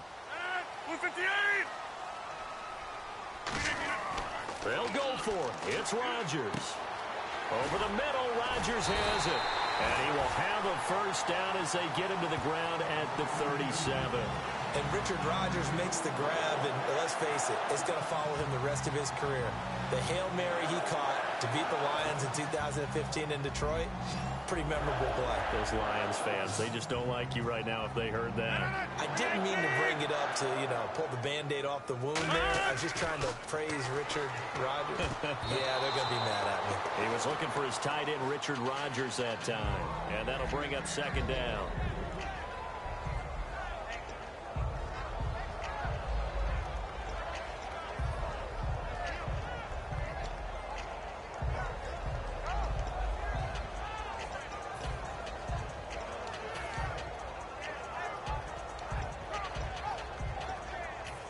Long drive. The defense just cannot seem to catch a break and get off the field.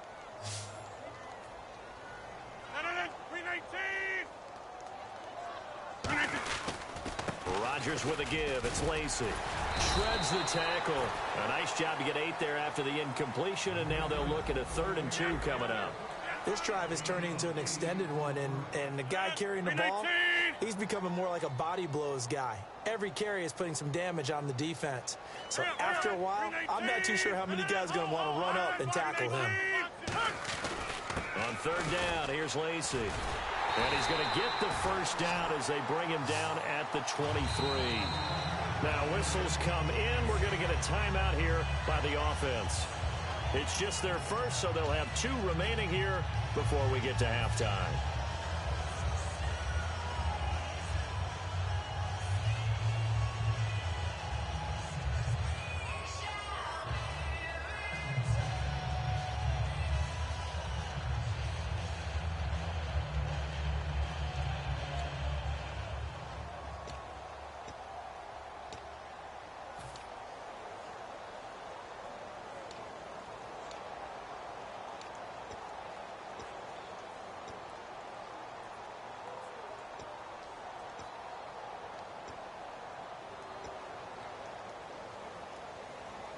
And a really long drive here, and it goes on and on. 319! 319! Now Rodgers. This is Cobb with a catch right side. A couple of years ago, Cobb signed that 4-year, $40 million deal. Since then, the numbers have been down a little bit, although last year only played 13 games. Asshole. Yeah, and I wouldn't be as concerned with the numbers dropping if I were a Packers fan, because remember, Devontae Adams has developed as a player, and his numbers have gone up. You got Jordy Nelson back to full health in 2016. He's going to catch a lot of passes, almost caught 100 in that season. Jared Cook at tight end. That's a new weapon Green Bay didn't have for a while. And don't forget, Randall Cobb spent some time as a running back when all the injuries hit the backfield. So his versatility is still a major plus for Green Bay. And it's no good. He misses the extra point, and this remains a 7-6 game.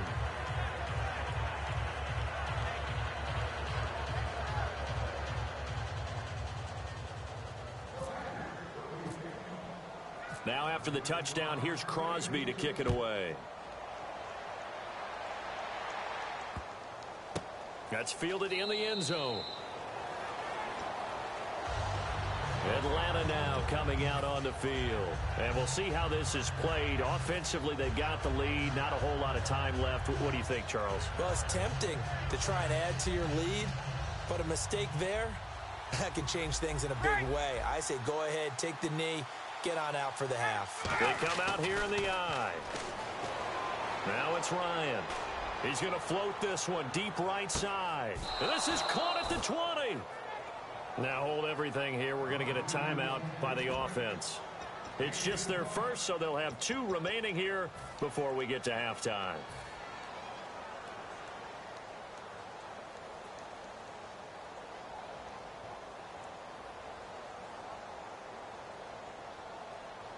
And now the offense operates in the red zone.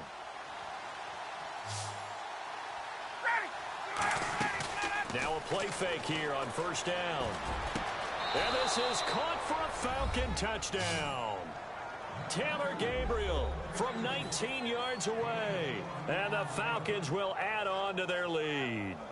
And that lead is now 7 with a chance to go to 8 or more if they want to get crazy here, which we don't expect. But I just know the way the game's being played with the analytics, there's going to be a lot more of going for 2 in a lot of situations, isn't there? Yeah, there's going to be. And I think their focus here, they don't want to give up anything going into the lockers on the other, and just a little bit of time left on the clock. Yeah, they don't want to do anything to erase the good feeling they have right now by getting this late score in the half. And this will be a touchback as that sails over the end line. The Packers offense now heading back out onto the field. And with time quickly fading here in the second quarter, not sure how aggressively, offensively they want to play this. I think we'll find out just how much they trust their guys in this situation if they decide to take a shot.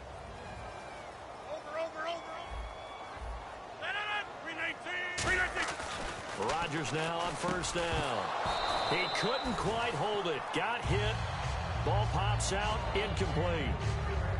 And he's certainly not a guy that drops that football very often. Indeed, because that's a bit of a surprise. I know he's in the middle of some traffic and people, bodies all around him, but he usually has the focus to haul that one in. Defense showing blitz.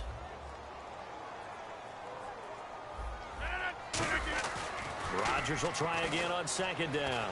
He's got time. He sets to fire deep. And that's going to be incomplete. 12 seconds left. That's going to frustrate the coaching staff a little bit as they dialed up the deep shot. But they weren't on the same page on that play. Heck, I don't think they were in the same book. I think he thought he was going to do something else. Ends up throwing it over the sidelines. Well incomplete. 10 yards to go on third.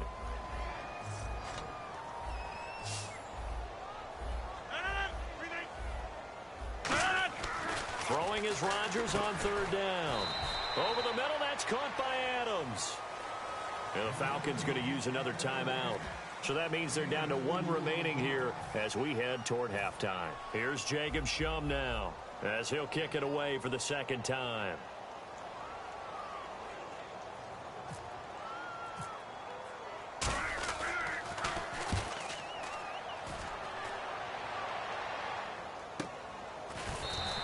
Just a 2-yard return there following a punt of 48. And there'll be time for maybe one final play before halftime.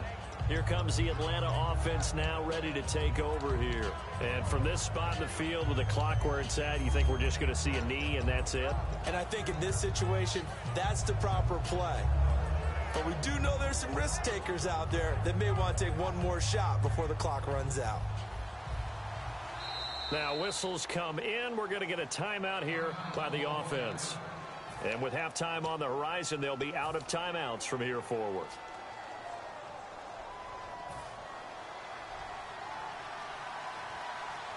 And getting a look at the Wildcat here. Come on, let's go!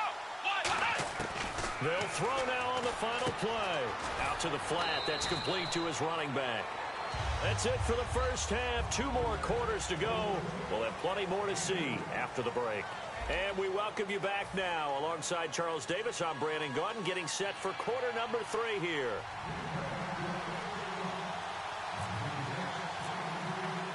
So both teams have their marching orders, and we'll get going again here in quarter number 3.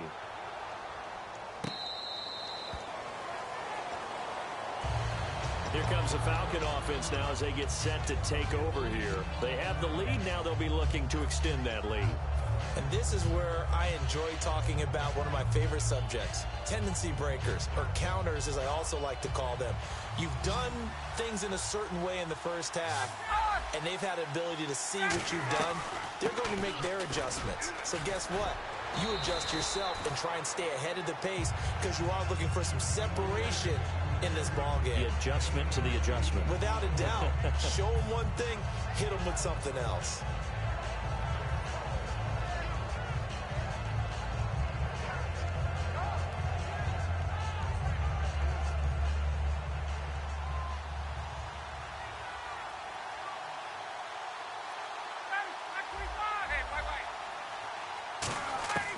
On second down, Ryan looking for his running back, and he's got it. And he'll be brought down shy of the 40 at the 38-yard line. And 5 yards on the play there as the drive will continue. I think the best offenses love to get the ball to their running backs in open space because they have the ability to make people miss, and they also have the ability to run over people. And if you do that throughout the game, after a while, they might just run through some of those tackles and go a long way. Well, we saw him shed a nice tackle on that play. Here's Ryan.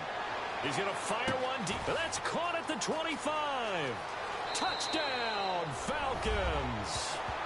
Julio Jones, 62 yards. And the Falcons will extend their lead. Well, that was the fly route for a touchdown, and since he caught that one and scored it, I got to tell the story. Before the game, we were standing there. He was running deep routes, dropped one. It bounced up and just hit me right in the gut, and I said, come on, man, but there was no drop. Yeah, you okay now? I'm good. All right, I'm good. We got the ice pack up here. You're just fine. What I loved about it was the subtlety of the route because everyone knows he's fast. They're playing for that route first and foremost, but sometimes it's a head fake. It's varying your speed off the line of scrimmage. It's giving the defensive back different angles to think about. Is he going inside? Is he going outside? And then, as you noted, he just took off past him. Oops, there he goes again.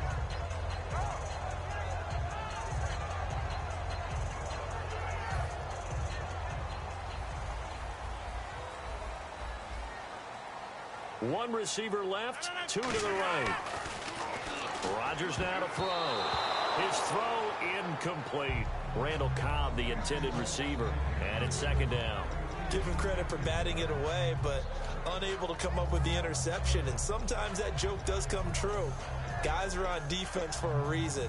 Maybe their hands aren't quite as skillful as the guys on offense, but a lot of credit on that play for just knocking it away. 10 yards still left on second down.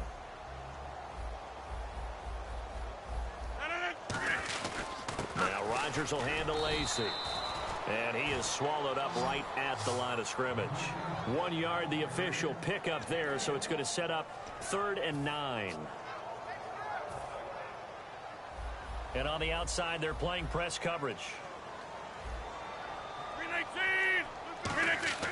Now it's Rodgers. And he'll be hit as he releases it, and that'll fall incomplete.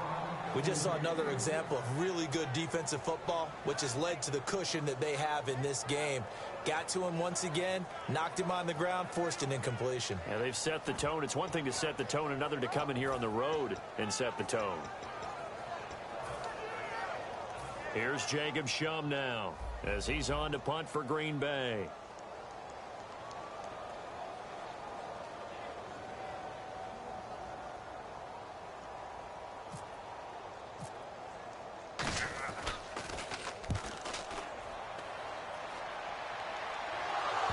And he did get it back, I do think, yes. So no turnover on the punt, and it'll be a first down. And the Falcons now making their way back out onto the field. And they'll just simply be looking to build off the confidence of the last time out where they scored a touchdown. And confidence is powerful, isn't it? When you've scored once, you feel like you can go back out there and get it done again. Doesn't matter what the defense throws at them. They feel like they're in a groove right now, and they want to get out there and show it. Yeah, hoping to stay in that groove here this go-around.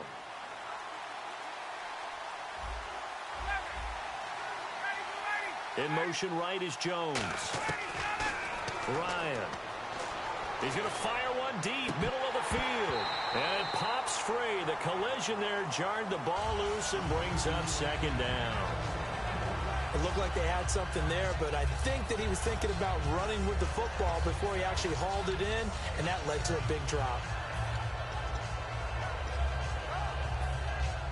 Offense still needing 10 yards. Second down. They come out 5 wide, 3 of them to the right side. In motion left goes Jones. Here's Ryan to throw. And Jones has it over the middle. And they're going to get this one all the way out across the 45. A good pickup there of 20 yards. I really don't think that Julio Jones could be happier right now. Plenty of catch opportunities in this game. He's converted them, and his team's winning. And Matt Ryan's happy, too, to have Julio Jones on the other side of these. Yeah, a lot of times we talk about breaking teams down, and oftentimes it's through a running game. These two, they can break a team down through the air. Just a yard on the first down carry, so it's 2nd and 9.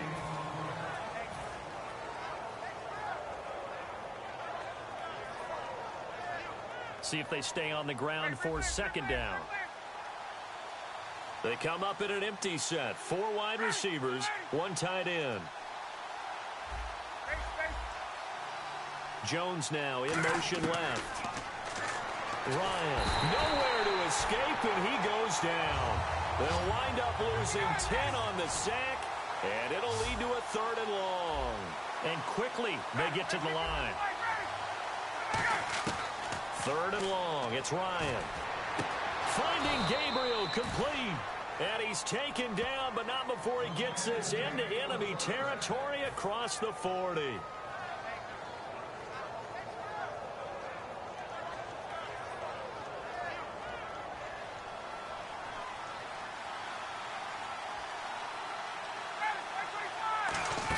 They'll try a little trickery here on the end around. And a solid run down inside the 30. 7 yards on the pickup there, and it'll leave him with a 2nd and 3. Ah, yes, this is where the expression staying ahead of the chains comes into play. Good runs like that one set you up well for 3rd down. And here comes play number 6 on this drive.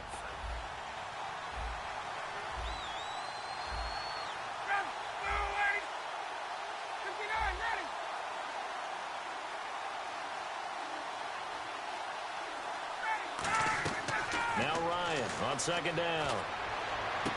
And he fires one that's intercepted. And it's Clinton-Dix with a pick. And he returns it here to his own 18-yard line. And Green Bay getting ready to go as they take the field. And on the last go-around, they really couldn't get anything going. They had to punt from deep inside their own territory, which means they're going to lose the field position battle as a general rule. What they're looking for now is a little more consistency, move the ball at least a few times on offense, get a couple of 1st downs, and hopefully flip the field. Yeah, just something to build off of. That's what they're looking for here. Yeah, that wasn't a big run, just a short one there. But guess what? Sometimes you treat it like boxing. You throw that jab out there, and you throw it again, you throw it again, then you come with a big punch later. Maybe they're just trying to set them up. They come out with 1 back and 3 tight ends. Again, it's Lacy. And he will lose yardage on the play. Back at his own 19-yard line. It'll be a loss of a yard, and that'll bring up a 3rd down. Say what you want about Eddie Lacy.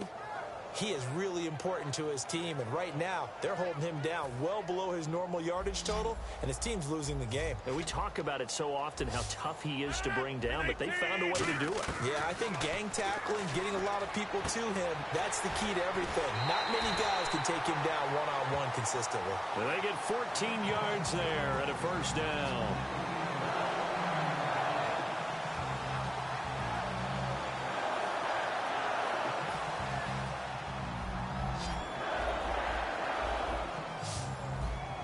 They'll come out in the pistol.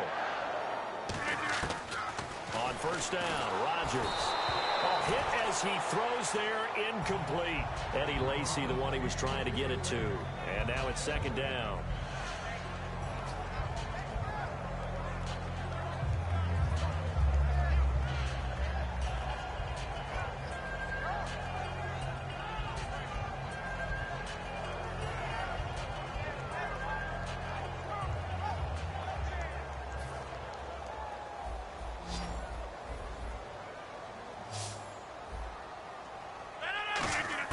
Back to the air on 2nd down. It's Rodgers.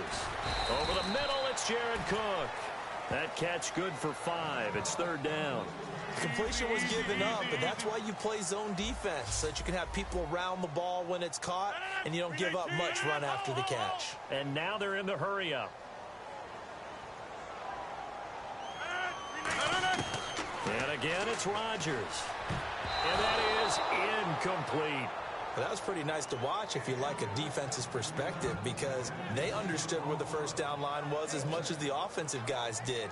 Did not give up any more ground, and when the ball was thrown, reacted really well and swatted it away. One of the advantages of zone defense, you never take your eyes off the quarterback, and when he reacts, you do exactly the same and go get the ball.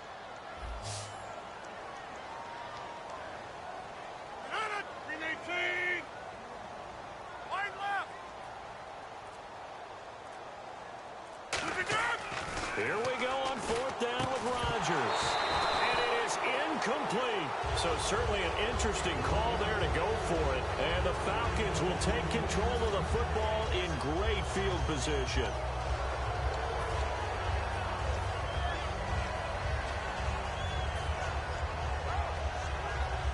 Really nice starting field position here for the offensive unit. They come up in an empty set. 4 wide receivers, 1 tight end. Connects with Sanu right side. Just a yard on the catch there. It'll be 2nd and 9. They're going to hurry back to the line now. On 2nd down, here's Ryan. And the catch is made by Justin Hardy. And inside the 20 before he's brought down. And the play goes for 19 yards. Gives him a new set of downs.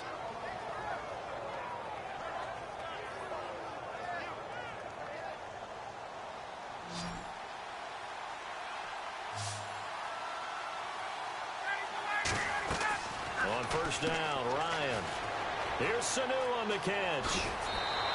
A nice pickup of 14, and it moves the stick, sets up a 1st and goal.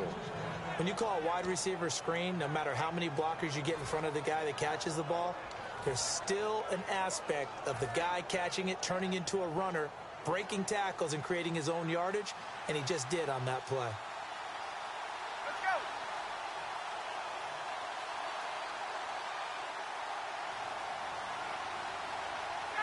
First down and goal. The offense knocking on the door. And he gets in. Touchdown, Atlanta. Tevin Coleman, his 2nd touchdown of the afternoon. And the Falcons will add on to their lead. And Charles, the 2nd time today that he has hit pay dirt. And once you score the first one, there is that natural tendency, and there's also that eagerness to get back there again. Oh, he smells it. This guy smelled the end zone, and twice he's gotten there.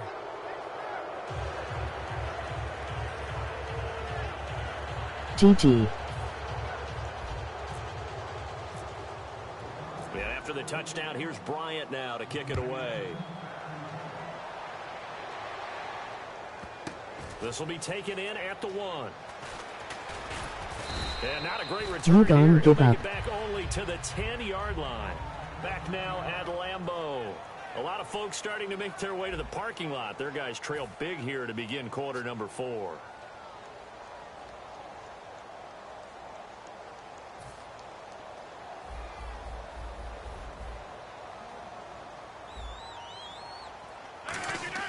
Now a play fake here on 1st down. They'll tussle for it, and this is going to be caught. 20 yards on the pickup there. And that leads to a Green Bay 1st. Really excellent job there of just going up and getting it. Brandon, I'm a defender. I shouldn't be this excited, but what a play by the receiver downfield to elevate and make the catch. And the D-line pinching together must be expecting the run. Rodgers now on 1st down. He couldn't quite hold it. Got hit. Ball pops out. Incomplete.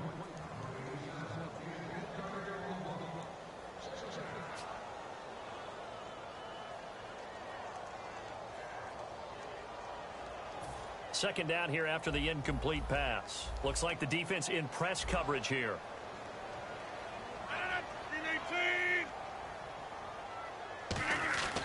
Rodgers will try again on 2nd down. And he drops it incomplete. And their struggles continue here. Receivers work all the time on making sure they catch the ball, haul it into their bodies before they turn and run. A little bit of loss of focus on that play.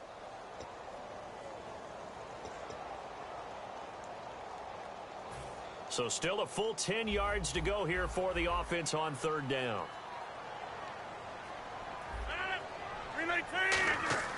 Throwing is Rodgers on 3rd down.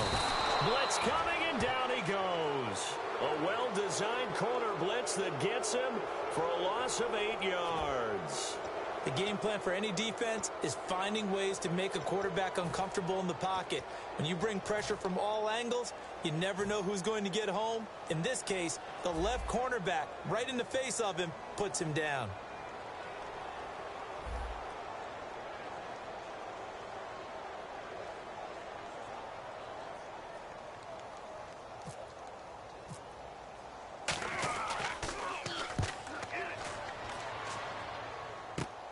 Returnable here from the 38.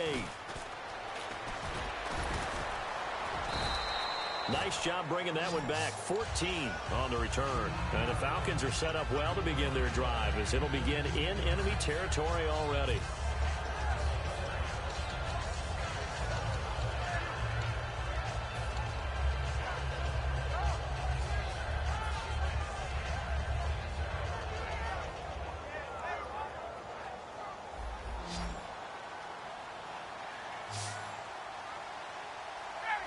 Jones will come now in motion right. And a big loss here as he's taken down. Nick Perry able to get in and run him down for a loss of 14. Looking to speed things up here, going with some tempo.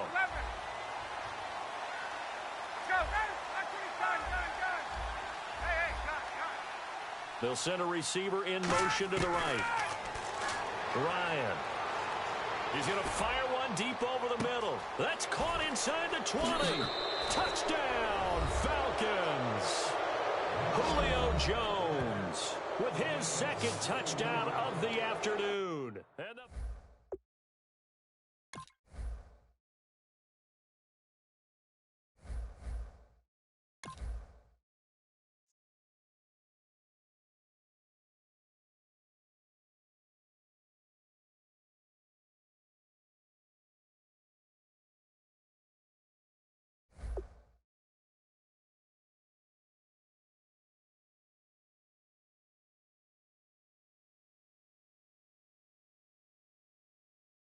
Julio is a monster.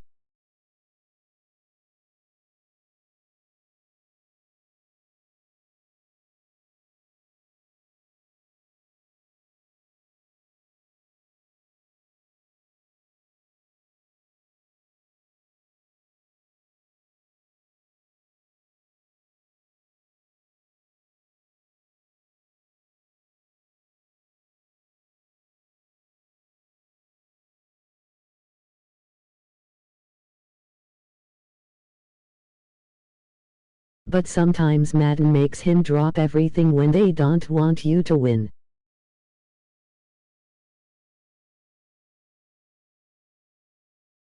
Trey, you next.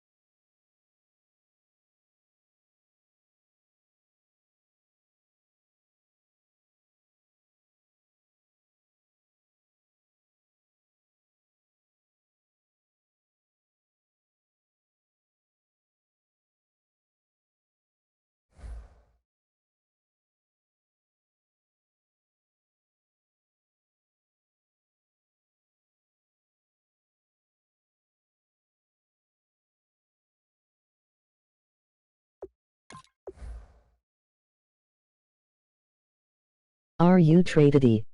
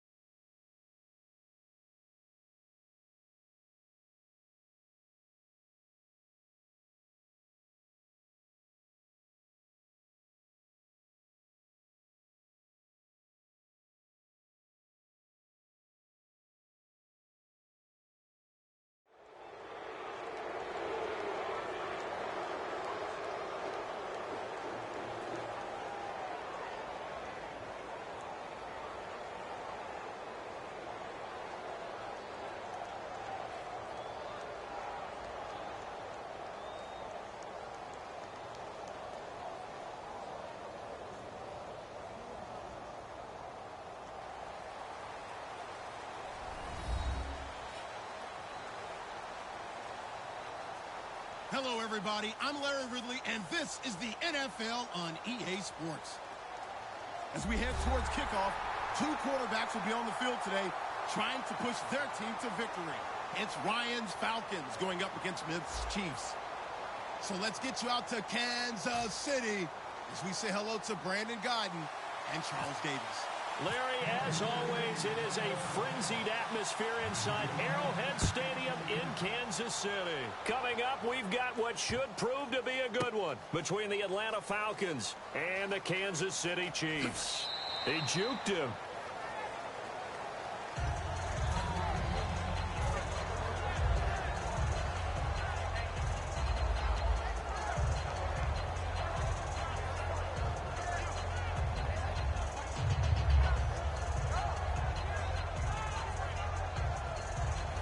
Looking to jam the receivers at the line here. Press coverage look defensively.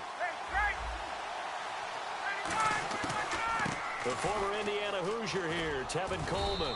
And able to stay on his feet past the 30 to about the 33-yard line. First play of the drive, let's give credit all around. Excellent blocking, but the guy carrying the ball, he was the finisher. A really nice run.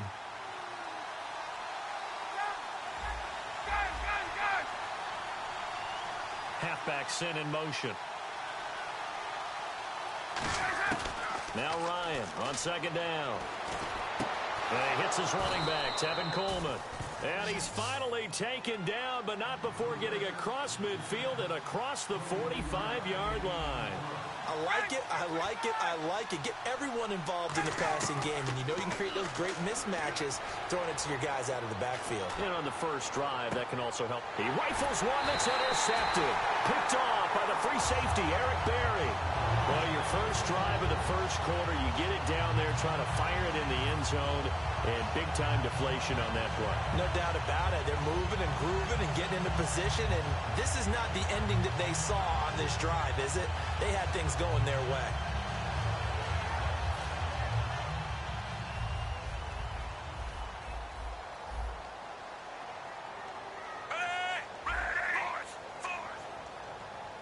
The wide receiver moving to a new spot. Under. After the interception, here's Smith. And he takes a shot on the release as this will be incomplete. And certainly a key cog in this offensive wheel is Jeremy Maclin. You've just got to find ways to get him the ball, whether you put him in the slot or put him out on the perimeter.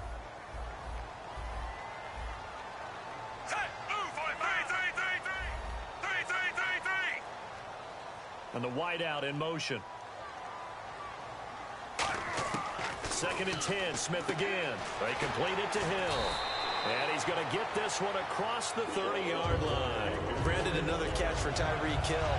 How do you defend him? Because kickoff return, punt return, catching the ball, whether it's a receiver out of the backfield, and, of course, you can run it with him, too. Well, let me give you some numbers from last year. To your point, 12 total touchdowns, 6 of them receiving, 3 rushing, and 3 in the return game. If you're an offensive coordinator and you can't diagram plays for this guy, turn in your clipboard.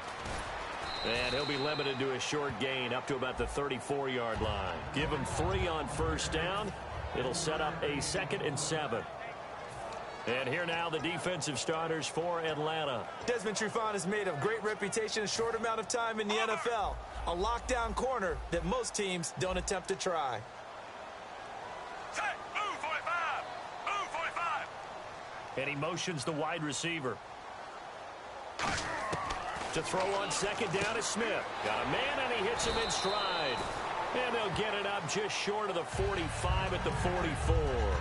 And just a small glimpse there as to why they like this rookie so much. And that's why they lit up a little bit in our meetings with the coaching staff. Yeah, when we talked about him, they did. Yeah, you know, they like his work ethic. You know, this guy's running every route well in the route tree and getting better at it all the time. Really honing his game. They expect a pretty good jump out of him as things continue to move on. They'll run it now out of the gun. And no room that time. Getting it to about the 46. 2 yards on the pickup there. It'll be 2nd and 8.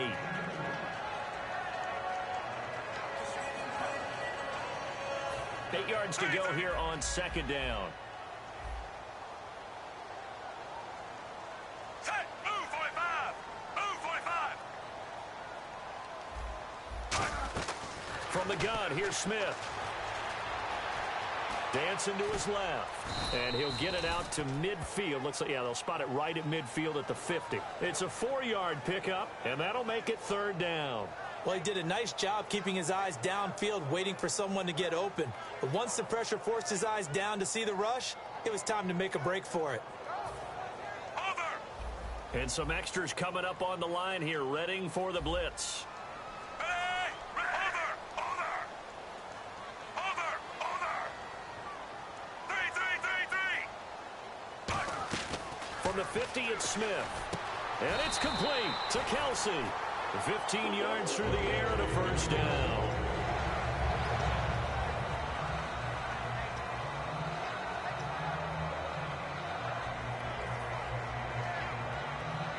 Offense comes to the line now, 1st and 10. Possible run anticipation here as the D-line sandwiches together. Ready. Over. Force. Over. 3. Smith will hand it off here to Charles. Oh, he's got a little daylight. And brought down, but not before they're inside the 25. It'll go as a gain of 12. And it'll give the Chiefs a 1st down. Every now and then when we see a really good run, we really tend to focus on what other people did in order for that run to happen. What the offensive line did, what the receivers did to help. Sometimes the running back's pretty good, too. And on that play, he picked up a lot of good yardage and made it happen with great effort. Ready. Under. In motion, Hill. Force. Over. Now a 1st down throw. It's Smith. To the right side, it's Kelsey. 7 yards, the pickup on the pitch and catch. Now this will be the 9th play on this drive.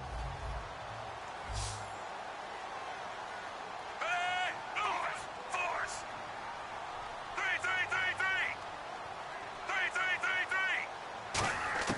3. Here's Smith now on 2nd down. And too much on that one. It's out of the back of the end zone, incomplete.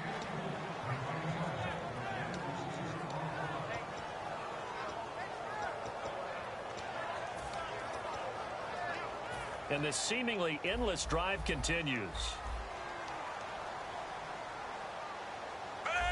The wide receiver moving to a new spot. Under. Over. Smith on 3rd down. This will be caught just inside the 10. And he's able to pick up the 1st before he's brought down inside the 5 at the 4. Did you see that route the way that I did? I thought he was trying to get deep. Yeah, that wasn't the first option. No, it came off of that guy, the deep guy, and came underneath on the drag, completed it very well. 3. Smith throwing again. And that is caught for a touchdown, Kansas City. Chris Conley from 4 yards out. And the Chiefs are going to take a first-quarter lead. Such an art to dot the I, just get the feet in right there against the line before going out of bounds. Such an incredibly graceful, athletic play, but also a lot of practice goes into it. They work on that to make sure that they learn how to train their feet to get down in bounds.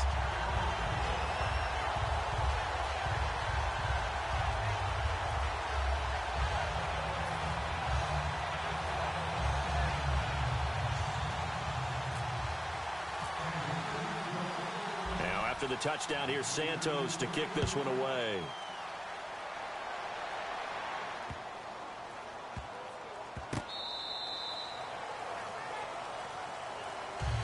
Atlanta now coming out on the field. And the interception last time on the opponent's side of the field, certainly not what they wanted. Put it mildly, that is so frustrating because that signifies there's a drive going on. You're in good spot, great place to run some of your best offense. Instead, they turn the ball over. Yeah, turned the ball over last time. See if they can avoid doing it here.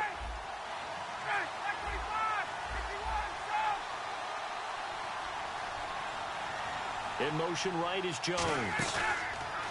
Here's Ryan. And his throw's going to be incomplete. He was trying to hit Taylor Gabriel that time. And now it's third down.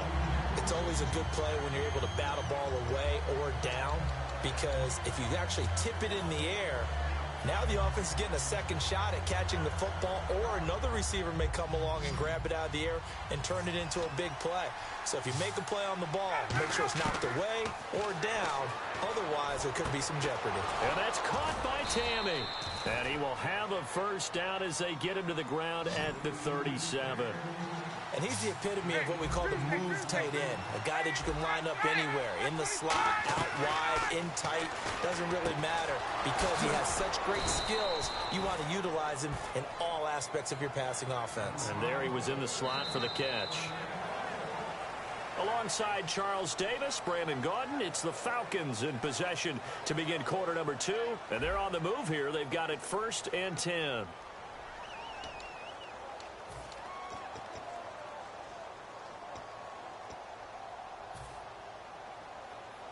So after that big play, let's see if they can catch their defense maybe on their heels. They come up in an empty set. 4 wide receivers, 1 tight end. On first down, Ryan. Sanu with a grab over the middle. And he'll get this one down near the 20-yard line. It's a gain of 20 that time. And the Falcons are going to get a first. A design run for their wideout. They find some open field here. And he'll take it into the end zone. Touchdown, Atlanta. Taylor Gabriel, 22 yards. And the Falcons are an extra point away from tying the football game. An excellent, long, sustained offensive drive. And now they can look across the field and see a defense that looks a little bit beaten down.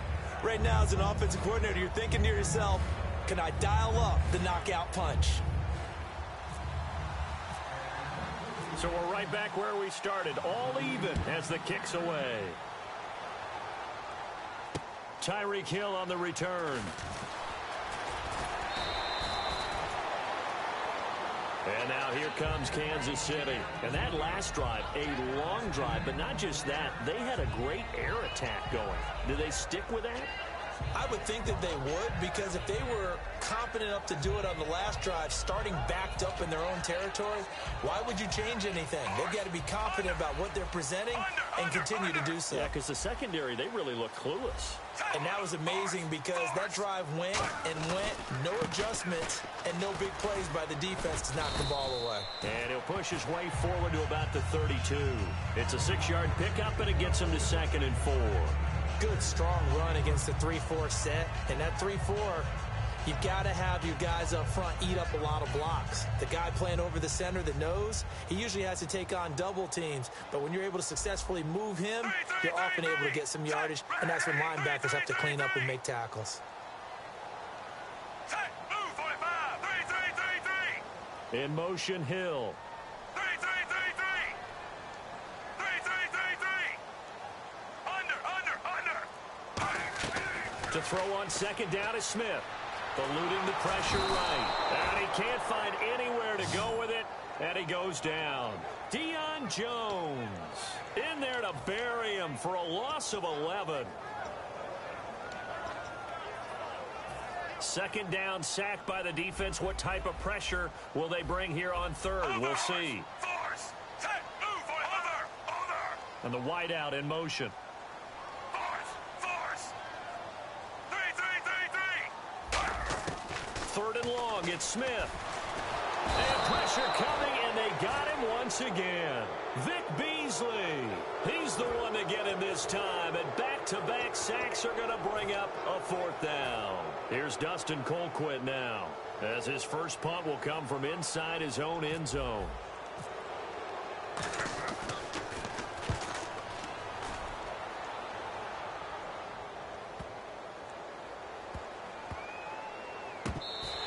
They'll call that a 61-yard punt. He got all of that one. And possession will switch hands, 1st and 10.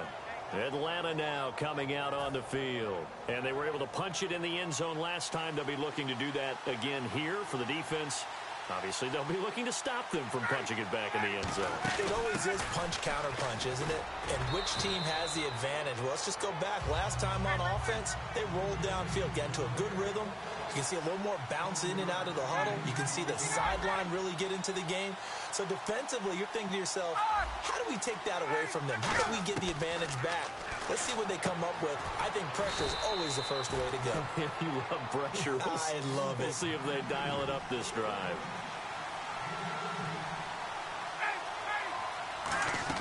Well, now they'll try the end around. And some room to roam now. And give him 4 yards there. It'll be 2nd and 6.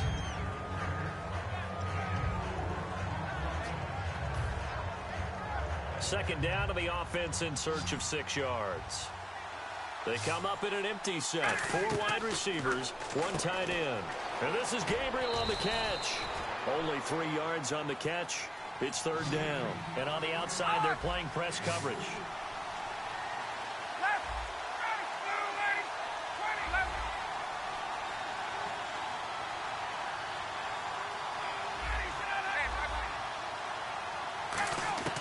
Ryan now to throw on 3rd down. And Tammy with it over the middle. And they get 10 yards there and convert on 3rd. Hey, let's go.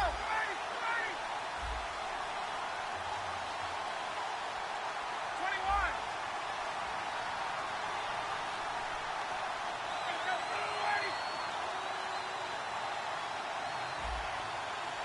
Hey, let's go. It's a 5-receiver set. 3 to the left, 2 to the right.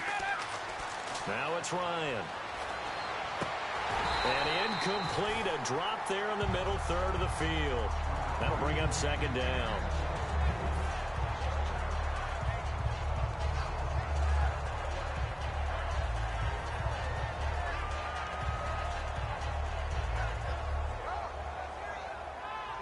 So incomplete on first. Let's see what 2nd down has in store.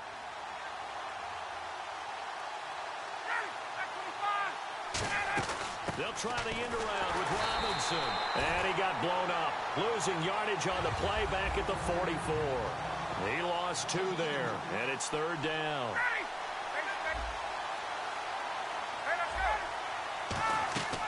On 3rd down, Ryan. He's going to wind up and air it out. 1:58 to go in this first half of play. We're back to Arrowhead after this.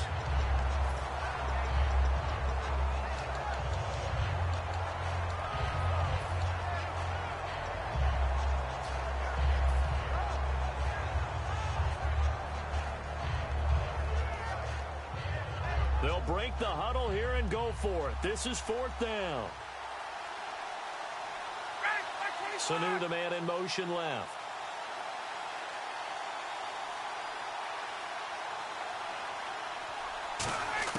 They're going on 4th down. It's Ryan. He's going to let it go again. And this is incomplete. Boy, it looked like he had it and dropped it. And the Chiefs defense comes up with a stop. And now here comes Kansas City. And they're coming off a 3-and-out, my friend. I think they've got to look at that play sheet and go to a spot that they haven't gone before. Time to shake things up a little bit to try and get this offense moving. Okay, so how do you do that? How do you shake things up? You look at what you've called before, realize it hasn't worked Go to so something well, else. and maybe you try and find one of those special plays from one of your better players, and maybe try and hit something big and get things going in the excitement area. And he motions the wide receiver. They'll start the drive with Jamal Charles. And he is going to lose yardage here. He lost 6 there on the first down play. I once had a defensive player in the NFL tell me, if I beat and dominate the guy across from me, I'm helping my team. Well, winning one-on-one battles is always a part of the game, but when you have good team defense, as we just saw there, one broken tackle, but he didn't get away because the rest of the guys arrived to put him on the ground. The wide receiver moving to a new spot. Under. Here's Smith now on second down. He's going to air one out. That's caught inside the 20. And all the way in for a Kansas City touchdown. Tyreek Hill, 61 yards. And the Chiefs have taken the lead. Good pass, clean catch, and a house call there on the fly route. And not that much room to operate. So that tells you about his acceleration. We always talk about being able to go from 0 to 60 real fast. It took him less time than that to get the top speed and complete that play.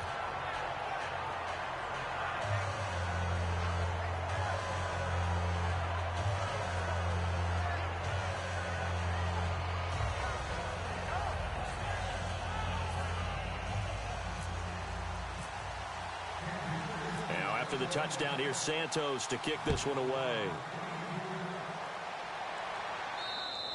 And they will not get a chance to return this one as it's through the end zone for a touchback. And here now come the Falcons. And last time out, went for it on 4th down, turned it over, gave them great field position, turned into 6 points, so they've got to recover here, Charles. It's amazing what one decision can do in the chain of events, right?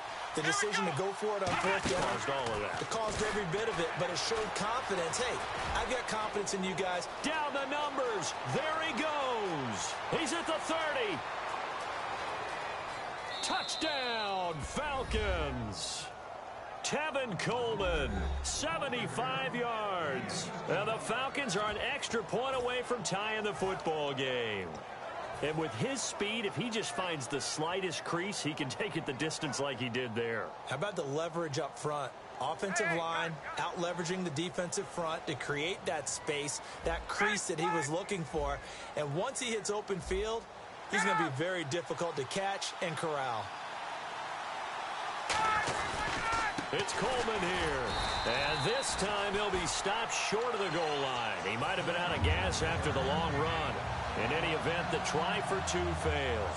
Boy, they're down only 1 score. Still first half, but they're going to line up for the onside kick.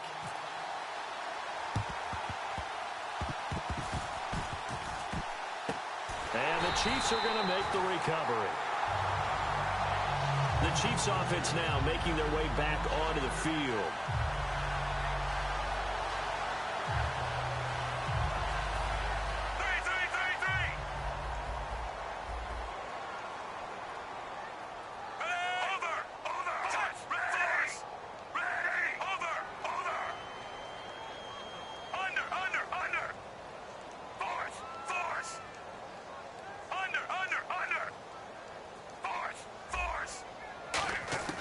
Now a first down throw. It's Smith. Caught here by Conley. That throw good for 4. It's second down. Completed pass play. Now let's see if they go back to the air or to the ground.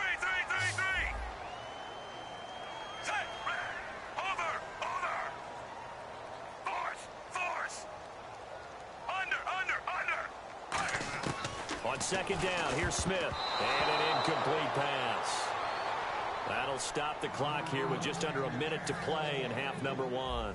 The line to gain is the 33 on third down.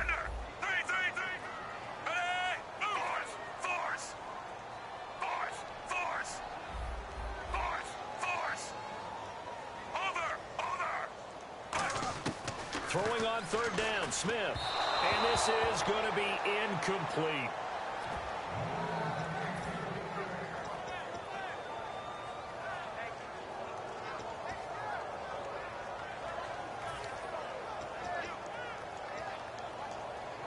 So they're going to come to the line here, and it appears try to go for it on fourth.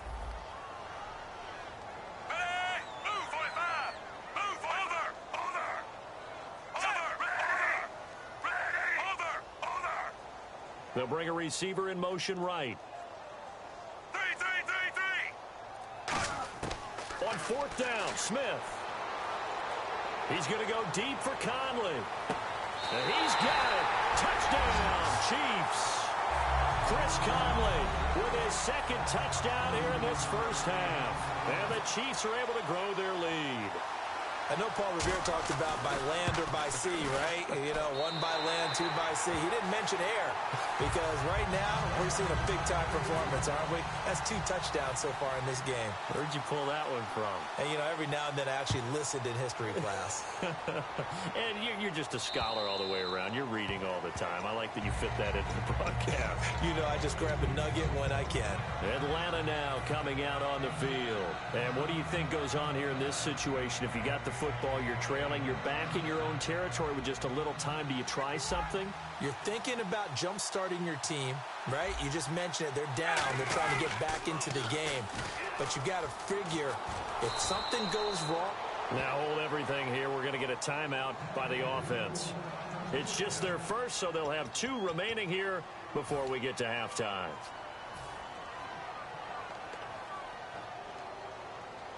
So it'll be first down here after the run. They'll come up now in the Wildcat package. Here we go. Now a play fake here on first down. And that one goes incomplete. They tried something out of the bag of tricks, but it's incomplete and now second down.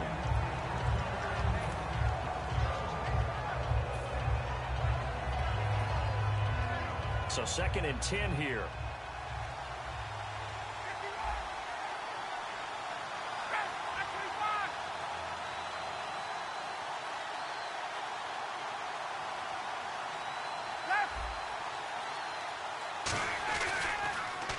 Here's Coleman, and he's got room. And hard running's going to get him over the 40 to the 42.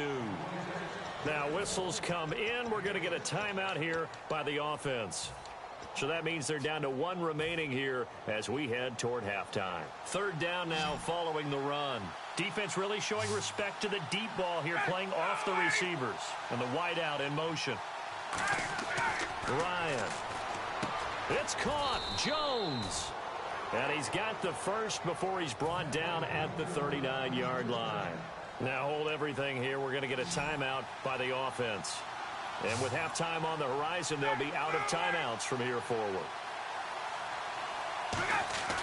On 1st and 10, it's Ryan. And no escaping this time as he'll go down. They got him for a sack. Great job defensively. I think he was trying to go through his progressions, find someone to get rid of the football. Before he knew it, he was on his back. So that just brings us right back to what you said in the beginning. A great job defensively. Nowhere to go with the football. That led to the sack. He's going to loft one deep over the middle. And that is incomplete. 7 seconds remaining.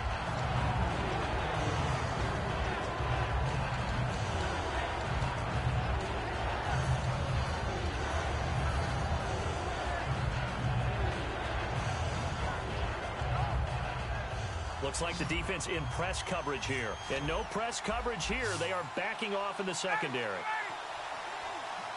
Jones will come now in motion right.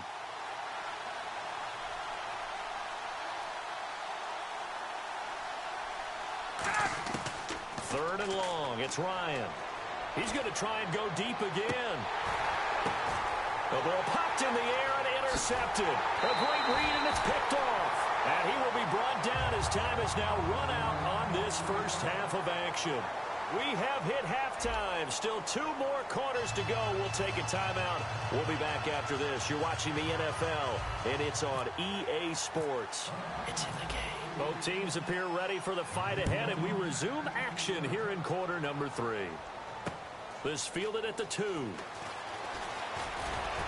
And not a bad return here. He gets it out to the 25-yard line.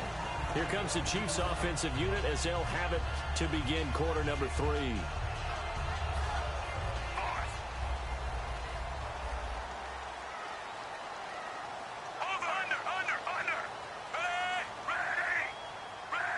In motion, the tight end, Kelsey.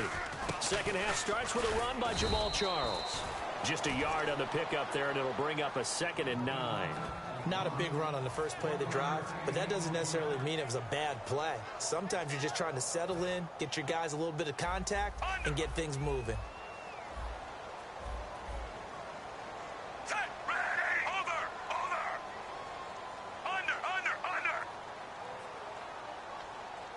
Under. In motion, Hill. Three. Here's Smith now on 2nd down. And his throw here's incomplete.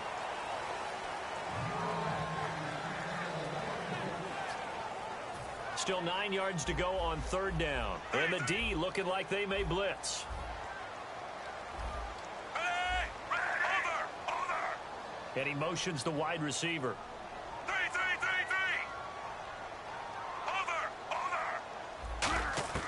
From the gun on 3rd down, Smith. Looking deep here for Macklin. Oh, this is taken in. It's complete. And he does take it in for the touchdown, but a flag on the field, and I don't think this is going to stand. Yeah, don't put the points on the board just yet. Here's Dustin Colquitt now. On for his 2nd punt. He'd take a repeat of his first.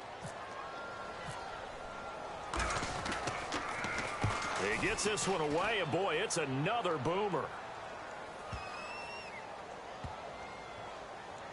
And this will be covered up. Pretty good result.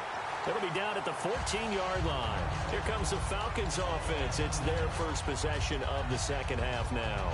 They were able to get the stop defensively. Now a chance really to set the tone here in quarter 3. They can really take charge, can't they? And this is probably how it was drawn up at the half. I think we can go inside the locker room, all right? And I think we would see up on the grease boards, stop them defensively, get the ball back from the offense, and let's go downfield and score. Seems simple, right? The last part, we have to find out that's going to happen. But the first part worked to perfection. Did exactly what they wanted, and now their offense has to pay it off. See if they can get the latter 50%. Now Ryan on 2nd down. He's going to find his running back. It's complete. A good pickup there, 26 yards.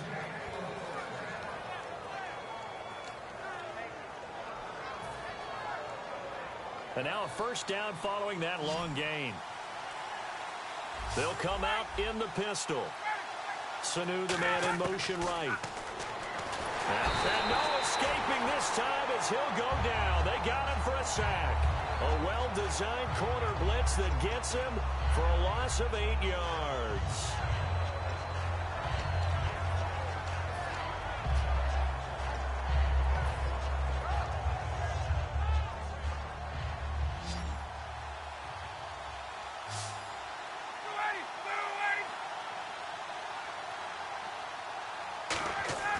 On 2nd down, here's Ryan.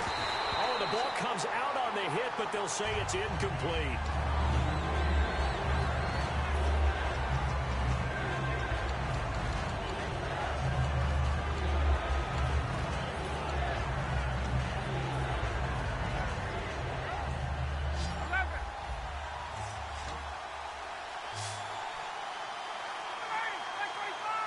Sanu, the man in motion left.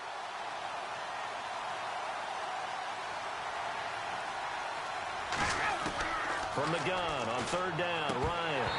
And he fires one, but incomplete. So many offense want to include their running backs into their passing offense and be able to swing the ball out or check it down to them. But sometimes those guys are just not as comfortable catching the ball as they are running it.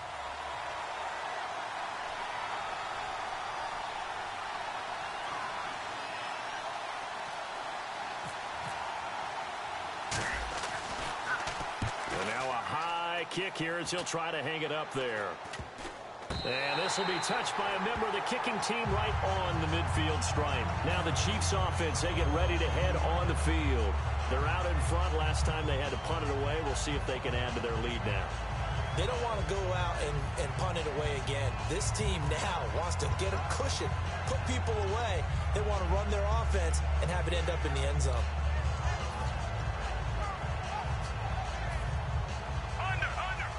Looking to jam the receivers at the line here. Press coverage look defensively.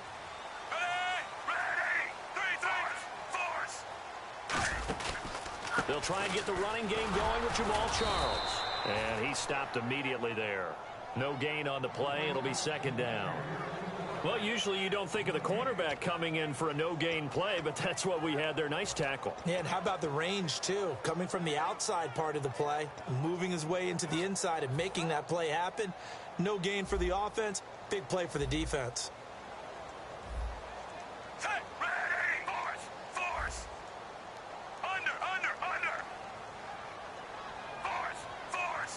Give them a real good whipping. 50 at Smith. Caught here by Conley. And he'll be taken down, but not before getting this inside the 30. A good pickup there at 22. Fresh set of downs here. And a nice little pass and catch there on the corner route. Set up very well by the receiver with a head and shoulder fake inside before he comes back downhill to his quarterback. The wide receiver moving to a new spot. A first down carry here for Charles. And a cutback left. And he will take it on in for a Chiefs touchdown. Jamal Charles, 28 yards. And the Chiefs add on to their lead. Well, partner, that was another explosive run. And one thing I've learned in our time in this game, yes, the offensive line has to get a lot of credit, but for big runs to occur, the wide receivers have to block well downfield. And then you have to have a good guy carrying the ball too, right? Oh, without a doubt. You need that difference maker lugging the rock. And this will not be returnable. It's out of the back of the end zone for a touchback. Now the Falcons offense gets ready to head back onto the field. And with this deficit, you can't have too many more drives like the last drive where you had to punt it away. You know what I would tell my offense right here? The punter doesn't exist, guys. He doesn't even exist. He's not a team anymore. I just cut it, all right? So you've got to go out and create some offense for us here and give us some points. No way does that guy get on the field on this drive. Poor punter. Yeah, it wasn't his fault. But, hey, listen, there's got to be casualties at times. We're trying to win a game. Ryan. He's going to fire one deep. And for a third time tonight, he's intercepted. Picked off by the safety here, Ron Parker. And they have the football and will take over at the 24-yard line. Oh, timing is everything on a route like this. He tried to drive that football into a tight spot. And if you're a little early or a little late, chances are there's going to be someone there. And sure enough, this one's going the other way.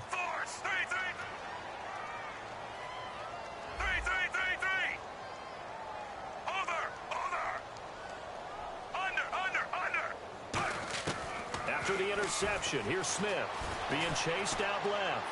Now he's going to let it go deep. And that's caught inside the 30. And all the way in for a Kansas City touchdown. Tyreek Hill, his second touchdown of the night. And the Chiefs are able to grow their lead. In order to lead in a game, you're going to get plenty of contributors. But that's his second touchdown catch of this game. He's one of the key guys in this one. And you better believe he'll be looking for the hat trick here as this one continues to go. Now after the touchdown, here's Santos to kick this one away.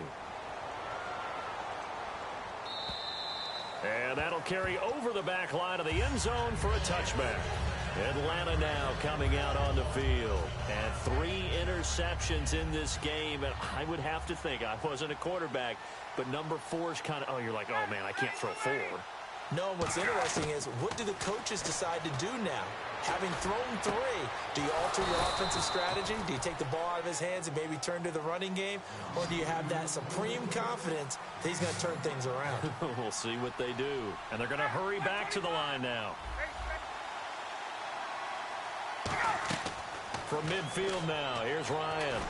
He's going to float this one deep. This is caught inside the 15. A big-time play there for the Falcons. 41 yards. Well, even after all those interceptions, he's not deterred, still confident to go deep at work there. I think all the old rules about playing that position still apply. If things go wrong, you still act like you're the best player out on the field. You still carry that supreme arrogance with you and continue to fire the ball. I've seen guys have games like this, and this is where you find out if you're great or not. Can you overcome some interceptions and still lead your team to victory?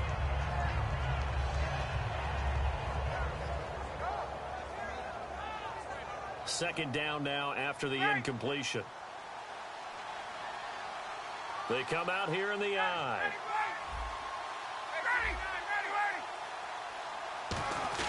Ryan turns and gives to DeMarco. And he's going to fight his way forward here for a modest gain. Give him right around 4 on the carry. We'll see if they want to keep pounding here on 3rd and goal.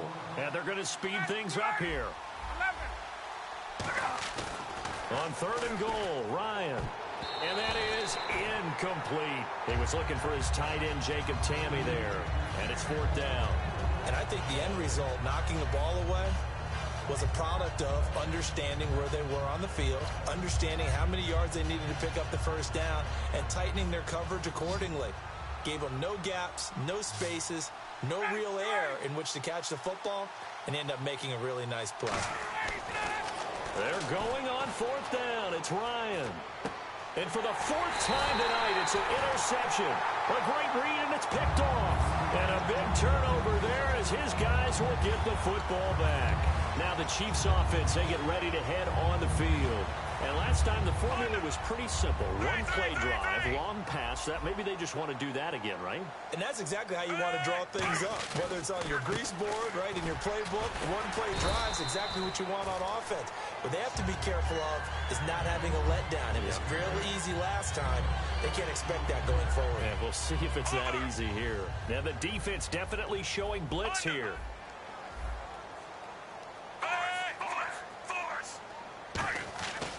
10th carry now for Jamal Charles. They'll lose a yard, and it brings up 3rd.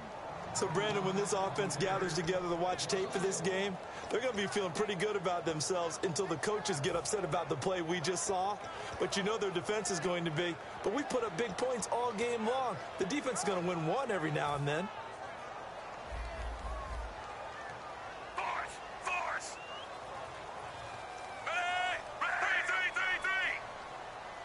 And the wideout in motion.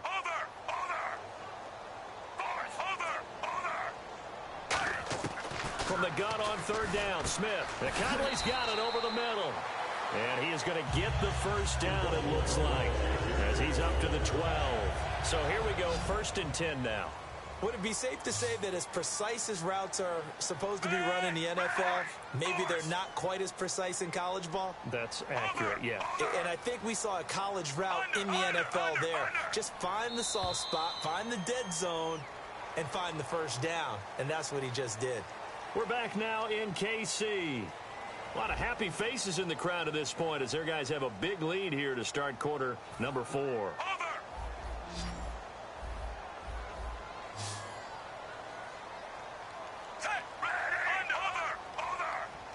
And he motions the wide receiver. Smith on 1st down. It's Hill, complete. And he's able to get this one all the way past the 30. 22 yards on the pickup there. And the Chiefs are going to have a first down. And, boy, they had high praise for this rookie receiver when we asked the coaches about him, didn't they? They certainly did, and obviously they liked his measurables, otherwise they wouldn't have brought him onto the team. Height, weight, speed, all of that. But how about what they... And no escaping this time as he'll go down. They got him for a sack. Sean Weatherspoon from his outside linebacker spot, forcing the sack for a loss of 8. In motion, Hill.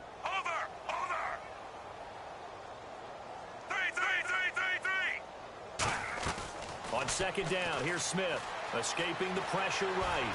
And now the ball's loose. Smith loses it. So they take over not only in enemy territory, but in the red zone at the 16-yard line. So out come the Falcons now. And they had a nice little drive going last time. Threw the interception in the red zone. Costly. Bad enough to throw it anywhere, but that drives coaches insane when they're thinking about, hey. And he's going to be taken down, sacked back around the 18-yard line. Justin Houston able to get in there and drop him for a 2-yard loss. On second down, Ryan. On the screen, this is Coleman. And he is out of bounds, getting it down to the 10. It'll be a pickup of 8 on the screen, and it sets up a 3rd down. I wonder what was going through his mind when he got the play call. He just got sacked on the previous play. He knows they're coming after him again. A little bit of guts to stand in there, take the hit, and successfully complete the screen pass. Really well done.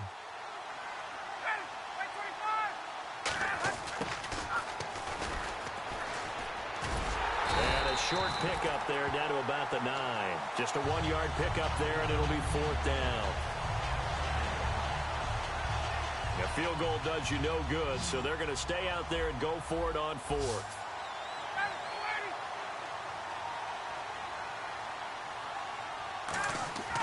Here we go. It's Ryan on 4th down. Dan Quinn's guys unable to come through there on 4th down. And the Chiefs' defense comes up with a stop. So now here are the Chiefs as their offense makes their way back out onto the field. And a fumble last time. Ball security. Talk about it all the time in the National Football League. They've got to be better at it on this drive. Don't you think that when every team gets together for the first time, I don't care if it's OT. And he's going to be taken down, sacked back at the 2. Leroy Reynolds in there to bring him down for a loss of 7. Well, that play was the very definition of fast, quick, and in a hurry. Suddenly, he was there. Yeah, blink of an eye, that happened fast and a big sack. Charles the low set back. And he'll get it up the middle. And a nice pickup as this one gets him to the 10-yard line. They're back now to the original line of scrimmage thanks to that 8-yard gain. 3rd down now to follow. So 2nd down was a run play. Now let's see what they do on 3rd. In motion, the tight end, Kelsey. Now it's the Princeton man. This is Spencer Ware. And he'll take this one only up to about his 13-yard line. 3 yards won't be enough here as that'll bring up 4th down. We always like to talk about defense in terms of levels. 1st level defensive line, 2nd level linebackers, 3rd level defensive backs. On that run, that was what we call a 1st level run, and it was stopped by a 2nd level player. And now a fair catch called for and taken just outside the 40-yard line. So possession goes over here on the punt. And the offense will come back onto the field with a 1st and 10.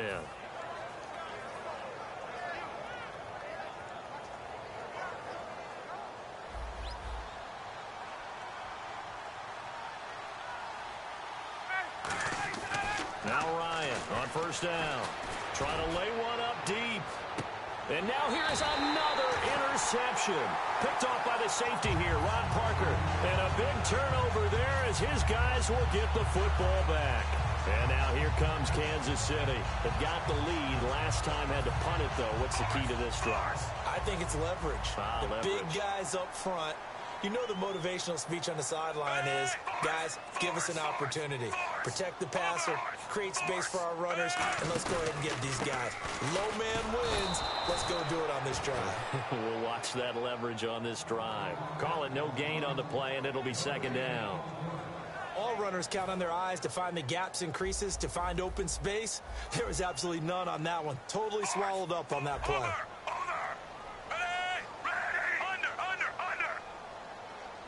In motion, Hill. Force. Over. Here's Smith now on 2nd down. And he's going to go down. Back at his own 5-yard line, it's a sack. Well, it was 2nd long, now it's 3rd and even longer. They're going in the wrong direction here. Because they're moving them exactly the way they want to, but you're exactly right. Definitely going in the wrong direction for the offensive guys.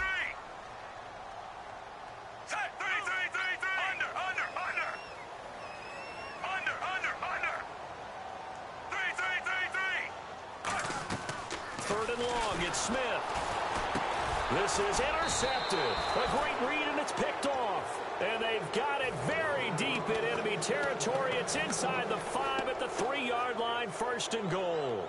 Now the Falcons offense, they get ready to head back out here. They're down big here late. I don't know. You just one last drive here for pride?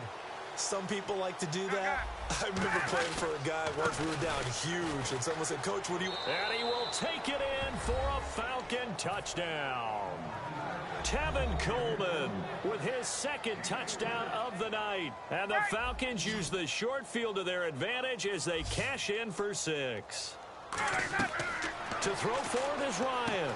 That is caught at the 7-yard line. And he will find the end zone again. So he gets the touchdown and the 2-point conversion. And that'll cut this deficit down a little bit further.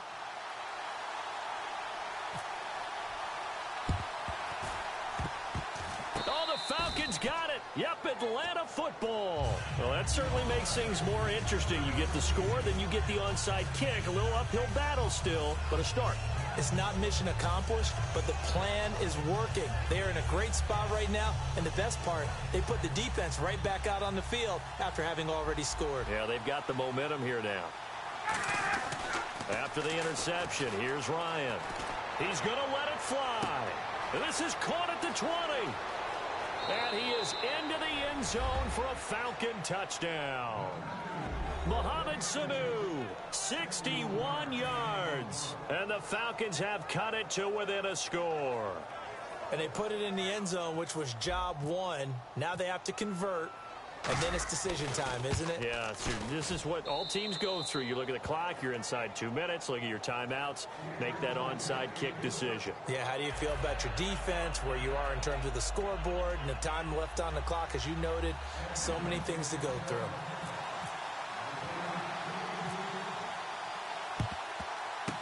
And the Chiefs are going to make the recovery. A tough one there. They certainly wanted that when they needed it, but they didn't absolutely have to get it. They still do have 3 timeouts. You're exactly right. They had to attempt it. But even though they didn't get it, as you noted, with 3 timeouts, if they can get these stops on defense, all hope is not lost. Smith going to turn and give to Charles. And he is met at the line of scrimmage, and he goes down right there. Ricardo Allen, the safety, makes the stop. And he had a nice play there from his free safety position to hold him to nothing. And, Brandon, remember when the free safety was always back away from the line of scrimmage? That's changed. Has that changed in a big way? The way we see it now, they're almost mirrors between the free safety and the strong safety. One will be up, one will be back, or sometimes both will be in the same spot. On that play, the free safety was there, no gain. How about the timing on that one? Boy, they were in sync, weren't they? 3-step drop, balls out of his hands, right to the tight end. Nice completion, just like they do it in practice. And they're definitely showing blitz here.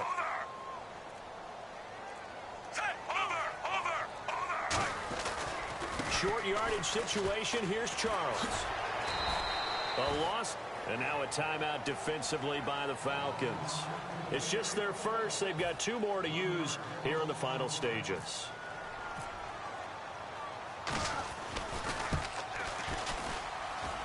And he hits the upright, but it caroms in anyway. Boy, plenty of distance there as he banks it in.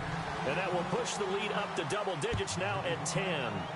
So barring something extraordinary, something crazy here in the closing stages, that field goal should just about put this one on ice. Brandon, this will be a great win for them. The better team's going to win this game, no question about it. Atlanta now coming out on the field. They might be thinking this is close to a lost cause here. Got to play it out. What do they need to do? Well, they have a thought process in mind already, but they can't get ahead of themselves. They know that they need to score quickly. Yep, 2-score game. Onside kick and get the ball back, and then score again. But they can't worry about the last 2 points. The only thing that matters is scoring quickly, then they'll take it from there.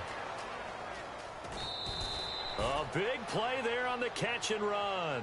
72 yards. There are so many things to watch for when you play defense.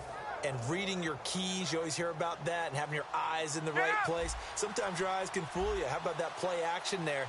And it sprang the big guy, didn't it? Able to dump it over the top to him. Here's Ryan. Under pressure now, and he's going to go down. Sacked back around the 8. Now whistles come in. We're going to get a timeout here by the offense. That'll leave them with just one remaining in this fourth quarter of play.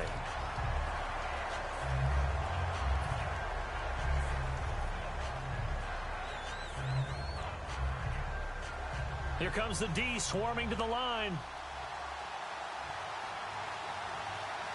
Come on, let's go!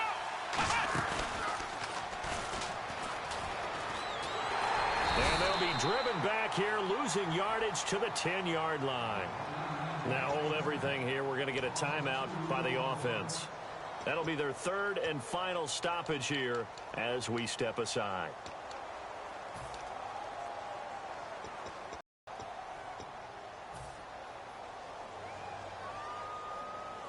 They gotta have 6 here. It's third and goal.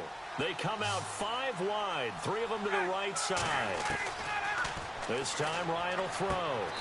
And it's caught. He's got it for a late touchdown, but probably a little too late. It would take a miracle of epic proportions if they're going to pull this one off. Well, that's about as quick of a passing touchdown as you'll ever see right there. Everyone has a section in their playbook called the quick game. That was a super quick game. Out of the hands of the thrower, bam, right to the receiver, successfully for a touchdown. How in-depth is that quick game part of the playbook? It's pretty in-depth because people want the ball in the hands of the quarterback into the playmaker's hands downfield as fast as possible. There are a lot of plays, a lot of options involved with that. Now here's a defensive timeout called by the Chiefs. It's just their first. They've got 2 more to use here in the final stages.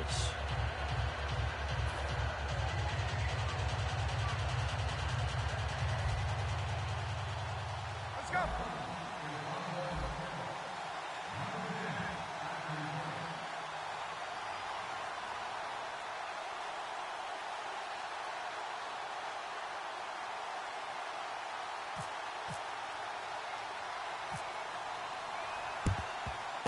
And this is going to be recovered by the hands team. And that should just about put a capper on this one. And now here comes Kansas City. The clock cannot be stopped here. Defense can't do anything. So kneel it down, take it home. No doubt about it. It's what you practice for in winning situations each and every week. Victory formation. Take a knee and go on into the locker room and celebrate. Call it a victory.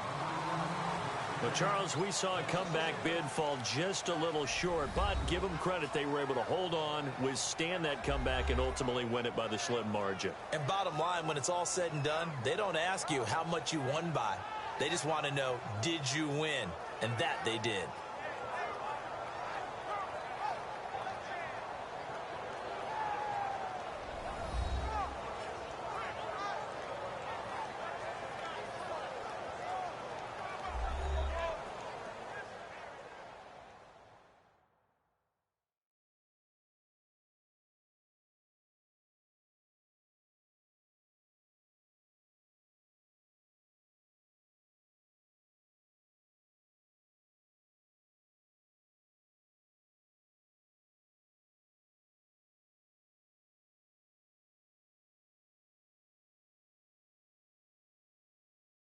So that'll do it for us. For Charles.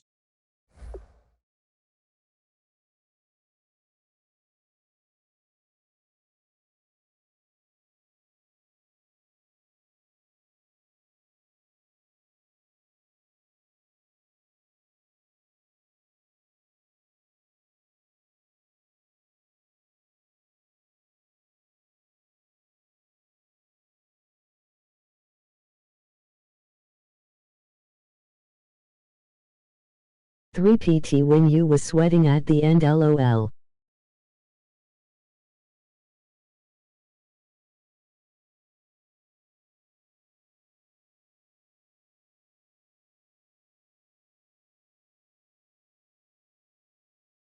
Rely on less cheesy stuff and you could be good.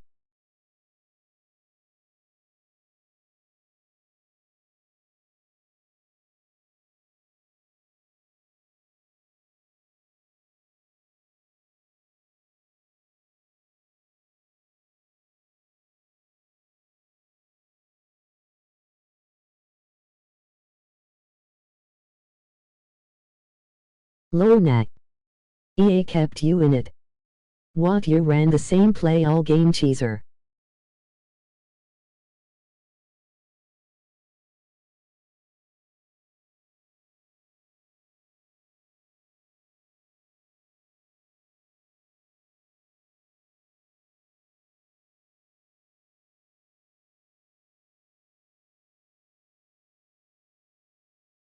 I ran at least 30 different play.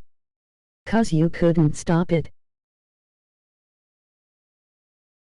You kept the same shit like a cheeser.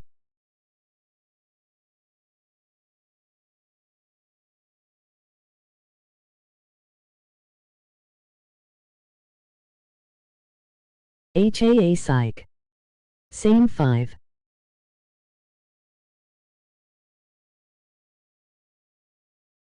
Then why you talkin' like I was cheesin'?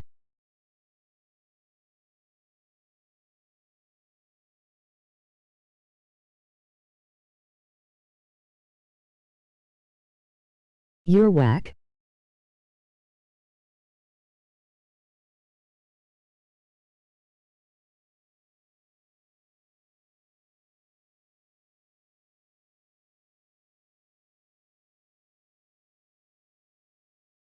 If I would've won, you was gonna say I cheated, lol.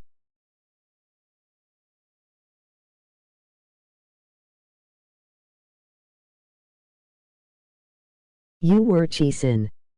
That play busts cover 3 every time.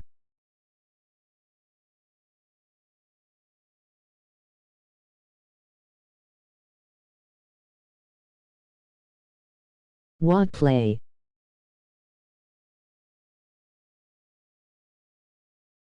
Lol, I knew you wouldn't win.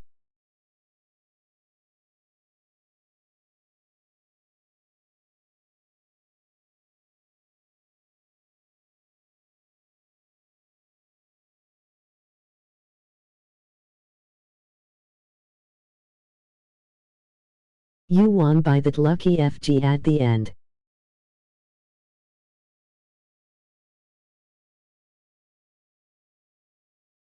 LOL, you almost missed it. The same play I kept running.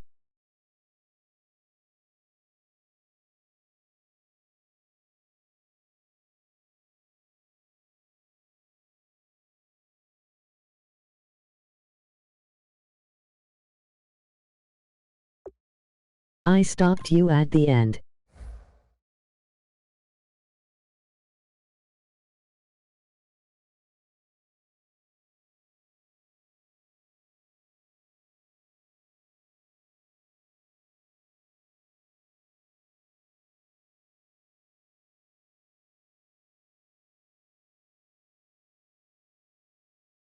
I scored 2-2 in the 4th and you only 3.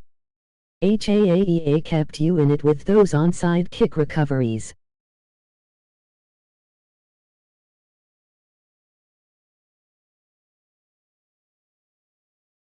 But it was too late by then. Once I figured you out, you didn't do shit, lol.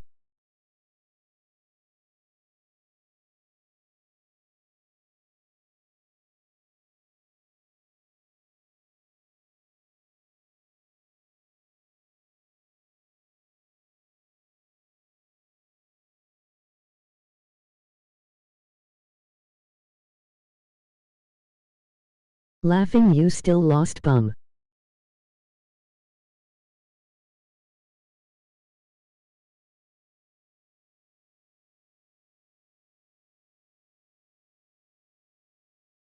You got the first.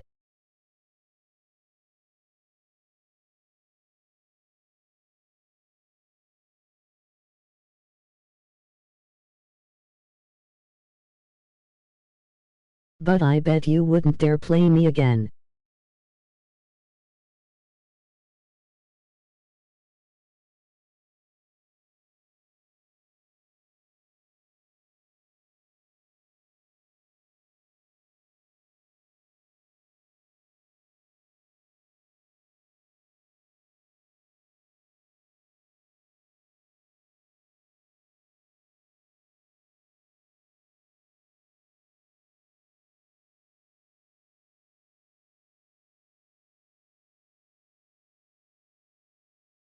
You were scoreless 2 whole quarters, then EA came to your rescue.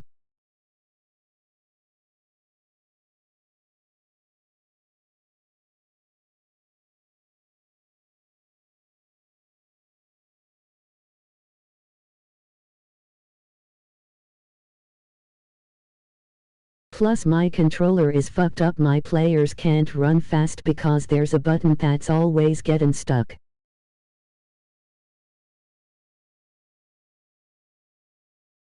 Maybe later, scrubs. I have better shit to do.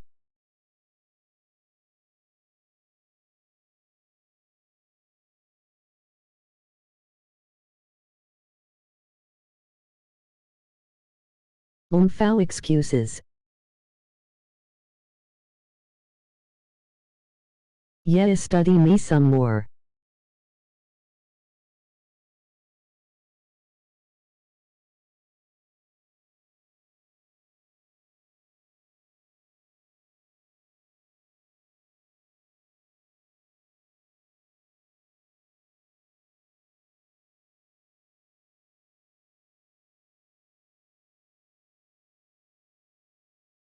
I bet you was watching my stream while playing me to see what play I was running.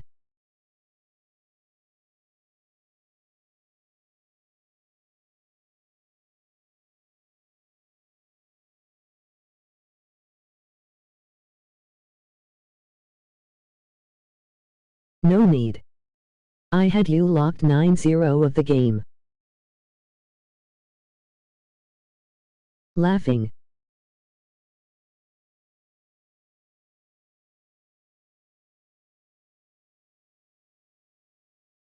You got to.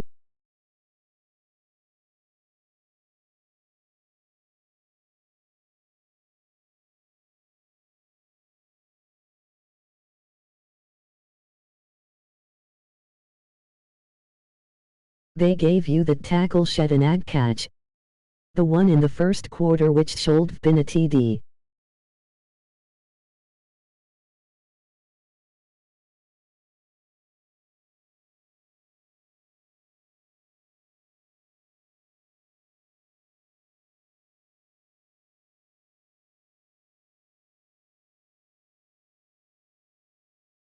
And that bullshit on the side when I tossed it to Julio.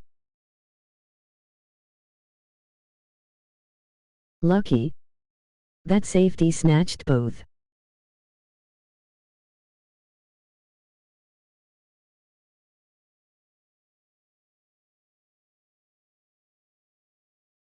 That was lucky.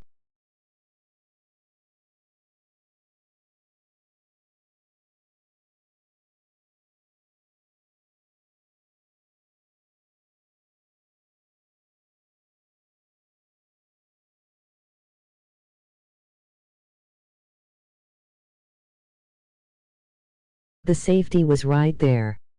The second was a focus pick. You never stopped the Senu or my TD pass. Where was your safety?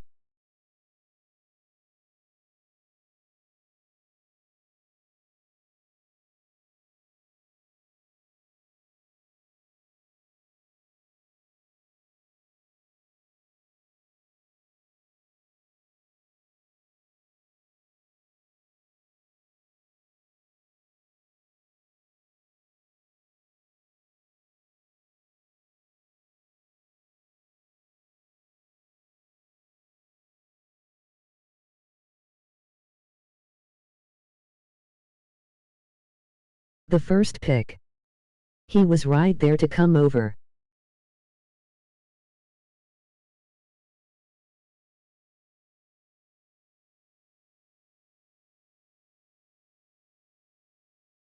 Check the replay.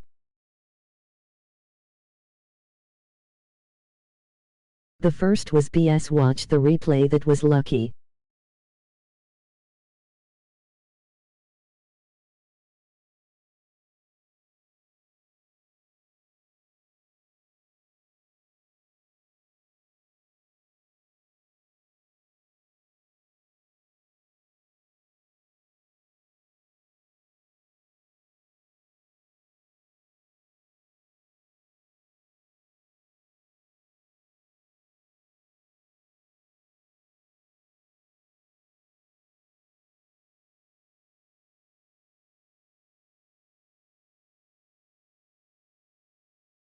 I brought him over and squared up to catch it.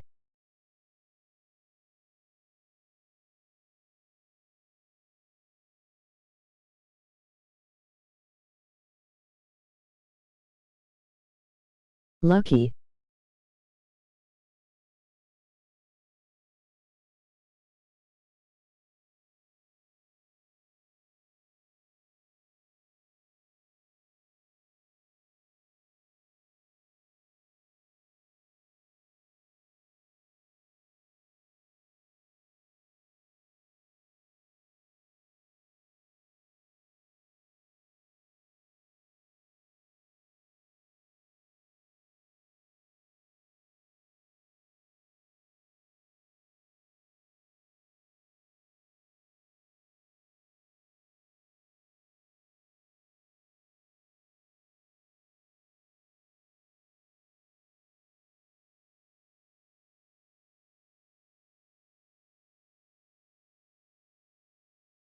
Either way you won by a lucky FG.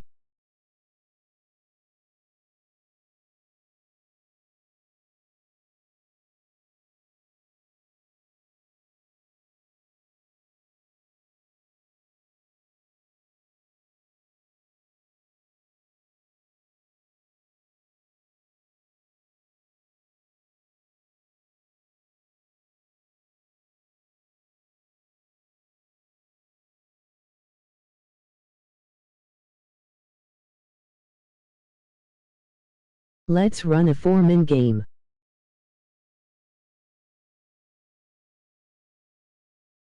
Before I end the stream.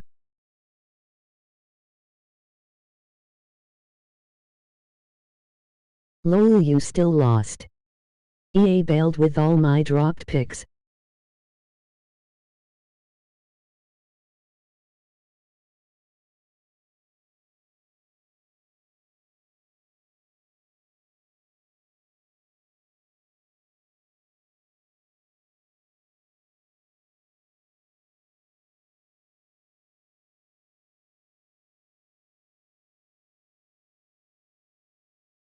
Lol, Nat. You ag to Julio? No thanks. I had J. Charles on lock, lol.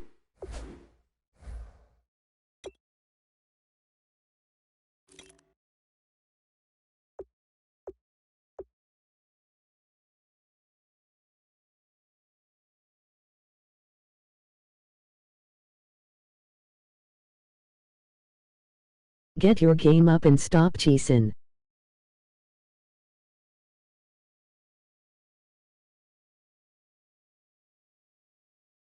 Five eights.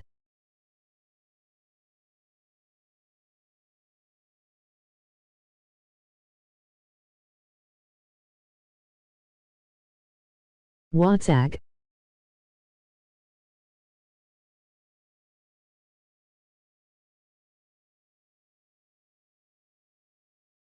Four one and a TD is hardly on lock.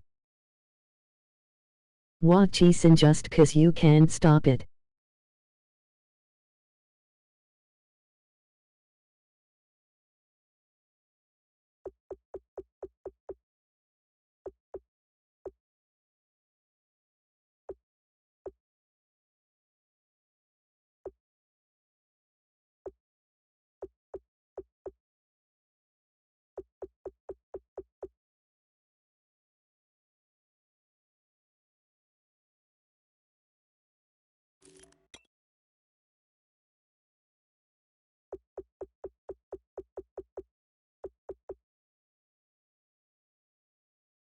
Lol, I stopped it enough.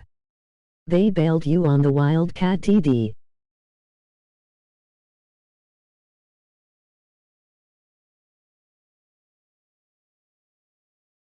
LOL.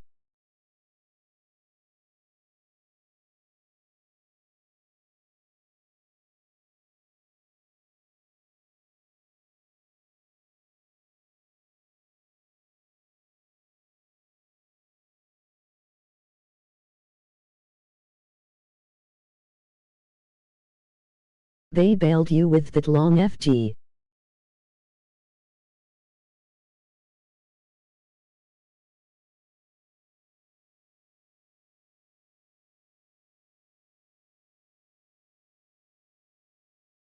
7-5 of that was the bailout.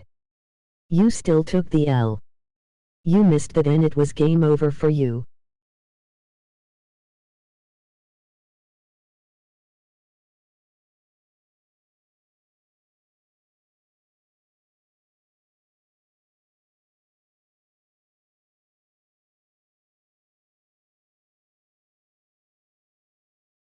You were getting bailed all game.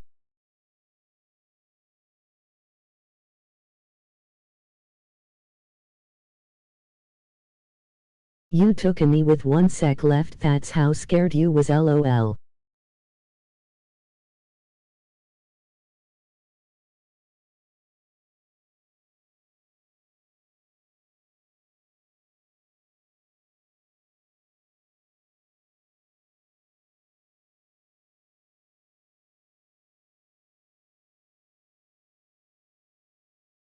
Threw into coverage several times and no pick.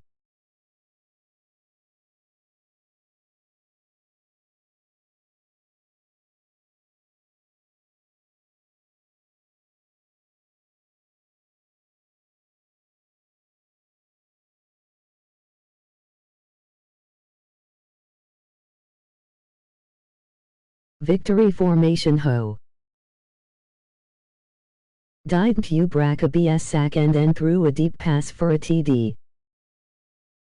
Break.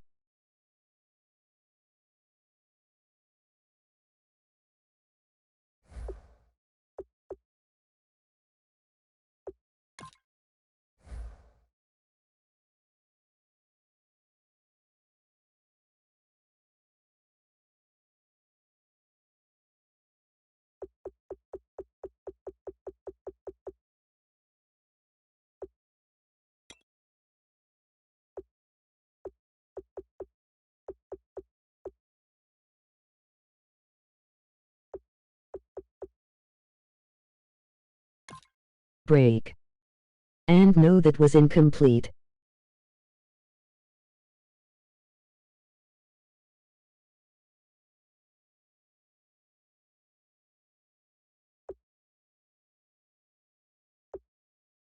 All MTTDs were wide open. My.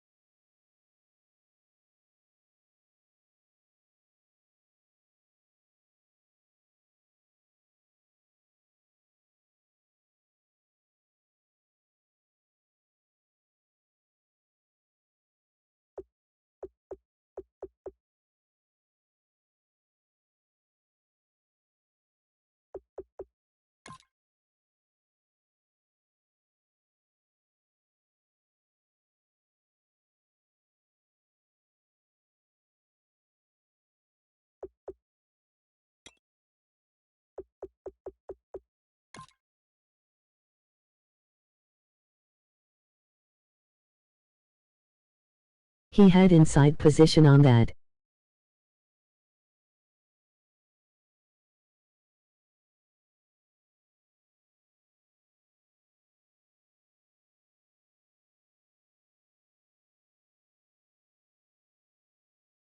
No, it was last dude I played.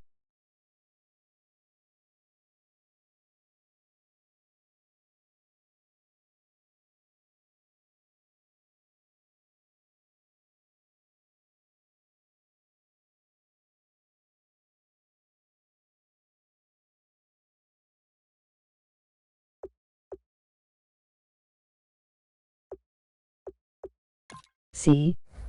Everything was a dot.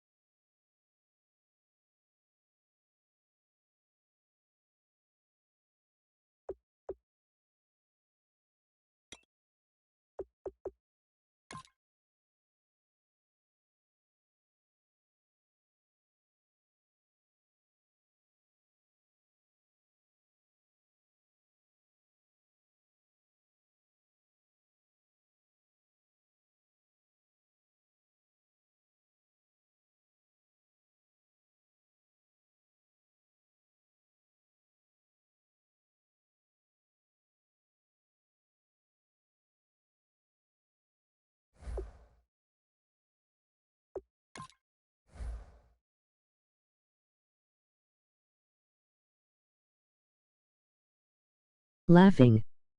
DB versus HB. Lucky win.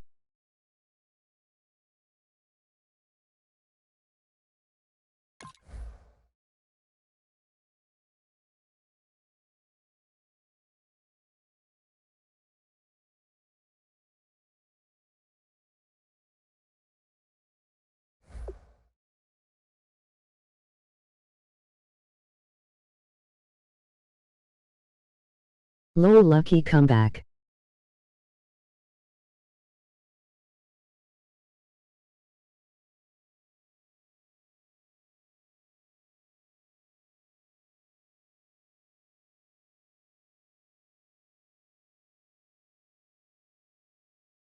EA gave you those onsides.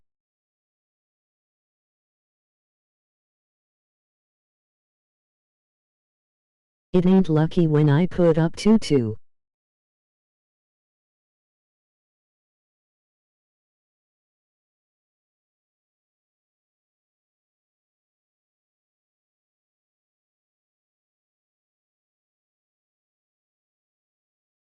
And the illegal forward pass. If it was closer game like 1-0 or 1-4 then it lucky. But 2-2 in the fourth.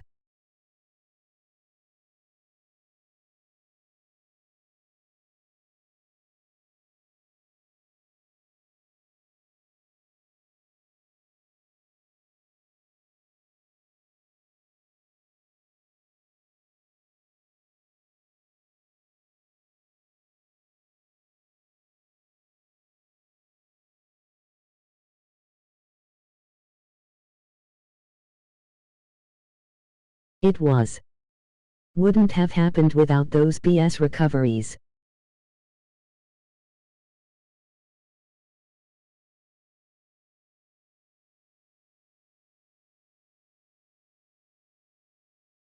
Only one LOL.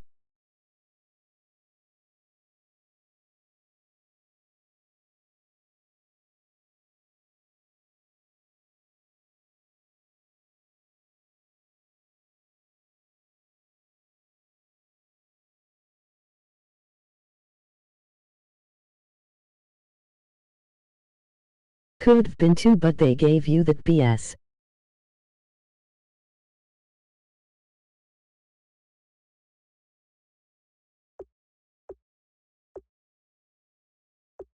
You got to LOL. But wait if you're still a scrub.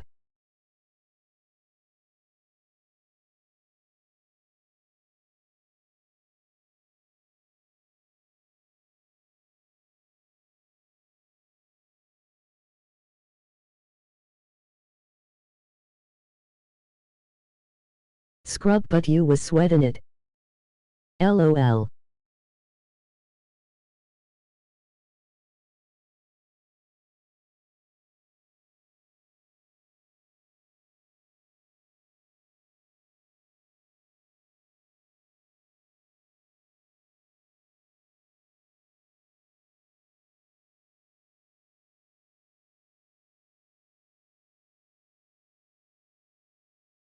You throw into coverage and get away with it.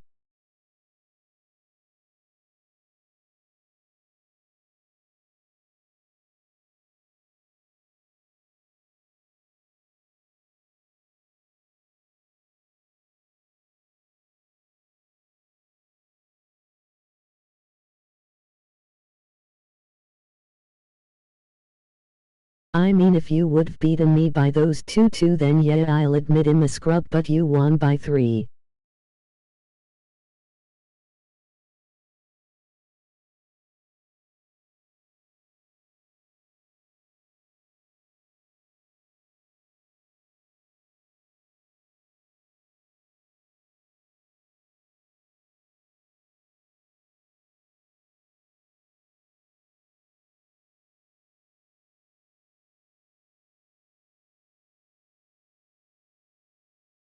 I was and NEA brought the equalizer.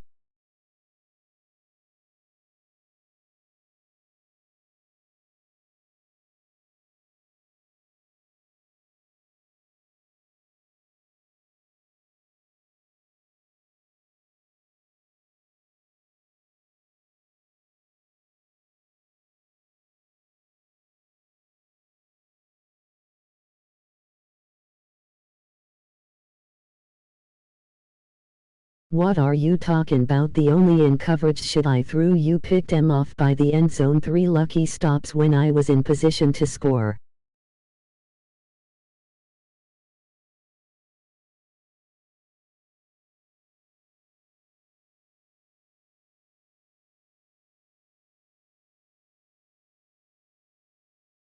No way. Onside kick. Team kicks the ball around.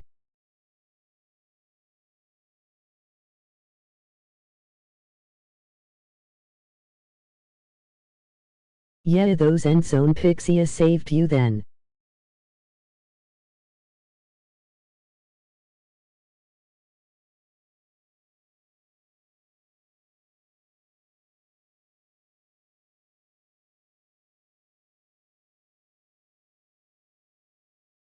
LOL, went through my body and straight into your hands. LOL.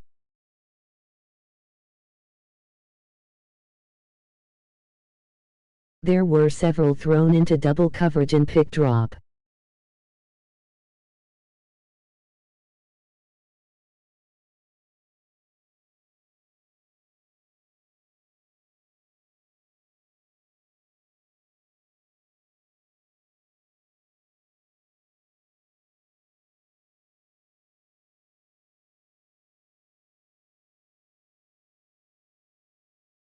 GG scrub.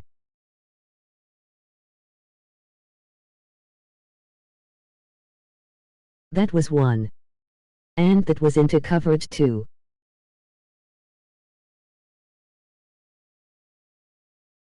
Whenever you're ready for a rematch, holla.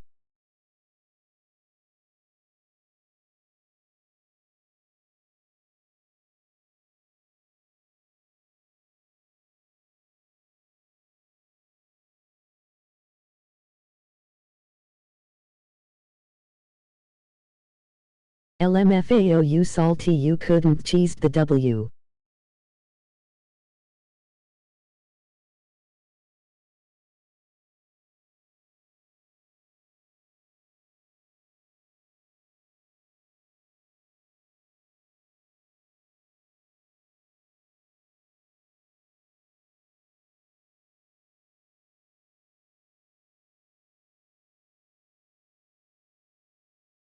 Knowing you probably too scared to ever play me again.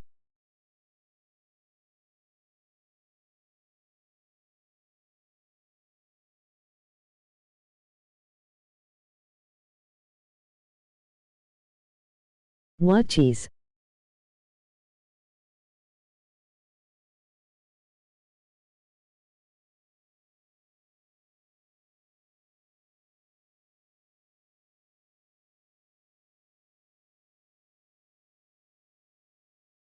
What play is cheese into you? I really want to know.